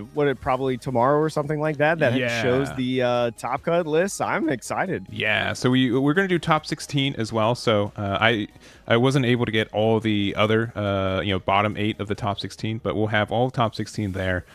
Likely be Monday morning, just for so I can, because I'm tired. I don't know, because we'll also be making a video, so I like to have it there. But it will be interesting to see, what ends up taking this. Honestly, like most decks the 8 decks that have a chance, right, already kind of on the more obscure side, I would say, with the top 8 that we have. So if you missed it, our top 8 right now, in the top 8 in the game, we've got 2 copies of Blue Purple Luffy, 2 copies of Boa, 1 copy of Blue Purple Sanji, which ended up being our undefeated, 1 copy of Ace, 1 copy of Sardic 29 Luffy, and 1 Sabo that we're seeing here. So no Mihawks, no Emus. There are a good amount of those in X2 territory in top 16, but none of them were able to get that X1 or higher.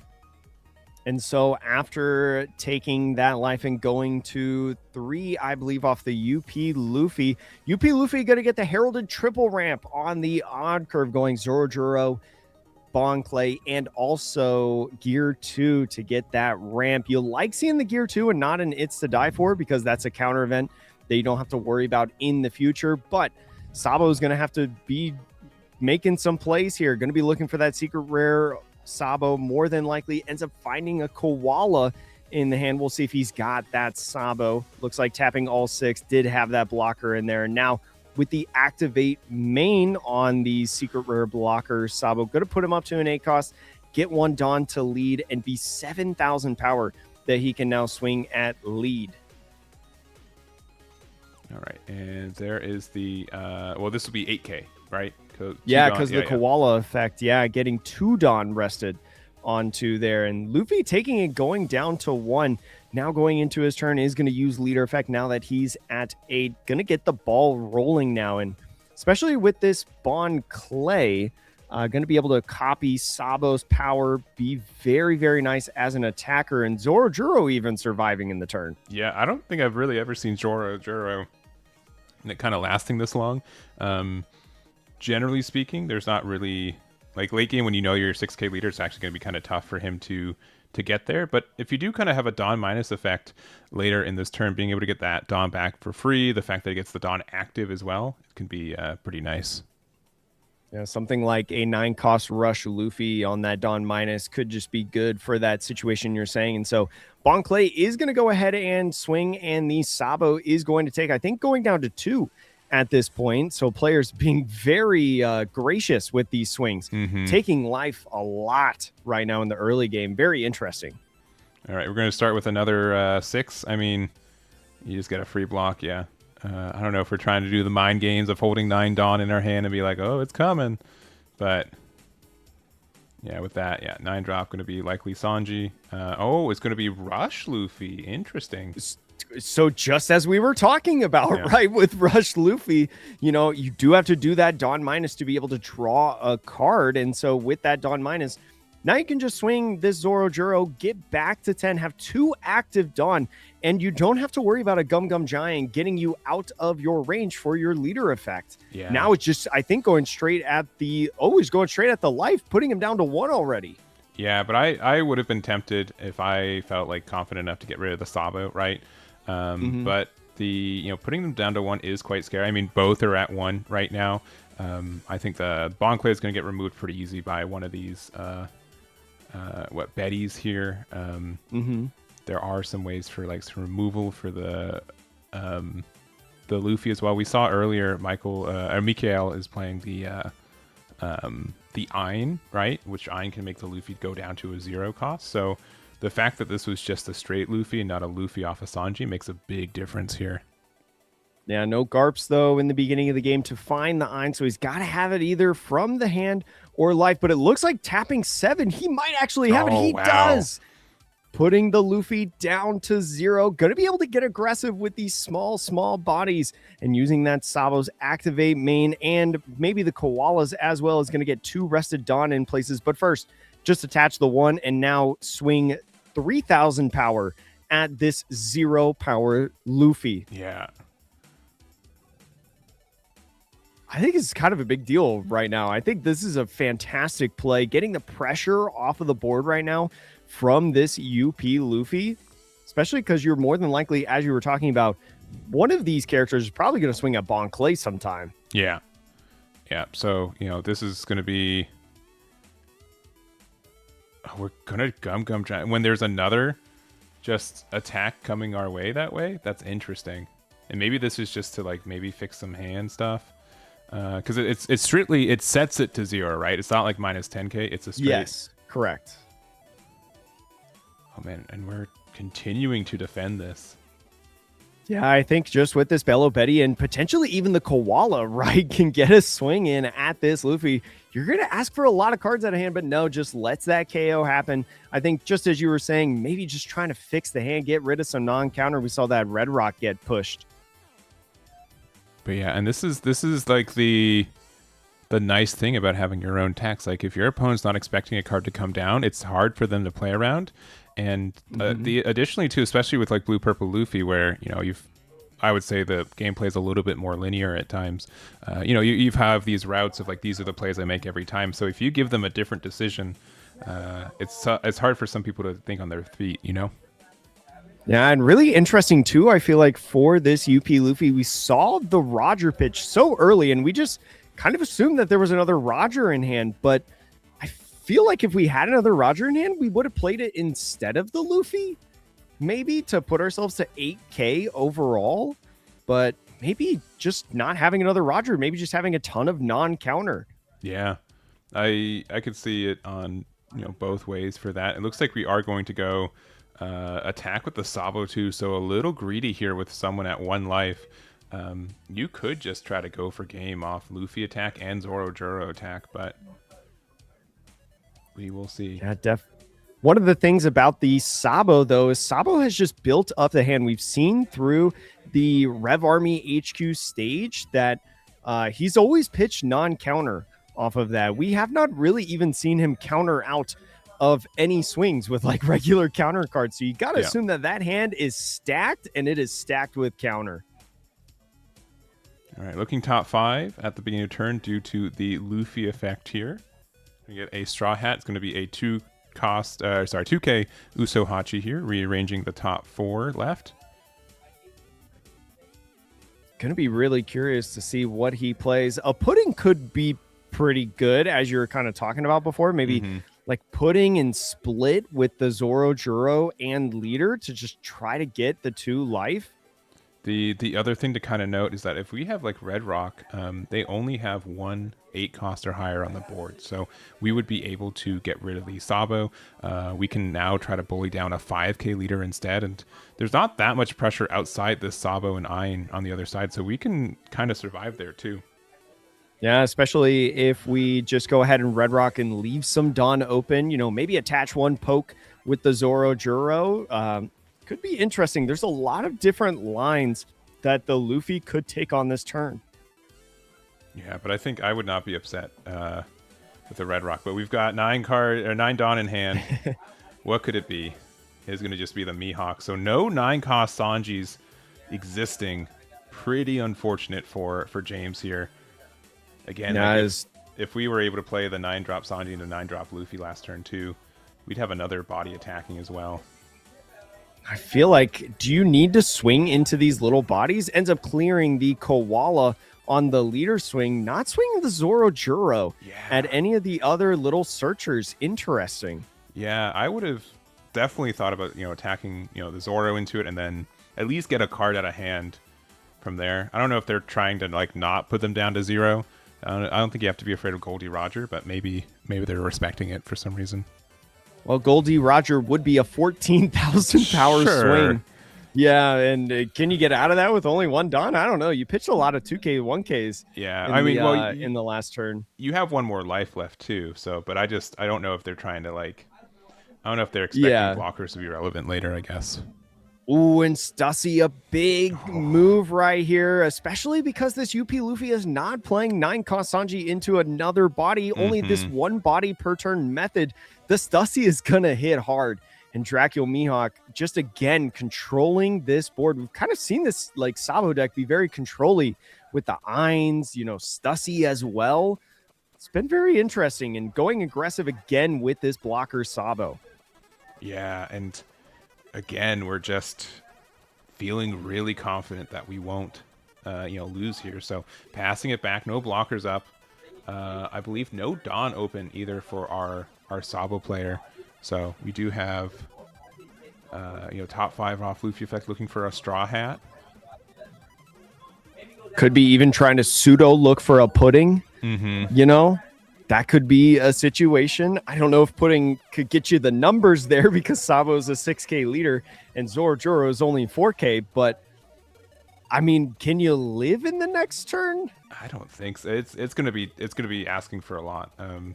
It's not outrageous for Sabo to play a lot of bricks though. We spend most of the game filtering with our stage and everything else that we end the game with a perfectly good hand. But if you just get a random 5, doesn't look good. So we'll see on his turn what he's got cooking up. All right. Goalie Roger has finally hit the board, so we are an 8K leader now. We have 2 Dawn open. I think you can just expect the 8K swing maybe at lead and 2Ks just coming in to 10,000 power because Sabo is a 6K leader, and now we go back into his turn.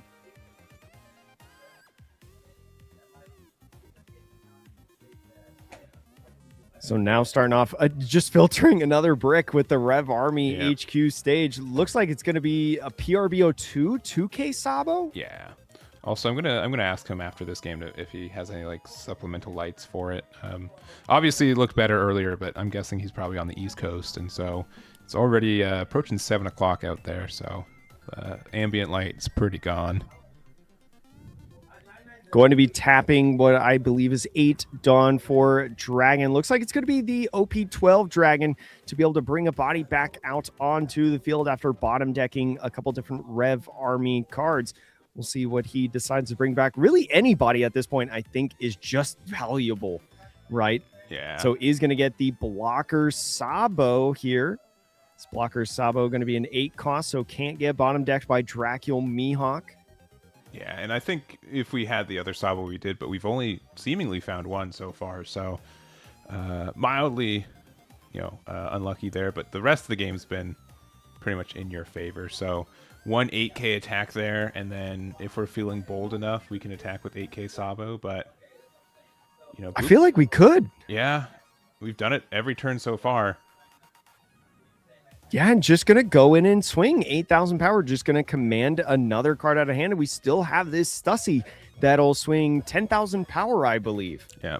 Also, this Sabo gets around Usohachi resting as well, which is huge. We know that they've been adding Usohachis every turn, so this can be tough. So looking pretty good. Only so many Gum Gum Giants that the UP Luffy can play within this game, and we've already seen 2 of them, I think, discarded from the previous turn. Still at 1 life, but really holding on, not trying to go down to 0. Except for right now. Maybe now. Potentially. Yeah.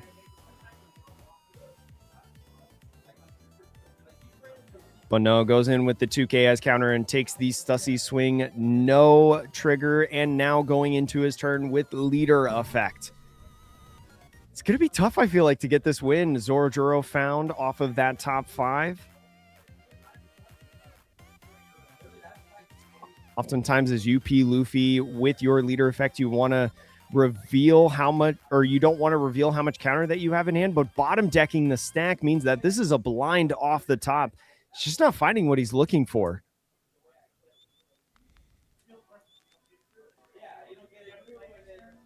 Still got this Roger on the field, so if you've got Red Rock, you can bottom deck the Sabo and just jam Roger, Luffy, and just hope for the best.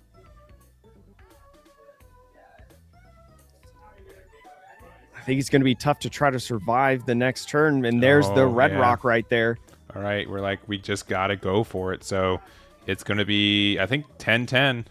Yeah, just 10-10 will be, I think, the best numbers Yeah. that you can ask for. 10-6. Sabo still that plus 1,000 power because of that leader effect is going to take that first life.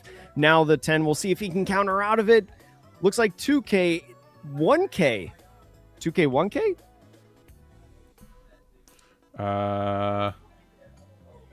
It was a 10. You swung, I think, did he get it? Let me double check. And let me also ask them to do that. So give me a second. Let me make sure. Yeah.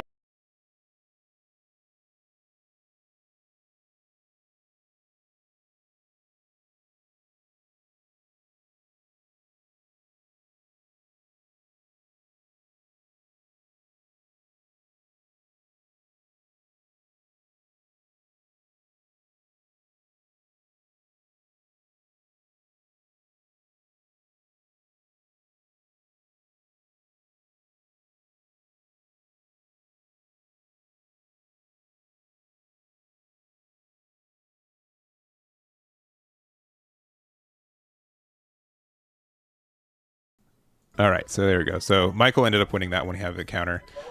We had a fun little exchange. He's like, I'm like, hey, do you have any sort of ambient light? He's like, Yeah. I have this. Is this better? And I'm like, it's like a caveman seeing fire for the first time. I'm like, this is amazing. So, well, sometimes like when you're in a tournament and you're locked in for 6 hours, something like that, you just don't notice. Like you're so locked in. You know, I get it. But yeah, I guess at the end of the game, they're just revealing, hey, I've got these other counter cards, and you know that I have the 2K Sanji in hand to be able to get over that 10,000 power attack. So just kind of shortcutting it a little bit to get in, because even though it is a 60-minute best of 3, you've got 60 minutes for the best of 3, and if you're not careful, you could run out of time pretty quickly. Yeah. So, but honestly, I think that was really close. I would say to James, he was a little bit unfortunate that game. He just didn't find any 9-drop Sanjis. I think that would have made a huge difference. Sabo was winning, I think, most of that game, but just barely, right? Like, if you can imagine just like 1 or 2 extra 10K attacks, that would have made a huge difference, I think, on who was where. So, being able to go first or go second for Sabo game 1 and having like, Luffy having a little bit of a substandard curve, I think is going to make, we're going to see a big adjustment, I think, game 2 for James.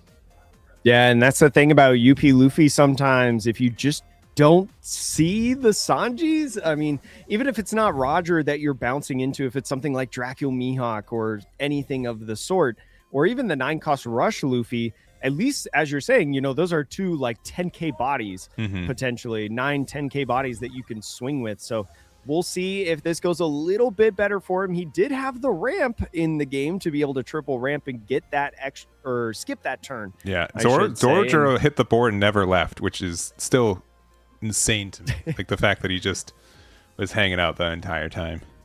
Yeah, I think just being like a 4K body is just a little awkward for both sides, right? Yeah. On the side of Sabo to try to get rid of it, and even especially in the late game when Sabo's a 6K leader, for Luffy to swing with it, right? Because it's too dawn to commit. But Sabo going first does have a Bello Betty to find the promo Sabo, that 4-cost promo that has been so good for this deck in addition. And we've got 2 for Luffy. No Otama's hitting the board there. So, just simple pass back.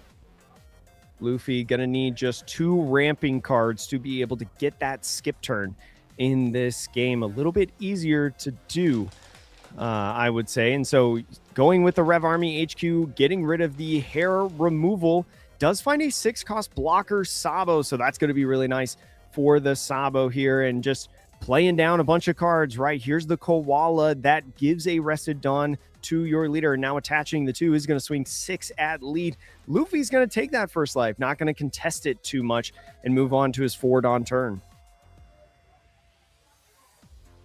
A simple 6K, going to 4, so going down to 4 life. We do have the Bond Clay, which is a nice ramp there. And then just pass him back. Yeah, I think pretty typical. Not too much of a difference between 6,000 power and 7,000 power, since Sabo is a 4K leader in the beginning stages of the game. So I like concealing that information a little bit earlier. But another Rev Army HQ pitched, I think had 3 of them in hand is going to find a koala off that top 3 to be able to get. Now on a 5-Dawn turn, maybe playing that 4-cost Sabo that we saw searched earlier in the game. I believe that's it. That is it, yeah. There's a little bit more glare with this one, but I will take that compared to the shadows and the darkness that we had previously. So, and actually uses the on play of that blocker Sabo to not only put him to 3 life and make him a 6k leader this early in the game, but also get some rested Dawn and now swing 8,000 power at lead. It's going to be a Thunder Bagua to ramp 1 Dawn as the little flash happened there. Is going to be nice for the UP Luffy because now you don't need to ramp again at this point. Yeah, because we are at 6 going to 8 now. If we play Roger, it doesn't get the ramp effect or the plus 2k effect because someone has to have 10 Dawn between the 2 of you. But it's not the fact that you found some ramp is pretty nice. Yeah, now going into his turn after the search finds the 2k PRBO2 Sabo with the Garp. Now going into 8 Dawn, he could even find some ramp if he can like double ramp on this turn, like another Bon Clay and It's to Die For. He can leave some Dawn up for potential Gum Gum Giant to counter out. So I think already being at 1 life as well. Let's see. Might be trying to just adjust the lane. Yeah, there's a little bit of glare, but I think that's just still a little bit better than where we were at before. So it looks like we're attacking in. This is going to be a big 6k, I believe, 7k. I think it's wait, I have to read Bon Clay again. Yeah, if he copies just base power or if it's or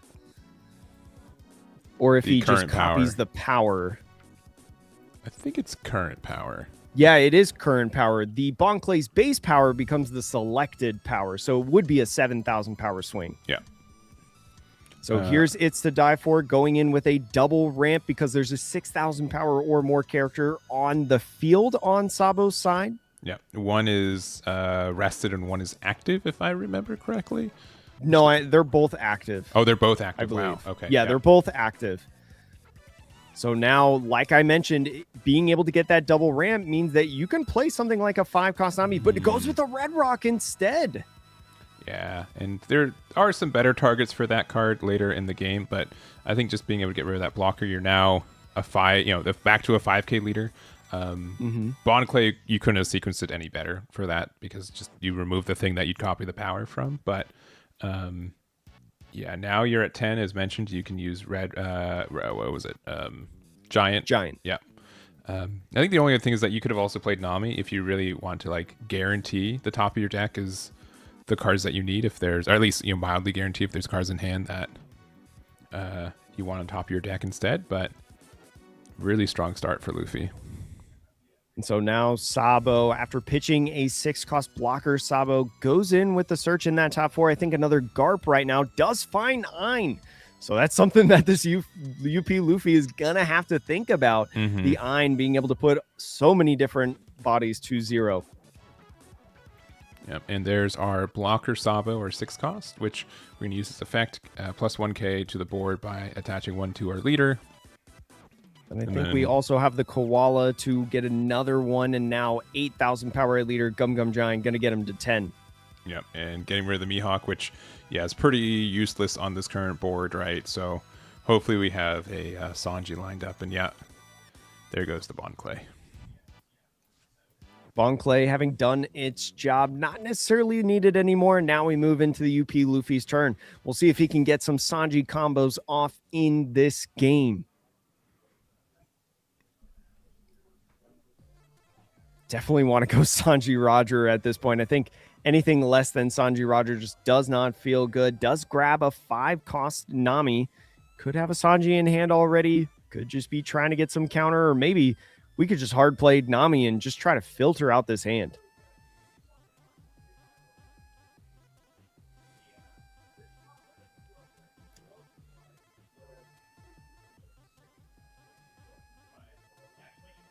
Does put it on top, so can't be too mad at the hand, I feel like. Is going to go ahead, draw for turn. See if he goes Sanji Roger 8K with lead.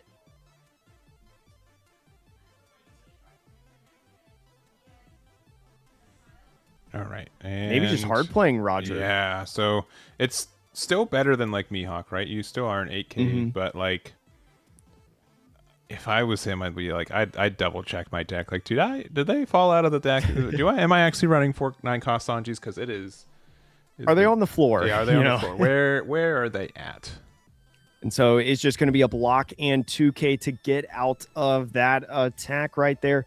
Now going in with the Rev Army HQ, we got to make sure we restand our Sabo before, we decide to swing. But going to be grabbing just another 2K, adding more and more counter to the hand. Got rid of the Ein, which I thought was really interesting, especially because Ein could be an easy way to get rid of this Roger, especially if UP Luffy is only playing one body per turn. Mm-hmm.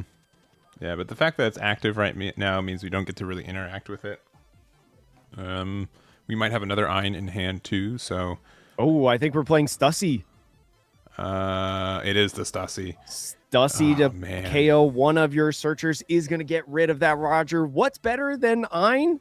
Stussy right now, right? Being able to deal with that active character. Very similar to the Ace matchup for Sabo, where you're just using Stussy to get rid of these pesky big bodies like Newgate, Roger, and stuff. And now utilizing the activate mains of the Koala and Sabo to get a two Dawn attached to lead is a 1K counter right there and leaves one Dawn up as active. Maybe thinking about swinging Sabo and is 6,000 power. Yeah, and I think that's pretty fair. We're going to use a Thunder Bagua just because this was the turn that we were able to leave 2 Dawn open, so pretty heads up aware on that. Because usually you play 9 and then you keep just 1 open. So we get an Uso Hachi. But again, it's either there's 2 things. Either we have the Sanji and the card, there's nothing to play off top of our deck, or vice versa. There's something to play off the deck, but we don't have the 9-drop Sanji. So you love seeing. Interesting that the Nami was the Nami countered last turn. I was gonna say because he gave up a 4K counter event for just an 8,000 power swing as you're an 8,000 power leader. Yeah, I guess it's just the fact that like they this card would be dead in hand otherwise. I think it was a decision. Yeah, if you found like another Sanji. But anyways, going in now, Uso Hachi in the hand, going to be reordering either this top 4 or putting it straight to the bottom. Looks like I think if we're spending enough time on this, probably going to be the top of the deck. Yeah, but it looks like again we're not seeing anything consistently with this deck. Compared to historically, this has been consistency deck, right? We draw 2 every turn, look top 5, rearrange. Like there's just so much stuff going on, and putting those 8 around just means like, well. So now going into a 10 Dawn turn with UP Luffy. Looks like just another hard play Roger potentially. I think so. Again, it wouldn't be the worst thing in the world, but we've seen better. And just crazy at this point in the game. This is game 2, and we still have not seen a 9-cost Sanji played at all. Yeah.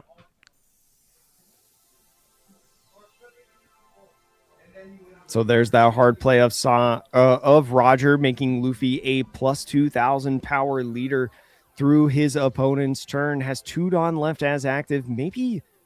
Are you thinking about swinging 9 instead of 8? I think I'd be fine with 8 because there's no blocker, but 10. just and it looks like we're going into the blocker. Yeah, so double 2 into the blocker, hoping to get rid of it because I think they had 3 cards in hand? Not a lot. Yeah, but with the different filtering and the searching that we see in Sabo, we've seen him constantly grab these 2Ks off of the Rev Army HQ stage. So going to be a tough one right now, but you got to go out swinging. Yeah, and we're just going with the... Oh, we did attach the Dawn. Yeah, there we go. So this is going to be 10, so 2-1 to get out of it, since we're an 8K base leader. This is going to be 9 to 8, I believe. 8 to 8, so there's a 1K there. And then maybe trying to think about, can he just like split the Dawn between Sabo, Leader, and a Searcher? But no, I think he's going for another Stussy. No, unfortunately, it's just is a that dragon. not Yeah, Stussy? another Stussy I think Okay. would wrap it up. But this gives Oh, you. yeah, because there's one attached and one active still left. Yes, correct. Man, I got really excited for a second there. But yeah, being able to Dragons to play out another Sabo here, so we have a blocker. Technically we have one more Dawn attached to Leader, so this will let us get the extra plus 2k to Leader. So Leader is 6 plus 3, so this will be a 9k at 8. So we'll need to 2k out. And we're going to say 10. Give me 2 more cards if you want to get out of it. And we're not going to have it. is just going to take that life, go down to 0. Mm-hmm. And move back to Leader effect. Yeah. Yeah. Man, it started so strong too because we had the ramp into like the trigger ramp too. Mm-hmm. I remember just so many times. Usually having that trigger, get that extra Dawn, wins you so many games. But if you cannot, pivot to your late game, it's still tough for a deck even like Blue Purple Luffy. And that's just kind of the variance sometimes with card games. Sometimes even if you play a max 4 copies of them, sometimes you just don't see it. Yeah, and I'm looking at the thing, and Kevin got a quick 2-0 against our our Stardeck 29 Luffy, so he's in contention to win this event right now. We've got table 2 is going to be Ace versus Boa, so I'm guessing I want to see Sanji next round for sure. And then table 3, Boa and Luffy, the winner of that, will be playing the winner of this one. So, if Sabo ends up winning this, there's a moderately, there's a 50-50 chance that he plays against another Blue Purple Luffy. Yeah, and I would like to think, you get lucky with your opponent not seeing Sanji one time, but maybe not in a consecutive round. But still, this UP Luffy trying to think about what the best option is right now. Still has 9 Dawn after that Otama.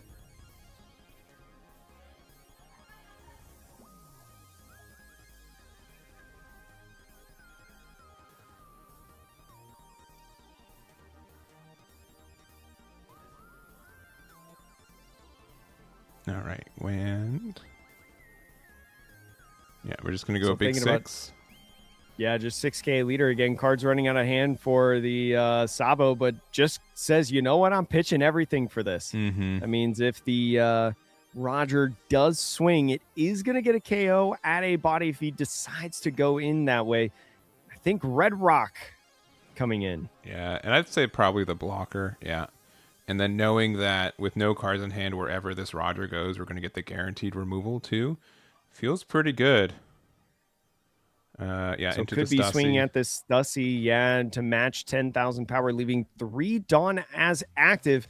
If he's got some counter events, he might be able to survive. Yeah.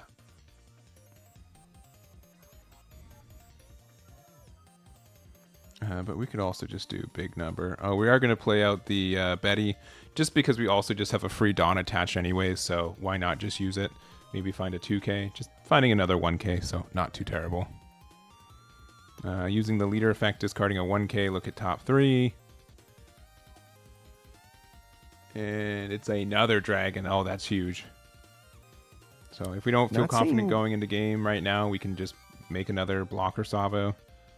Mm-hmm. But we'll see. We'll see what they decide to do. But yeah, we're definitely going, I believe this is 9-6. Yeah, it'll be 9 Two-Face, ends up pitching off of the Gum Gum Giant, gets rid of that Dracul Mihawk, will go up past this dragon, but still have a lot to counter out of.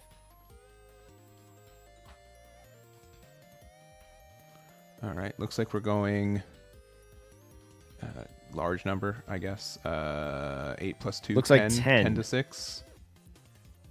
10 at lead. If he goes another Gum Gum Giant, he will be out of range. So Gear 2 and a 2K is going to get him to 11,000 power. And with there's the 2 Sanjis. Yeah. All right, you got the confirmation there in your deck, but And it may have been as well in that game specifically that we had the Sanjis, but just didn't have the Rogers to play them off of. So maybe it was just better in a lot of situations to just play the Roger down so you have an extra Dawn to be able to utilize in the counter phase. For sure. So that's we have Sabo approaching our top 4 there. We've got 2 of our other tables going on still. Let's check out our other blue purple Luffy now. Now that's table 3, because the winner of this one will be playing our Sabo, and I think we'll see the other match next round with the Sanji. So let's jump over there real quick.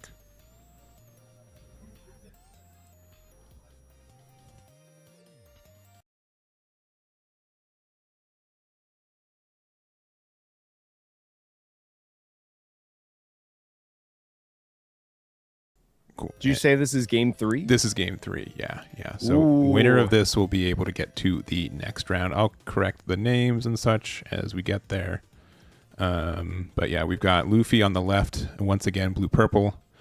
Looking at the matchups and looking that there were no copies of Emo, I'm like, man, maybe blue purple is going to have a good top cut run, but game 3 on this one, they have they have to try to get rid of this boa. At least faring a little bit better than the previous matchup, but you still have to get there as Luffy. So I think with the It's to Die For did ramp to, I think actually ramp to 6. I don't think is on the 8. I'm not 100% sure, but did get the KO on the Gorgon Sisters. Did have to take that life, and another Gorgon Sisters just hits the field, and immediately using that activate main to get rested Dawn everywhere. These 6k pokes going to be a big deal on the Marguerite and leader. Yeah, and just by using the activate, as long as we have the cards in hand to facilitate it, right? Like they are, the bumping up to 6k is really important. Yeah, and it looks like after spreading out the Dawn, the UP Luffy only at 7 Dawn right now, so is not going to be able to get leader effect on this next turn. That's kind of a big deal for the Boa right now. Maybe was on the odd curve and missed out on the triple ramp because we just played the Gorgon Sisters for 6. So countering out of the swing at leader, staying at 1 life, now at 9 Dawn. Do you blind flip the Sanji if you've got it? Do you go with Dracula Mihawk on curve to bottom deck either the Marguerite or the Gorgon Sisters? Yeah, and the other question is like, am I going to go down to 0 life anyways, right? Do I try to remove the board to relieve some pressure? It's tough, and I think like late game with Bo, it's tough for Luffy, right? We establish these 10k bodies, which means it's a Gum Gum Giant plus a card. We can always pudding if they get too greedy.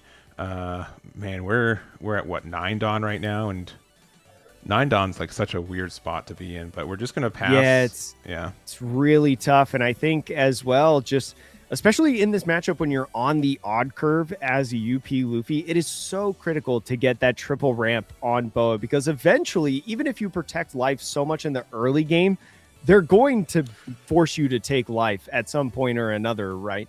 So starts off with a Boa blocker, is going to immediately bottom deck it. Didn't even think about it. And we're at 8 Dawn right now, so we also get to attach a Dawn using the 4-drop Boa effect. Also, this Boa blocker almost, it really pressures like getting out of an attack while also burning damage, but looks like we are going to do one counter out there, and I think we just have to take this one, because otherwise they're just going to block, and Now you got to start thinking about Perfume Femur. Can you survive it on this? But with a potential Sanji, Roger, you could get yourself back into it. There's a Gum Gum Giant. One of them is nice.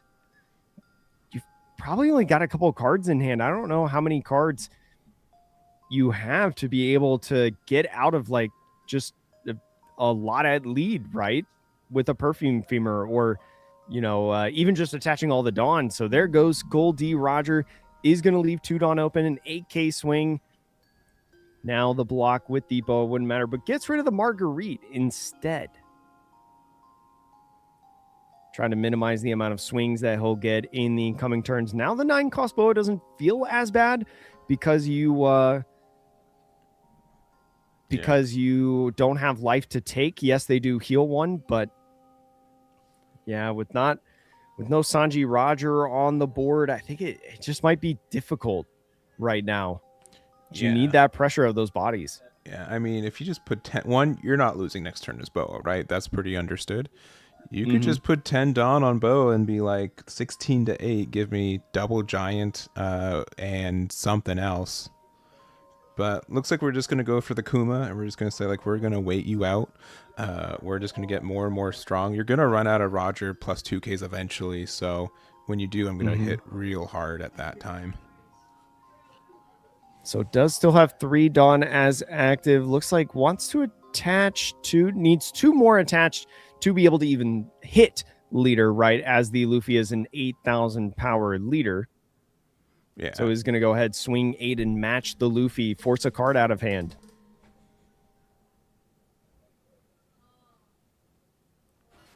And, leaving 1 Dawn up could be a Frighten Me or Slave Arrow. Yeah, Slave Arrow feels a little bit worse because we don't have any like good things to bounce back to hand. It's really only Kuma, and that's kind of a little bit expensive. But like you can Slave Arrow, bring it back to your hand, then play it again next turn and get another heal. So it's not like awful, but again, it's just a lot of Dawn, a lot of discard. I think as the Boa, you really love that a Gear 2 came out of the hand when you just matched the leader. I think that's could be pretty telling that there's no like raw counter in the hand for Luffy and just maybe clogged up with like non-counter cards and counter events. So we'll see if he can find anything off of this. Is going to make the lethal a little bit easier and ends up grabbing a Gear 2. Now we know that both Gear 2 and Gum Gum Giant both in the hand for the UP. He leaves it on top, so he's got to like the stack at least. Yeah.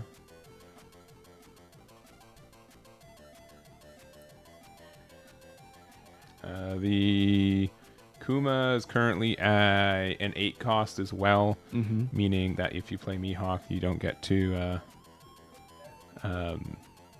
you only get to bomb the Boa, I suppose.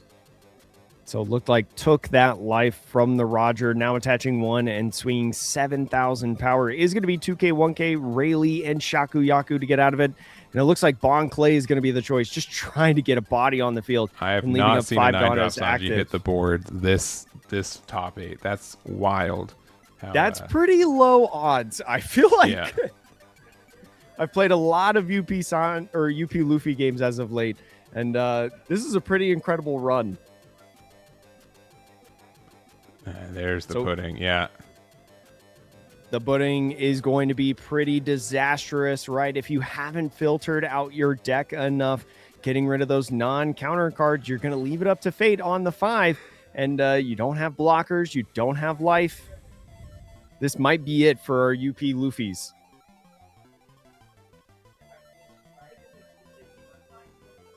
Not even going to look at it, just saying, you know what, I'm not going to give you any indication, but there we go. Seeing what it is. But now it's up to the Boa to hit numbers. If he attaches the rest of the Dawn to this Kuma and somehow UP Luffy gets out of it, there's no more, or actually there's one more swing that you can do with the Boa blocker. So you could try that if you want. There's plus 4,000 on the 10. There's Gear 2 for 13 in total. And you get out. On the 12,000, yeah. We have the 6. I think we should have started with the 6K attack, right? I think the order was kind of backwards.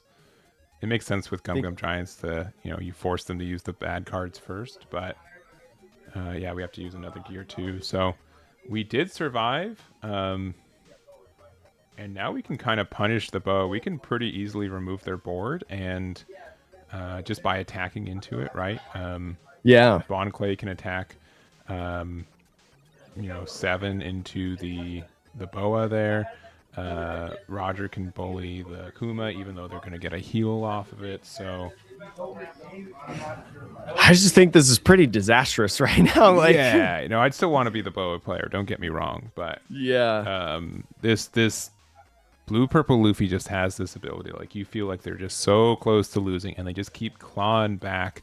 And getting another giant helps you stay there, and looks like staying on top of the deck too. So if you're feeling confident enough that you're able to remove both the Kuma and the Boa, you're kind of in a good spot. So And you may even try to do something like play 5-drop Nami if you have a bunch of other counter events, just to force them to have the perfume femur. The 1K counter swinging at the 4-cost Boa blocker is going to get out of that attack. A 2K now swinging at that, and now the big swing with the Roger going to get that KO, leaving the Kuma up. And 9-cost Sanji moving into a Mihawk to bottom deck the Kuma. The Kuma only having the +2 on the turn that it's played. And so going back into Boa's turn, went back down to 6. And now Boa doesn't have a board besides itself and Pudding. Yeah, and the other thing, so we've got 3 cards left in hand here. And we know one of them is Giant. Yeah.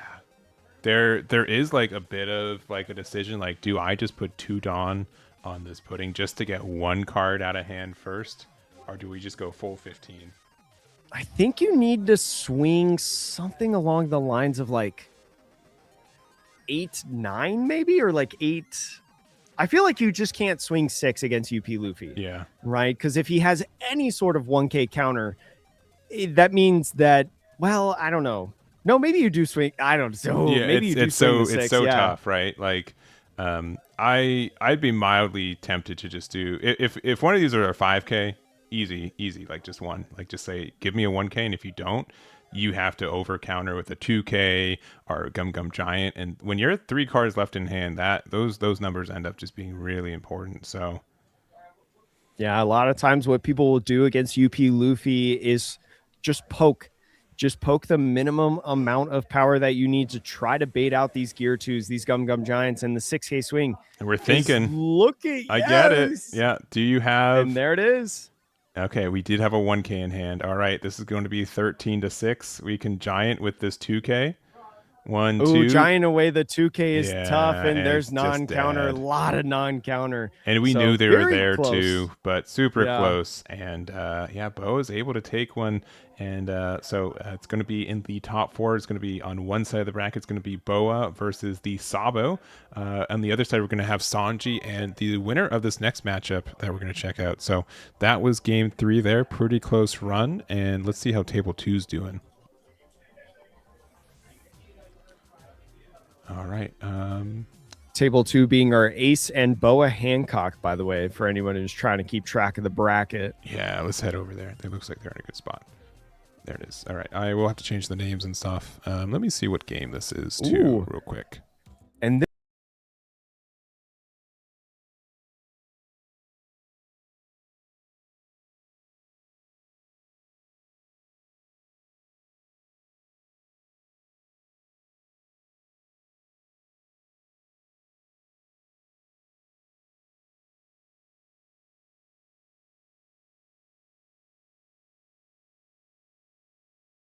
All right, so this is game 3 here, and yeah, you were mentioning I had you muted just because I was talking to them. This was yeah, there's some really unique Boa cards, more of like the actual like Kuja Pirate cards, right? and especially with the Boa Marigold, that blocker does have the on play of, if your leader is Boa Hancock, you can play a Boa Hancock with a cost of 6 or less. So it's an incredible way to cheat out this 6-8 body that we see on the field right now. And it can stun a lot of different attackers, right, that Ace could provide. So he's going to be countering out of that swing. No new gates on the field. And it looks like we are going to, I believe, 8 Dawn here for our Ace player. So if we do happen to have our 8 to 10, we do get the advantage from there. I'm going to guess Yamato can't attack, and I'm guessing we played the 6-drop Boa this turn, right? So yeah, I think that's a pretty safe assumption. So the Ace still sitting at 2 life. I think both players still sitting at 2 life right now. No active Dawn for Boa. So you like to, the Marigold is a nice blocker, would be able to just block the leader swing. So there's nothing really given up at this point.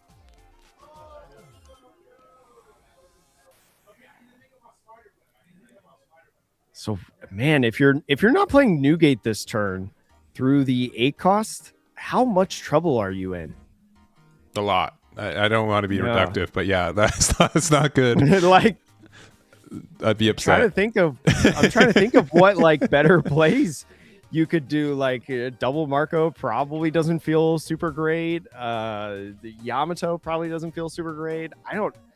Maybe like Jozu is the next best thing.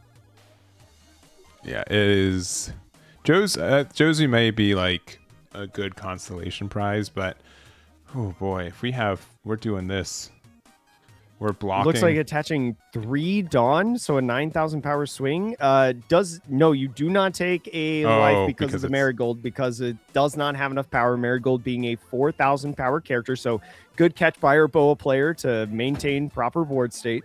Oh, are we only at 7 Dawn? Maybe that's the issue. Oh, is it 7 Dawn? Oh, okay, okay. Sorry, I Ah, yes. I No thought new we were gates. 8. I genuinely did too. But all right, getting the Marco down on the field. So this turn probably not as hard as I thought on that play. This is probably a fine play to make. But now, assuming that the bow is on an 8 Dawn turn, still has that big 6/8 boa on the field. Still has the Rindo, I think her name is. Another body to swing with. Gorgon Sisters. Lots of different cards to be able to pressure.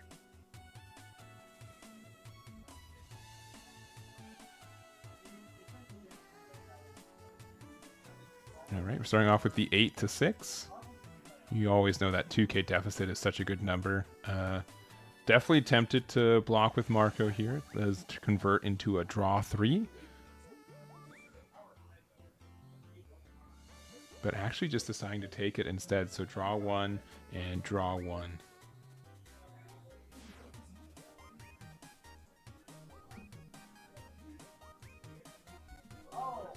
And so if you guys are just joining us, this is the end of the top 8. This is our last game left. So we've got Douglas on Boa and Burke on the Ace here, fighting for top 4. This is game 3. So winner is going to be playing against a blue-purple Sanji in the top 4. And then on the other side of the bracket, we do have a Sabo being able to play against the, I believe is Boa, again, who we watched win that previous game, correct? Yeah. And UP Sanji and... The winner of this one. Yeah. Is going to be so just hard playing Frankie on this turn. Okay. I don't hate it, right?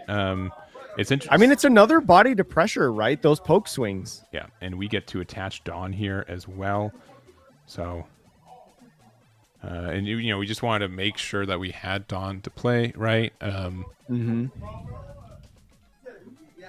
So now all these bodies going to be able to swing 6,000 power and above over at our Ace. Starting out with the Rindo swing is going to get a leader effect. All right, so already baiting out the leader effect, I think, is a good sign if you're the Boa right now. Attaching 1 active Dawn, now swinging 7, is trying to 2K check at this point. And there's 1 2K in the Uta. Now, do you... I think you got to keep your blocker Boa active, right? Maybe not. Okay, because if you just block with it, you do get that last bit of damage that you need. But this is going to convert into a draw 2. Yep, good. Yep. Since we already used the leader effect once. So an 8,000 power swing could be nice with lead, right? 8,000 power just generally being a good number against Ace, and he's already used leader effect, so it has to be a 2K, 1K to get out of this attack. No Dawn left open for something like Radical Beam or anything of the sort. Yeah, and the other tough part about this too is like even if you get out of this, you feel so inclined to like try to get rid of their board, right? So you're just like, you know what? Probably just take it. We're gonna be like, well, I hope they don't have going down to 0. The you know, the unblockable there. We're likely going to be able to try to trade for board a little bit, especially if we do have the 10 drop Newgate, since we are at 9 Dawn now. But I think even if you like try to trade at board, I mean, the Boa has 6 cards in hand, still has 2 life, and if you don't get rid of the blocker on this turn, they're potentially going to have a blocker because they could probably just go 2 straight turns of just like 15 face. Yeah, it's nasty. So yeah, I'm not sure the best play with Ace here. So it's so sad, like how viable Ace is sometimes. When you lose the dice roll, it swings so hard the other way at times. I feel like UP Luffy kind of the same way as we just watched. Yeah. So it is going to 2K out of that 6,000 power swing from the Yamato. It's counting up the Dawn. Doesn't have a Newgate? Is playing Yamato yet again just to draw cards. Yeah. Maybe thinking like, maybe if you can go like a double Yamato play, just draw 4 cards. I still can't believe that's just draw 2. I'm always waiting for the discard 1. I'm like, oh no, Yeah. wait, it's just 2 in hand. Okay. It's never coming. But now the 7,000 power swing with leader coming in is going to be maybe at the blocker Boa. Because it looks like maybe 2K, 1K, or it could just be, looks like 2K, 2K. So maybe even going at lead or one of these characters. Yeah. So it is going to be a Marco, almost like a Yamato, except if Perfume Femur is in the hand right now, it might be trouble. Yeah, especially since we have this 8K out here. So essentially we get to make it a 18K, or sorry, a 20K unblockable. Or sorry, 19. It'd be 19. So you use 2 for the +2. You'd be able to use the Gorgon Sisters to give a +1 here. So 19 to 6 is pretty good math. Yeah, and even with leader effect going -2,000, you gotta like your odds. But also, if you leave 3 bodies on the field with 2 life and maybe like 3 or 4 or 5 cards in hand, if you don't win this turn, you might lose in the next turn. Yeah. Right? Yeah, but it looks like we are going with the 2. I think it is Perfume Femur right here. Yeah, there it is. It is, and any 7 Warlord is going to get unblockable in the +2,000 power. So going on that Boa is going to reveal the 3 cards in hand are just all exactly Kuja Pirates. Just enough to get that extra Dawn onto the Boa, and we'll see if the big swing can come on in. I like the Dawn attached to the Boa leader too, blocker and leader as well, just in case if he does get out of this, you still have 2 swings that you can utilize and know we're just like, not going to be able. It's not going to happen. I don't think is getting out of it. Yeah. Oh my goodness! And Boa going to move away. Just too many non-counter cards in that one. And Boa moving into our top 4. Yeah, so our top 4 today. So on the next bracket is going to be table 1. We're going to have Sabo versus this Boa player, and then on table 2 is going to be Boa versus. It's Sanji on table 1 against this Boa, and then table 2 will be the other Boa player and the Sabo that we started the round with. And I think it's really interesting in those rounds that we watch. You know, you talk about UP Luffy, you talk about Ace being huge consistency decks. Right, and we saw both of those decks miss their key pieces that they need to find pretty much every single game in the Newgate, in the Sanjis, right, the 9 cost. So I think it was really those really interesting games that we just watched, and it's going to be an even more curious top 4. Yeah, statistically it feels like I should get a lottery ticket. I feel like there are just so many misses that happen, right? And yeah, both Newgate, there's both Ace and Luffy. Yeah, if you see your late end, you just convert so hard, especially since pretty much both late game cards help you with your other late game cards, specifically Newgate, drawing 2, discarding 1 kind of thing. But if you miss it so hard, like it becomes a brand new game, and that makes it really, really tough. So we're going to take a tiny break. We will be back with the top 4. Again, we're going to be watching the Sanji versus Boa game. On the other table is going to be Boa versus our Sabo, and then we'll see what's in the finals from there. So give us a couple minutes, and we'll be back with our top 4. See you guys then.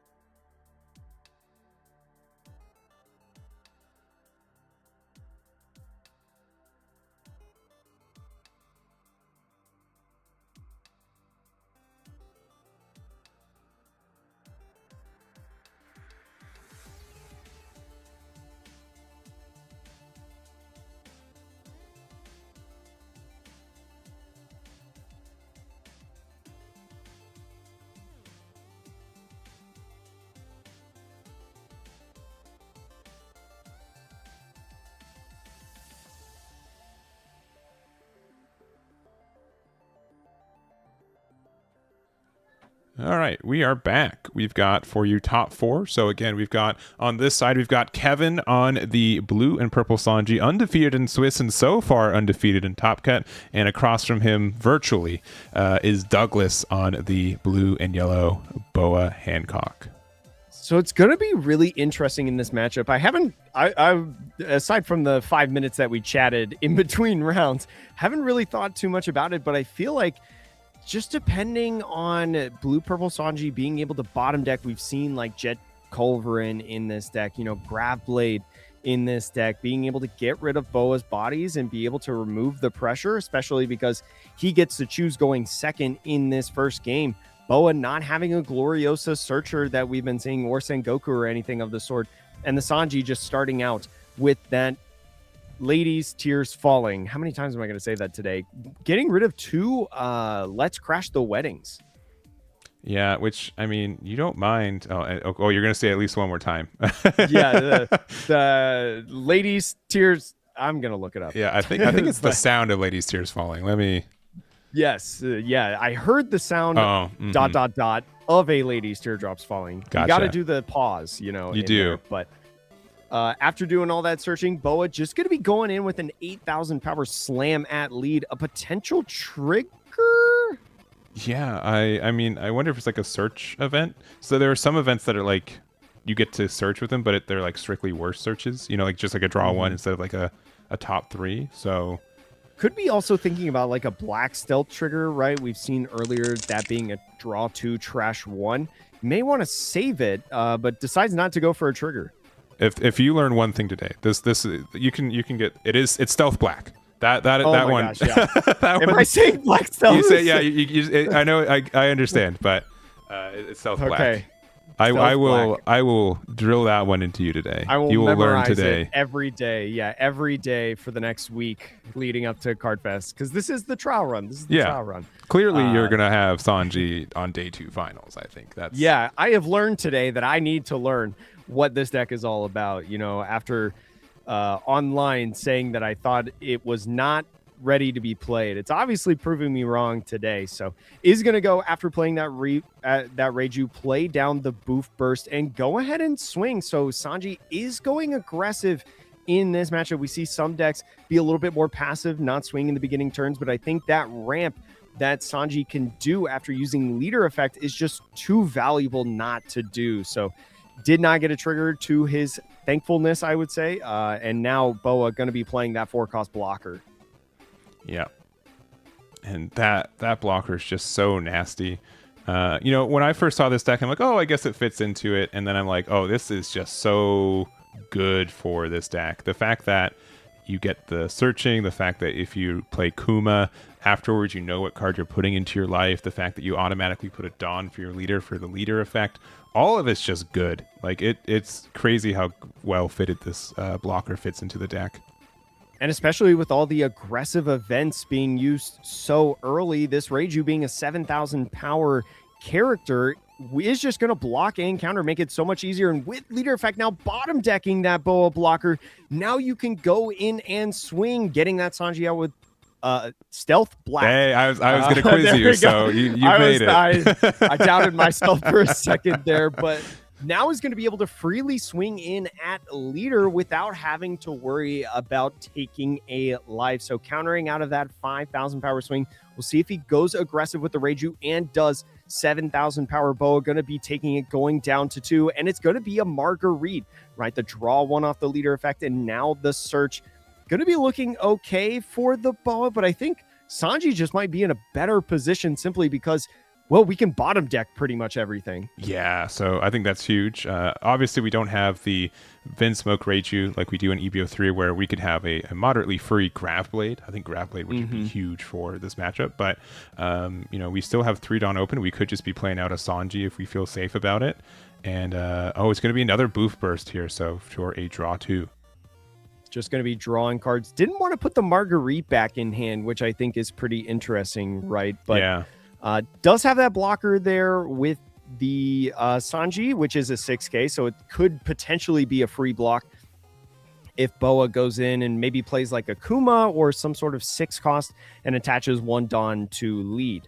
Yeah, but I was thinking, there's one of 2 things. Either we Boof Burst to bottom deck, or if we have like a 3-cost Sanji, I think it'd be close to the time to when we would want to play it, but we're just comfortable blocking this 5K. And we'll see if a 6-drop Kuma comes down.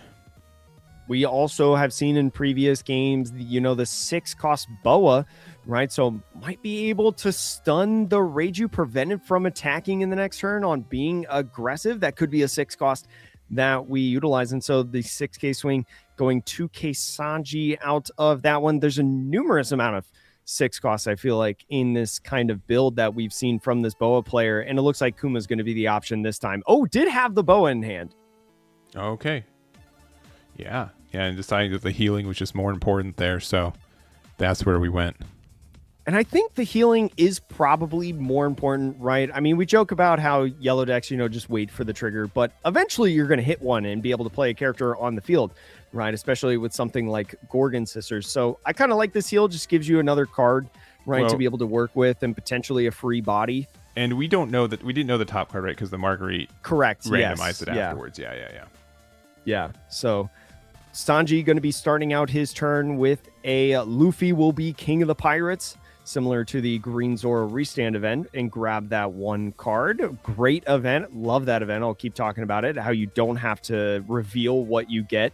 But now I heard the sound of a Lady Teardrops Falling being played. It's just going to continue to search and build up this hand. You got to be wary of putting, but maybe it's just something that you have to accept in this matchup because you're so dependent on building up that trash for those Alabasta Sanjis. Yeah, the other thing too is that, obviously Sanji got a lot of support from EBO3 and EBO4. This event is an EBO4 exclusive, right? So there is, this is still like a newer way to play Sanji due to, Japan not really having access to it till just now, right? They got it at the end of January. So that's definitely a tech card that can make some difference there. And we can get another copy of itself, which I think, we're just going to immediately play again. And I wonder if we have Stealth Black in hand, passing on the Alabastus. Well, now you don't have Stealth Black. It's Stealth Black. Yeah.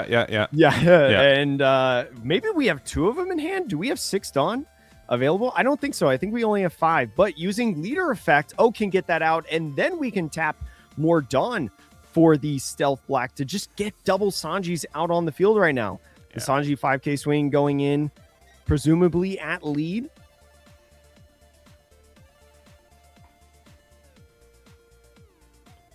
Yeah, there's a 2K to get out of it, and then even just a standard 3. Oh, we're using 4 for the Reiju here. Thinking maybe attacking with the blocker again. That's 7-5. Yeah, you do have two other blockers up as active, and you need to be aggressive. Looks like it's going to be that blocker Boa, that 3 cost from starter deck. 3. Oh gosh, which number? 3. Yeah. Okay, I didn't play when the game first released. No, I didn't know. play until like OP14, so I'm like trying to remember off the dome. Yeah. No, I still got a sealed one of those bad boys behind me, so I well aware. But let's see, we've got 9. It should be 8 Dawn right here, right? Because we played Kuma. No, I think it's 9. Sanji was on the even curve. Okay. We played Kuma on 7 last, so could play the 9 cost Boa, right, to force Sanji to go down to 2 life at this point and put you back up to 3. But then you'd only be able to swing with the Kuma, right, a 7,000 power, which could be a block and 1K. Only 4 cards in hand now for the UP Sanji. So we'll see what he decides to do. This could be an interesting turn.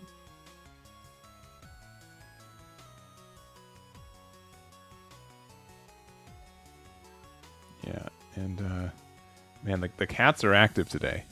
Oh, yeah, the Cat Explorers, critical for webcam card games, I feel like. Yes, for sure.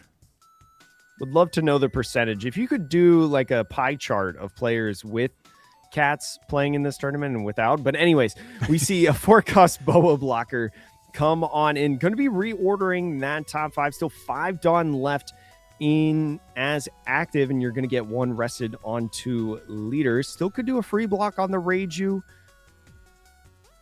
Leaves this stack on top. All right, we're going to start with a 5. Probably an easy 6K block. Probably just trying. I wonder if the Kuma will try to blast into anything, right? But a 7K swing on the Kuma. We'll see if he decides to use an event. He does. It looks like it's Concaster for plus 4,000. It's going to be able to get out of that attack. And then the 4 is going to be Ran coming in and using that activate main to give a rested Dawn to Boa is going to make it a 7,000 power swing. Only 3 or 4 cards in hand. Still got that Reiju blocker, but no, goes down to 2. Yeah, and the other thing about the Concaster is it only gives the plus 4K to leader. So it was definitely a choice to swing the Kuma into, the life again, where otherwise they might not have actually had the counter to get out and save any cards on the board. And so here we go. It looks like tapping 7 for Grav Blade. Yeah. It is Grav Blade. Going to be able to bottom deck 2 bodies. What do you do? I think the blocker Boa definitely a good one. Yeah. And the Kuma being the biggest body character going to go ahead, put them at the bottom of the deck and neutralize the amount of bodies that this Boa is going to have. And then Stealth Black getting that Sanji out onto the field as well through leader effect.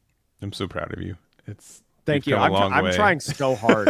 Now I just got to get the absolute paragraph that's on the 1-cost Lady Teardrops Falling event. Oh, there it is. Speaking of the devil, I heard a sound of a Lady's Teardrops Falling. I feel like the pause is very important on that one. But finding Red Rock.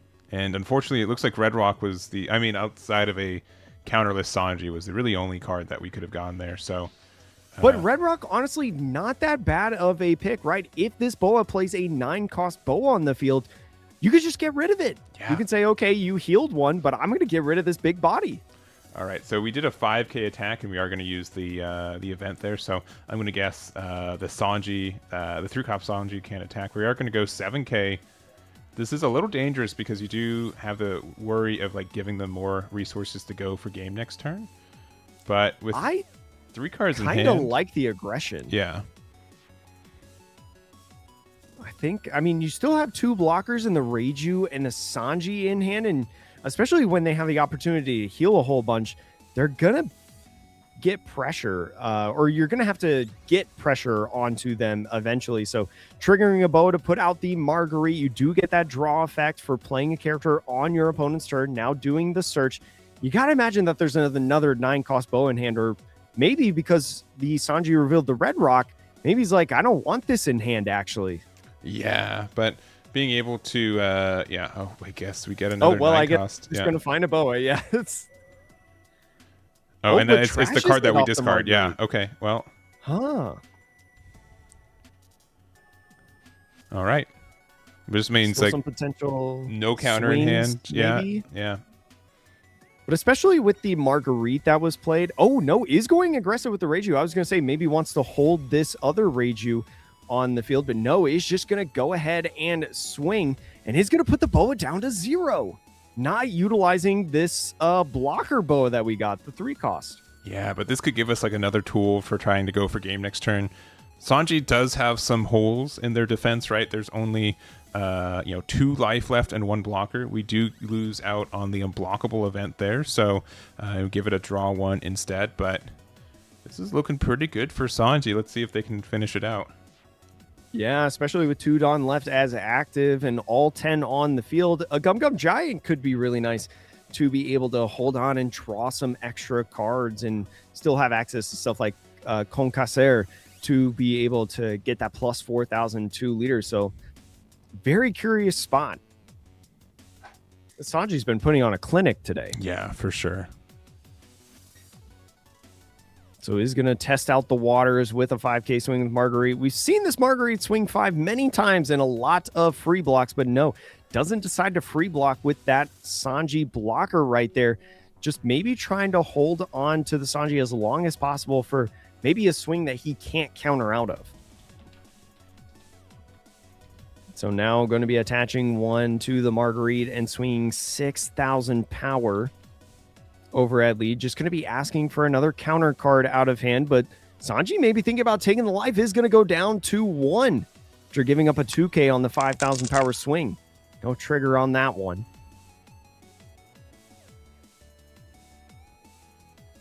Especially off the Perfume Femur trigger. Do you expect that they have one in hand right now? Kind of, yeah, because I would definitely consider just keeping it for to try to go for game next turn. So because I think it's very clear that we're not stabilizing. So you still have the Ran, you still have the leader to be able to swing with. Let's mess around with Tudon. Maybe going to try to swing 7 with the Ran. Yeah, sure is. At this point, so the 7,000 power going to use Gum Gum Giant.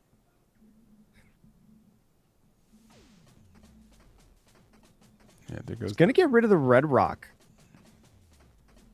I like getting rid of the Red Rock because they've shown that they're not prioritizing that 9-cost bow. So might as well just get another event in the trash. Your Sanjis could be plus 5,000 by the end of this turn. Oh, and this is going to be really nice. So it is going to be the Marigold here, and that's going to be able to play out the 6-drop Boa. So this gets out of essentially 2 attacks. This does let you become a blocker on the Marigold. It does stun, I'm going to guess, one of the 9K Sanjis at this point. And we're going to try to attack 7K into... Unsure on leader or where, but... oh, yeah, not that one. Yeah, okay, another giant. So minusing 2 more Dawn. We're going to start at 6 to 8 next turn, but it does mean, I guess, we get more attackers, right? I think that was the trade-off there. Yeah, I think just prioritizing, especially with the possibility of You'll Frighten Me, right, as this 1 Dawn that's left as active, just prioritizing that 6-cost blocker Sanji, just trying not to, just just try not to block and get KO'd. Just trying to have that extra body on field if we're going for games. So starts out with 6,000 power at lead. Would I have liked the Alabasta Sanji counter first? I'm not sure. Attacking first? I'm not sure about that one. I do know that, there is I would say, a typical unblockable available in this deck. And I'm going to guess that we can't attack with the other Sanji now. Yeah. Too. So we just have our 7k attacks. They have like 2 cards in hand, though. This should still be fine. Yeah, I think you've still got a lot of pressure with 2 swings. This is going to go 2k, 1k. So the block with the Reiju swing, and now the Sanji going in. That anniversary Sanji, so pretty with the gold and purple, claiming the win. Such an interesting game. Yeah, I'm convinced that this is Sanji favored. It looked pretty dominant here, right? I think the best chance you have for Boa is that if you are able to get like a killer pudding reaction, right? 5 random cards from Sanji's deck can easily be 0k counter, right? That's true. They spend so much time drawing cards, setting up searching in the first 2 turns that you can really mess them up with a well-timed pudding. Yeah, and it's also curious on when actually do you time it, right? Because pudding means that you're probably, unless it's a 10-don turn, you're probably not playing with the Kuma, right? You're definitely not playing 9-cost Boa on that turn. So, yeah, it's going to be really curious to see if pudding has any sort of play in this. Have we seen pudding, do you think, from this Boa player yet? Because he's playing an abstract list with the Marigolds. He's also playing You'll Frighten Me, also playing that 6/8 Boa that we talked about in that last game. So is there room for pudding? I think there has to be room for pudding. There has to be, right? Like it's so tough to not, especially in a deck where, when you're doing burn damage that returns cards to your opponent's hand, like pudding just feels so good off of it, right? So I think it's really tough with stuff like also Ace existing in this format too, to not have room for 1 or 2 copies of it. So I would kind of have to assume it's likely in the deck. Yeah, and so I would assume, especially in this game too, Boa choosing second, right, as they lost the first game. See how well Sanji does going first, and Boa being on the even curve in this matchup.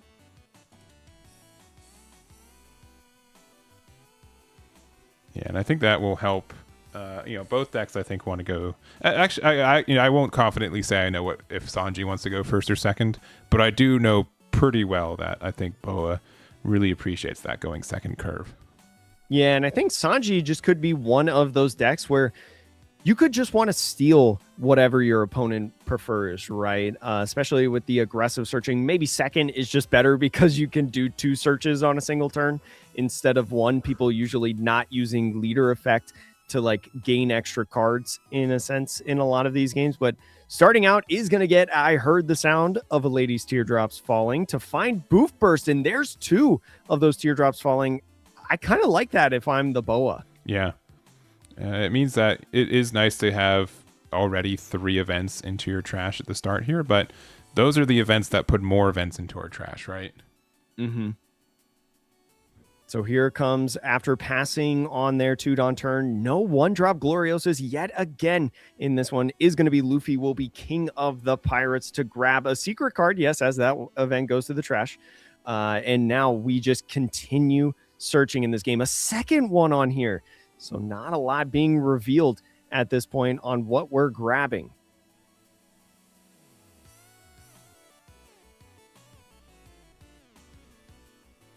So kicking off leader effect with a Boof Burst to draw 2 if you've got 6 or less in hand is already going to have 6 events in the trash. Yep, you're going to be able to get that 1 extra Dawn back. We're attacking 6k here, and it's going to be the, that is Sisters. A good first life if you want one. The Gorgon Sisters going to be so good, especially now Boa going into a 4-Dawn turn. If they've got that starter deck, Boa got to draw an extra card off that, but it's going to be tapping 3 for Marguerite instead. Is going to be some fair searching. Can't complain too much, I feel like, at this point. Yeah, and I think if there is a way to counter Sanji, right? The way is that if you pelt them with 5k attacks, we've seen it already. They don't have a lot of 1Ks. Their defenses are a little bit expensive. You do have ways like Gravity Blade and, attacking over stuff. But like specifically for the Boa matchup, you're not known. Like you are really dissuaded from actually hitting cards on their board too, right? Yeah, and it makes sense, actually, if we saw the reveal on that Marguerite playing the EBO4 Boa Hancock, especially when you've got the Marigold in the deck. The Boa Hancock with that on play of draw 2, trash 1 is just a good 7k body to be able to get onto the field, maybe cheat it out. So super interesting Boa list coming from this player right now, and it's boded well for him in this tournament. So after countering of the 6k Gorgon Sister swing and now the 7,000 power leader effect taking the life is going to go ahead and draw for turn and now go into Stealth Black to get the Sanji onto the field. Interesting that we've seen so many we've watched a lot of his games. It feels like, because he's been very exciting in this tournament, how many times he's utilized Stealth Black to get this blocker Sanji on the field. And now with the Jet Culverin going to bottom deck that Marguerite, we're just going to see a 7k swing, maybe at this Gorgon Sisters, maybe at life, not 100% sure. But either way, it's going to be a 2k, 1k to get out of the attack regardless where it goes. Yeah, it looks like I'd be so tempted to try to get rid of the Gorgon Sisters on board. But regardless of the location, yeah, we do 2k, 1k out. And that will be the pass there. So Gorgon Sister is going to stay on the field now, going to 6. We'll see if it's a Kuma to heal the life. We don't know the order of the top of the deck, but with the 5, it's going to be the Boa that I just mentioned from EBO4. And again, one of the reasons that I was so surprised to see that Boa is going to be that draw 2, trash 1. Also has a trigger, which works well for this deck, of playing a character with 5,000 power or less and a trigger from your hand, which is most of these characters in the Kuja Pirates engine. So now after using the Gorgon Sisters, Activate main is going to go ahead, swing 6,000 power, and maybe another 7 similar to last turn. So 2k off of that one, maybe is going to be a block and 2k yet again as all the Sanjis hit the trash. Yeah, we had, I feel like half the 2Ks in the deck probably in rotation now. Yeah. We just don't play that many, I'm assuming. Well, it could be really nice setup for more Stealth Blacks if we wanted to, but a Reiju is going to come down, and as leader effect, going to play down one of those events. It's going to be Boof Burst just for another draw 2. So now I think 3 Dawn left as active is going to attach to swing at lead maybe, or Gorgon Sisters. Either way, once again, it's just going to be a 2k, 1k out of hand. Still has 1 Dawn left as active. Is going to be the Gorgon Sisters, so is going to get that KO and take the life because of Boa's leader effect. I think is honestly a fair exchange going down to 2. Yeah, and it's kind of like some tricky math, but you have to kind of tell yourself, well, that thing's going to be attacking 5k every turn. It's eventually going to press some damage onto me, so I'll just get the damage early. I'll get the more knowledge and cards in hand, and that just means that, especially like getting that Activate main is just so nasty too, so... Yeah, just being able to be maybe a 6,000 power character every single turn and force a 2k. As you're saying, not a lot of counter cards in this deck, a lot of counter events in here. The Boa is going to start off with the 4-cost starter deck Boa, just going to be putting the 3 cards back onto the top of the deck and then giving the rest of Dawn. Still 4 Dawn left to be able to work with. We could see another Jet Culverin come down in this next turn, but usually Jet Culverin maybe 1 or 2 copies at most in a lot of these Sanji lists, so maybe they don't have it. Also, I'm getting notification from our judge. Our game 2 or our table 2 is going to game 3. So over there right now, it's Boa versus the Sabo leader from OP14, and so it's we're gonna have to see who takes it. So 1-1 apiece. And so taking that 8,000 power swing, going down to 1, is now going to go with the 9,000 power swing, going down to 0 already. Still has 1 Dawn up presumably for a counter event like Concasseur or Gum Gum Giant or something like that. But we move into the next turn for Sanji. I believe the 9 Dawn turn. So is finally going to get these Alabasta Sanjis on the field. We'll see if he uses leader effect to maybe try to bottom deck the boa. But now he can swing freely at the boa, not have to worry about taking a life. Is going to go with that Charlotte Pudding blocker, and now Boof Burst drawing 2 more cards. Not putting this boa off the field, just gets another event in the trash. It is going to be 2,000 power for that Alabasta Sanji as a boost. Yeah, but you can tell like this game is way different tempo-wise, right? We're pretty behind on like the life totals. We've got and like cards and trash and like Sanji's on board. Like we've got some defense too, but you know, Boa being able to play like the unblockable later is really nasty. We're just confident that, you know, we're going to attack 7Ks. We need to put you down as fast as we can. So he's going to go 2K, 1K. There's that Marigold that we were talking about earlier in this one. And now we move into Boa's first 10 Dawn turn. Could be a Perfume Femur, as you said, and just slam it into face. Still got 7 pokes that you can utilize with that 7 cost Boa. That Boa, I think, actually is also 7 Warlords. So you can just jam everything on that Boa. Yeah, if you wanted to. Actually, let me double check. Let me. It is, yeah. 7 Warlords of the Sea and Kuja Pirates tag is eligible for that Perfume Femur boost, but especially with Perfume Femur only being a couple copies in a deck, you gotta be selective with when you use that Perfume Femur. Unless you just have multiple in hand, then I guess you can go consecutive turns. Yeah. Then you're just Unless you just have them all. Yeah.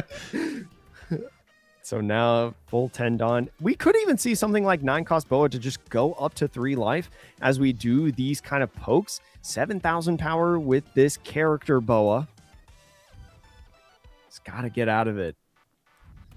We could utilize that Charlotte Pudding, right? That Charlotte Pudding, if we utilize that on opponent's attack and trash 1 card in hand, would become a 7,000 power leader for the rest of the turn and make it to where if he does want to play something like a 9 cost Boa or anything of the sort, he's going to have to he might not be able to swing anymore on this turn. So goes ahead and blocks in 2Ks. That's that 4th Sanji. So no more Sanjis left in the deck in terms of those 2K counter ones from OP06 or 7. I think it's 7. Yeah, I think it's OP07. It might even be 8.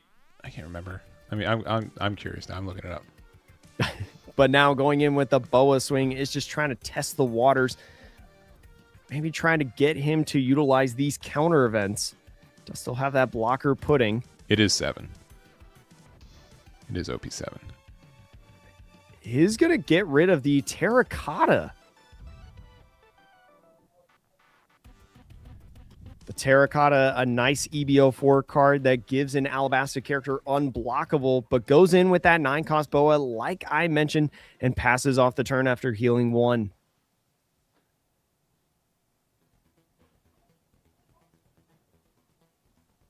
One Dawn left open for You'll Frighten Me, and a full 10 Dawn turn now for the Sanji. World's at his fingertips in terms of what he can do on this turn.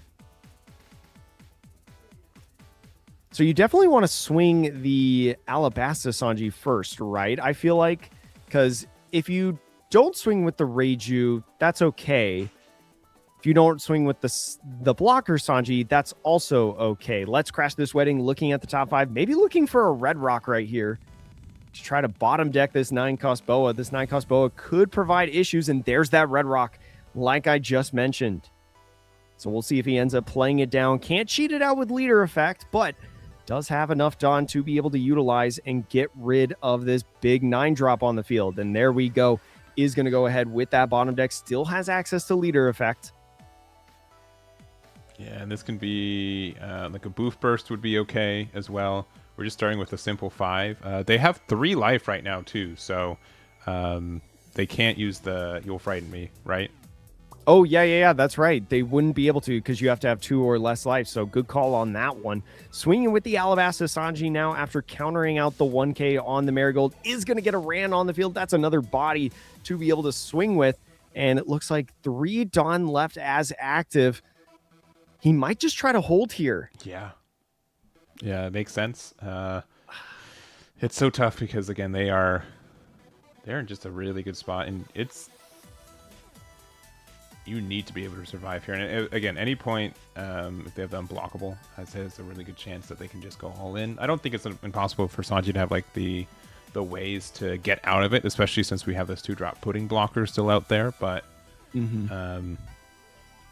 but with the boa there, both of them. Yeah, 10K, 17K is a big number, I guess. Yeah, that's the more of the story. There's a lot that you have to go over. Wonder what he's thinking about right now.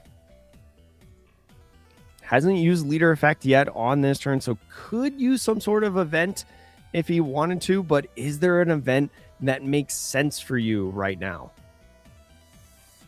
Maybe he's also thinking about, too, if he wants to get aggressive with something like the Reiju. We've seen the Reiju swing pretty much all of these games, right, as an aggressive body to get the pressure on. But as you're saying, you gotta have enough counter, and you gotta block out of all these swings. You're sitting at 0. But I think maybe just passed off the turn.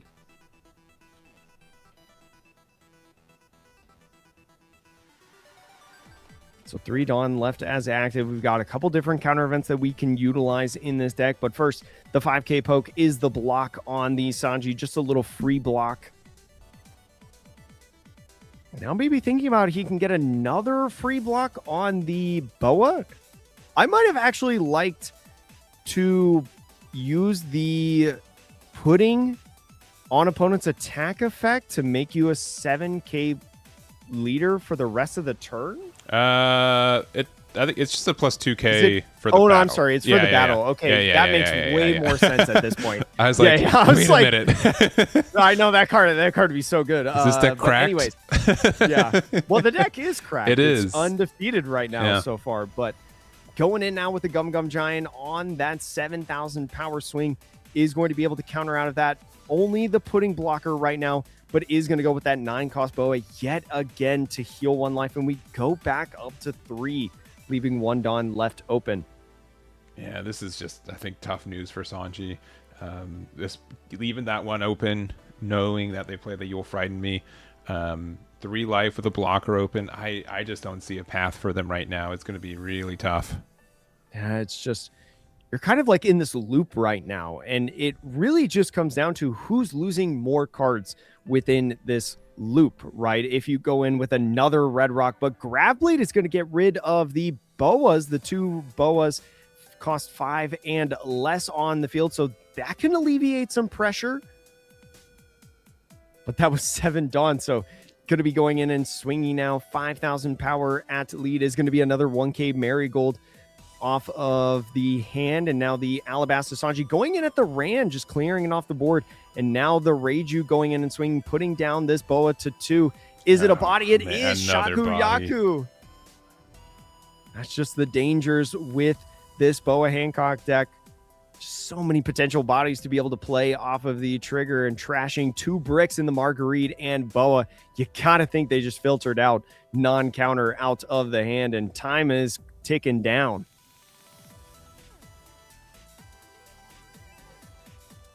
Well, passing off the turn. 10. It happened to. What could it be?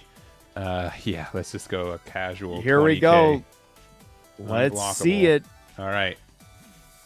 We've got. So with the 1, we've got Gum Gum Giants and Concassers to be able to get rid of. That's plus 4,000 and drawing 2 cards. It's currently at 9K to 20. We have the Concasser, so we're at 13, 17. We get out of it. That's 21K. Yeah, and that's the big thing about Sanji. And so we'll see with no Dawn left open. Can you get the game right now? They could have done 2 more attacks, right? You know that you get blocked both ways, but you could get rid of their 2K blocker, and now... Well, didn't the Reiju swing? Oh, yeah. You could just yeah. get rid of both of the blockers, yeah. Or at least get rid of the pudding one, right? Because you can... The Sanji Yeah, 6K, you could get rid of the pudding, yeah, if he had no counter in hand. Ooh, but let's see. And at 10 Dawn, too, because you only used one Gum Gum Giant. The Sanji plus 3,000 power might start off with a 7 Reiju. Just to see what happens. Okay. He's going to take the Life Ran, draws a card. Okay. With 3... I think it's a blind top, so... I think 3 9K. Sorry, I think we have plus 3K to the Sanji. Oh, yes. Yeah, sorry. So it'd be an 8,000 power Sanji at this point. Because Sanji is base 5. Yeah, unless making sure that they counted it right. I mean, it means that they have 15 plus events in trash, but they also just put like 3 more in there. So yeah, they also just Gum Gum Giant and 2 Concassers. So definitely will want to triple check the amount when you're going in and swinging. Yeah, and Kevin's just taking a breather. We have a minute. We're gonna go. Yeah, I think 9's the right number here. 9 to 5. Taking it pretty quickly. We have a He's Frankie. He's going to get a Frankie. Double draw. And then we can go 5, and we're just going to go a big 15. We're just going all in, and that's going to be it. The Sanji going to go 2-0 on this boat. Still undefeated. Still not dropping a game today. Currently a 7-0 plus 4-0 record, so 11-0 to get into our finals.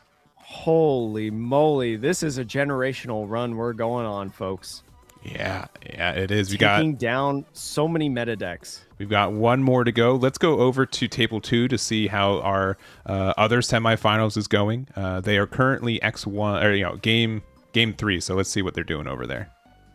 Actually, here, let's go to us real quick just so I can see. Make sure it doesn't look bad. There we go. All right, cool. And there we go. And I'll update the thingies. So, but luckily, Poe's on the other side. Womp. It looks like both players at 0 life right now. I think it's on Boa's turn at this point. Sabo leaving 2 Dawn up as active. Does have a 5-drop blocker, Sabo. That one from OP14? I think it was that draws 2 and trashes 2. So does have a blocker to be able to get out of some attacks. Again. So I think we just found Perfume Femur. Going to be so good in this matchup. And maybe we Perfume Femur and slam with the blocker Boa. I think you kind of have to. Without knowing what's in hand, they might have better knowledge if they were like what cards were added. Even if you do have the Perfume, you definitely start with your 5K attacks first as well. Just to try to get some more value out. I guess they're 6Ks. That's right, because Sabo's well, I mean, there's only one blocker. Oh, yeah, 6K leader. Mm-hmm. I was going to say, you'll get a card out of hand, but no, that's not true. So 9 Dawn left.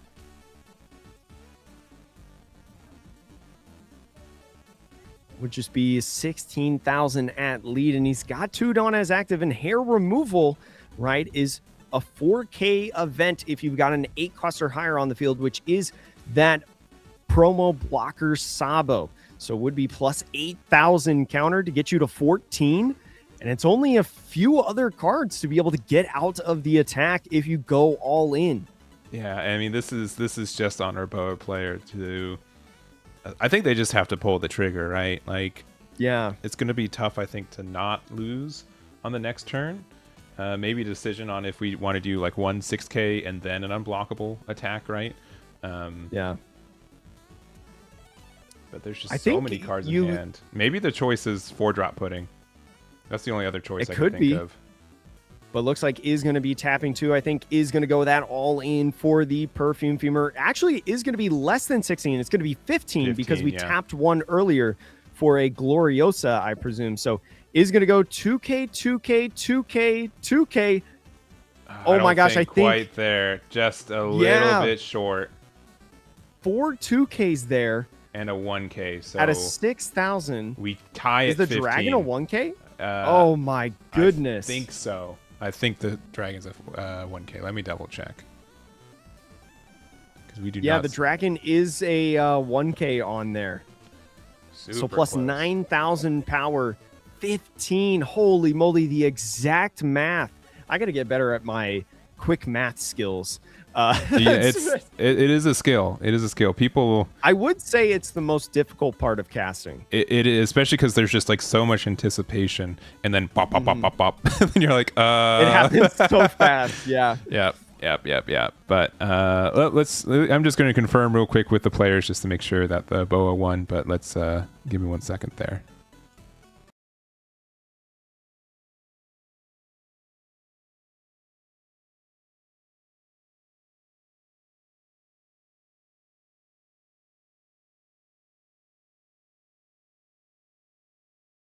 All right.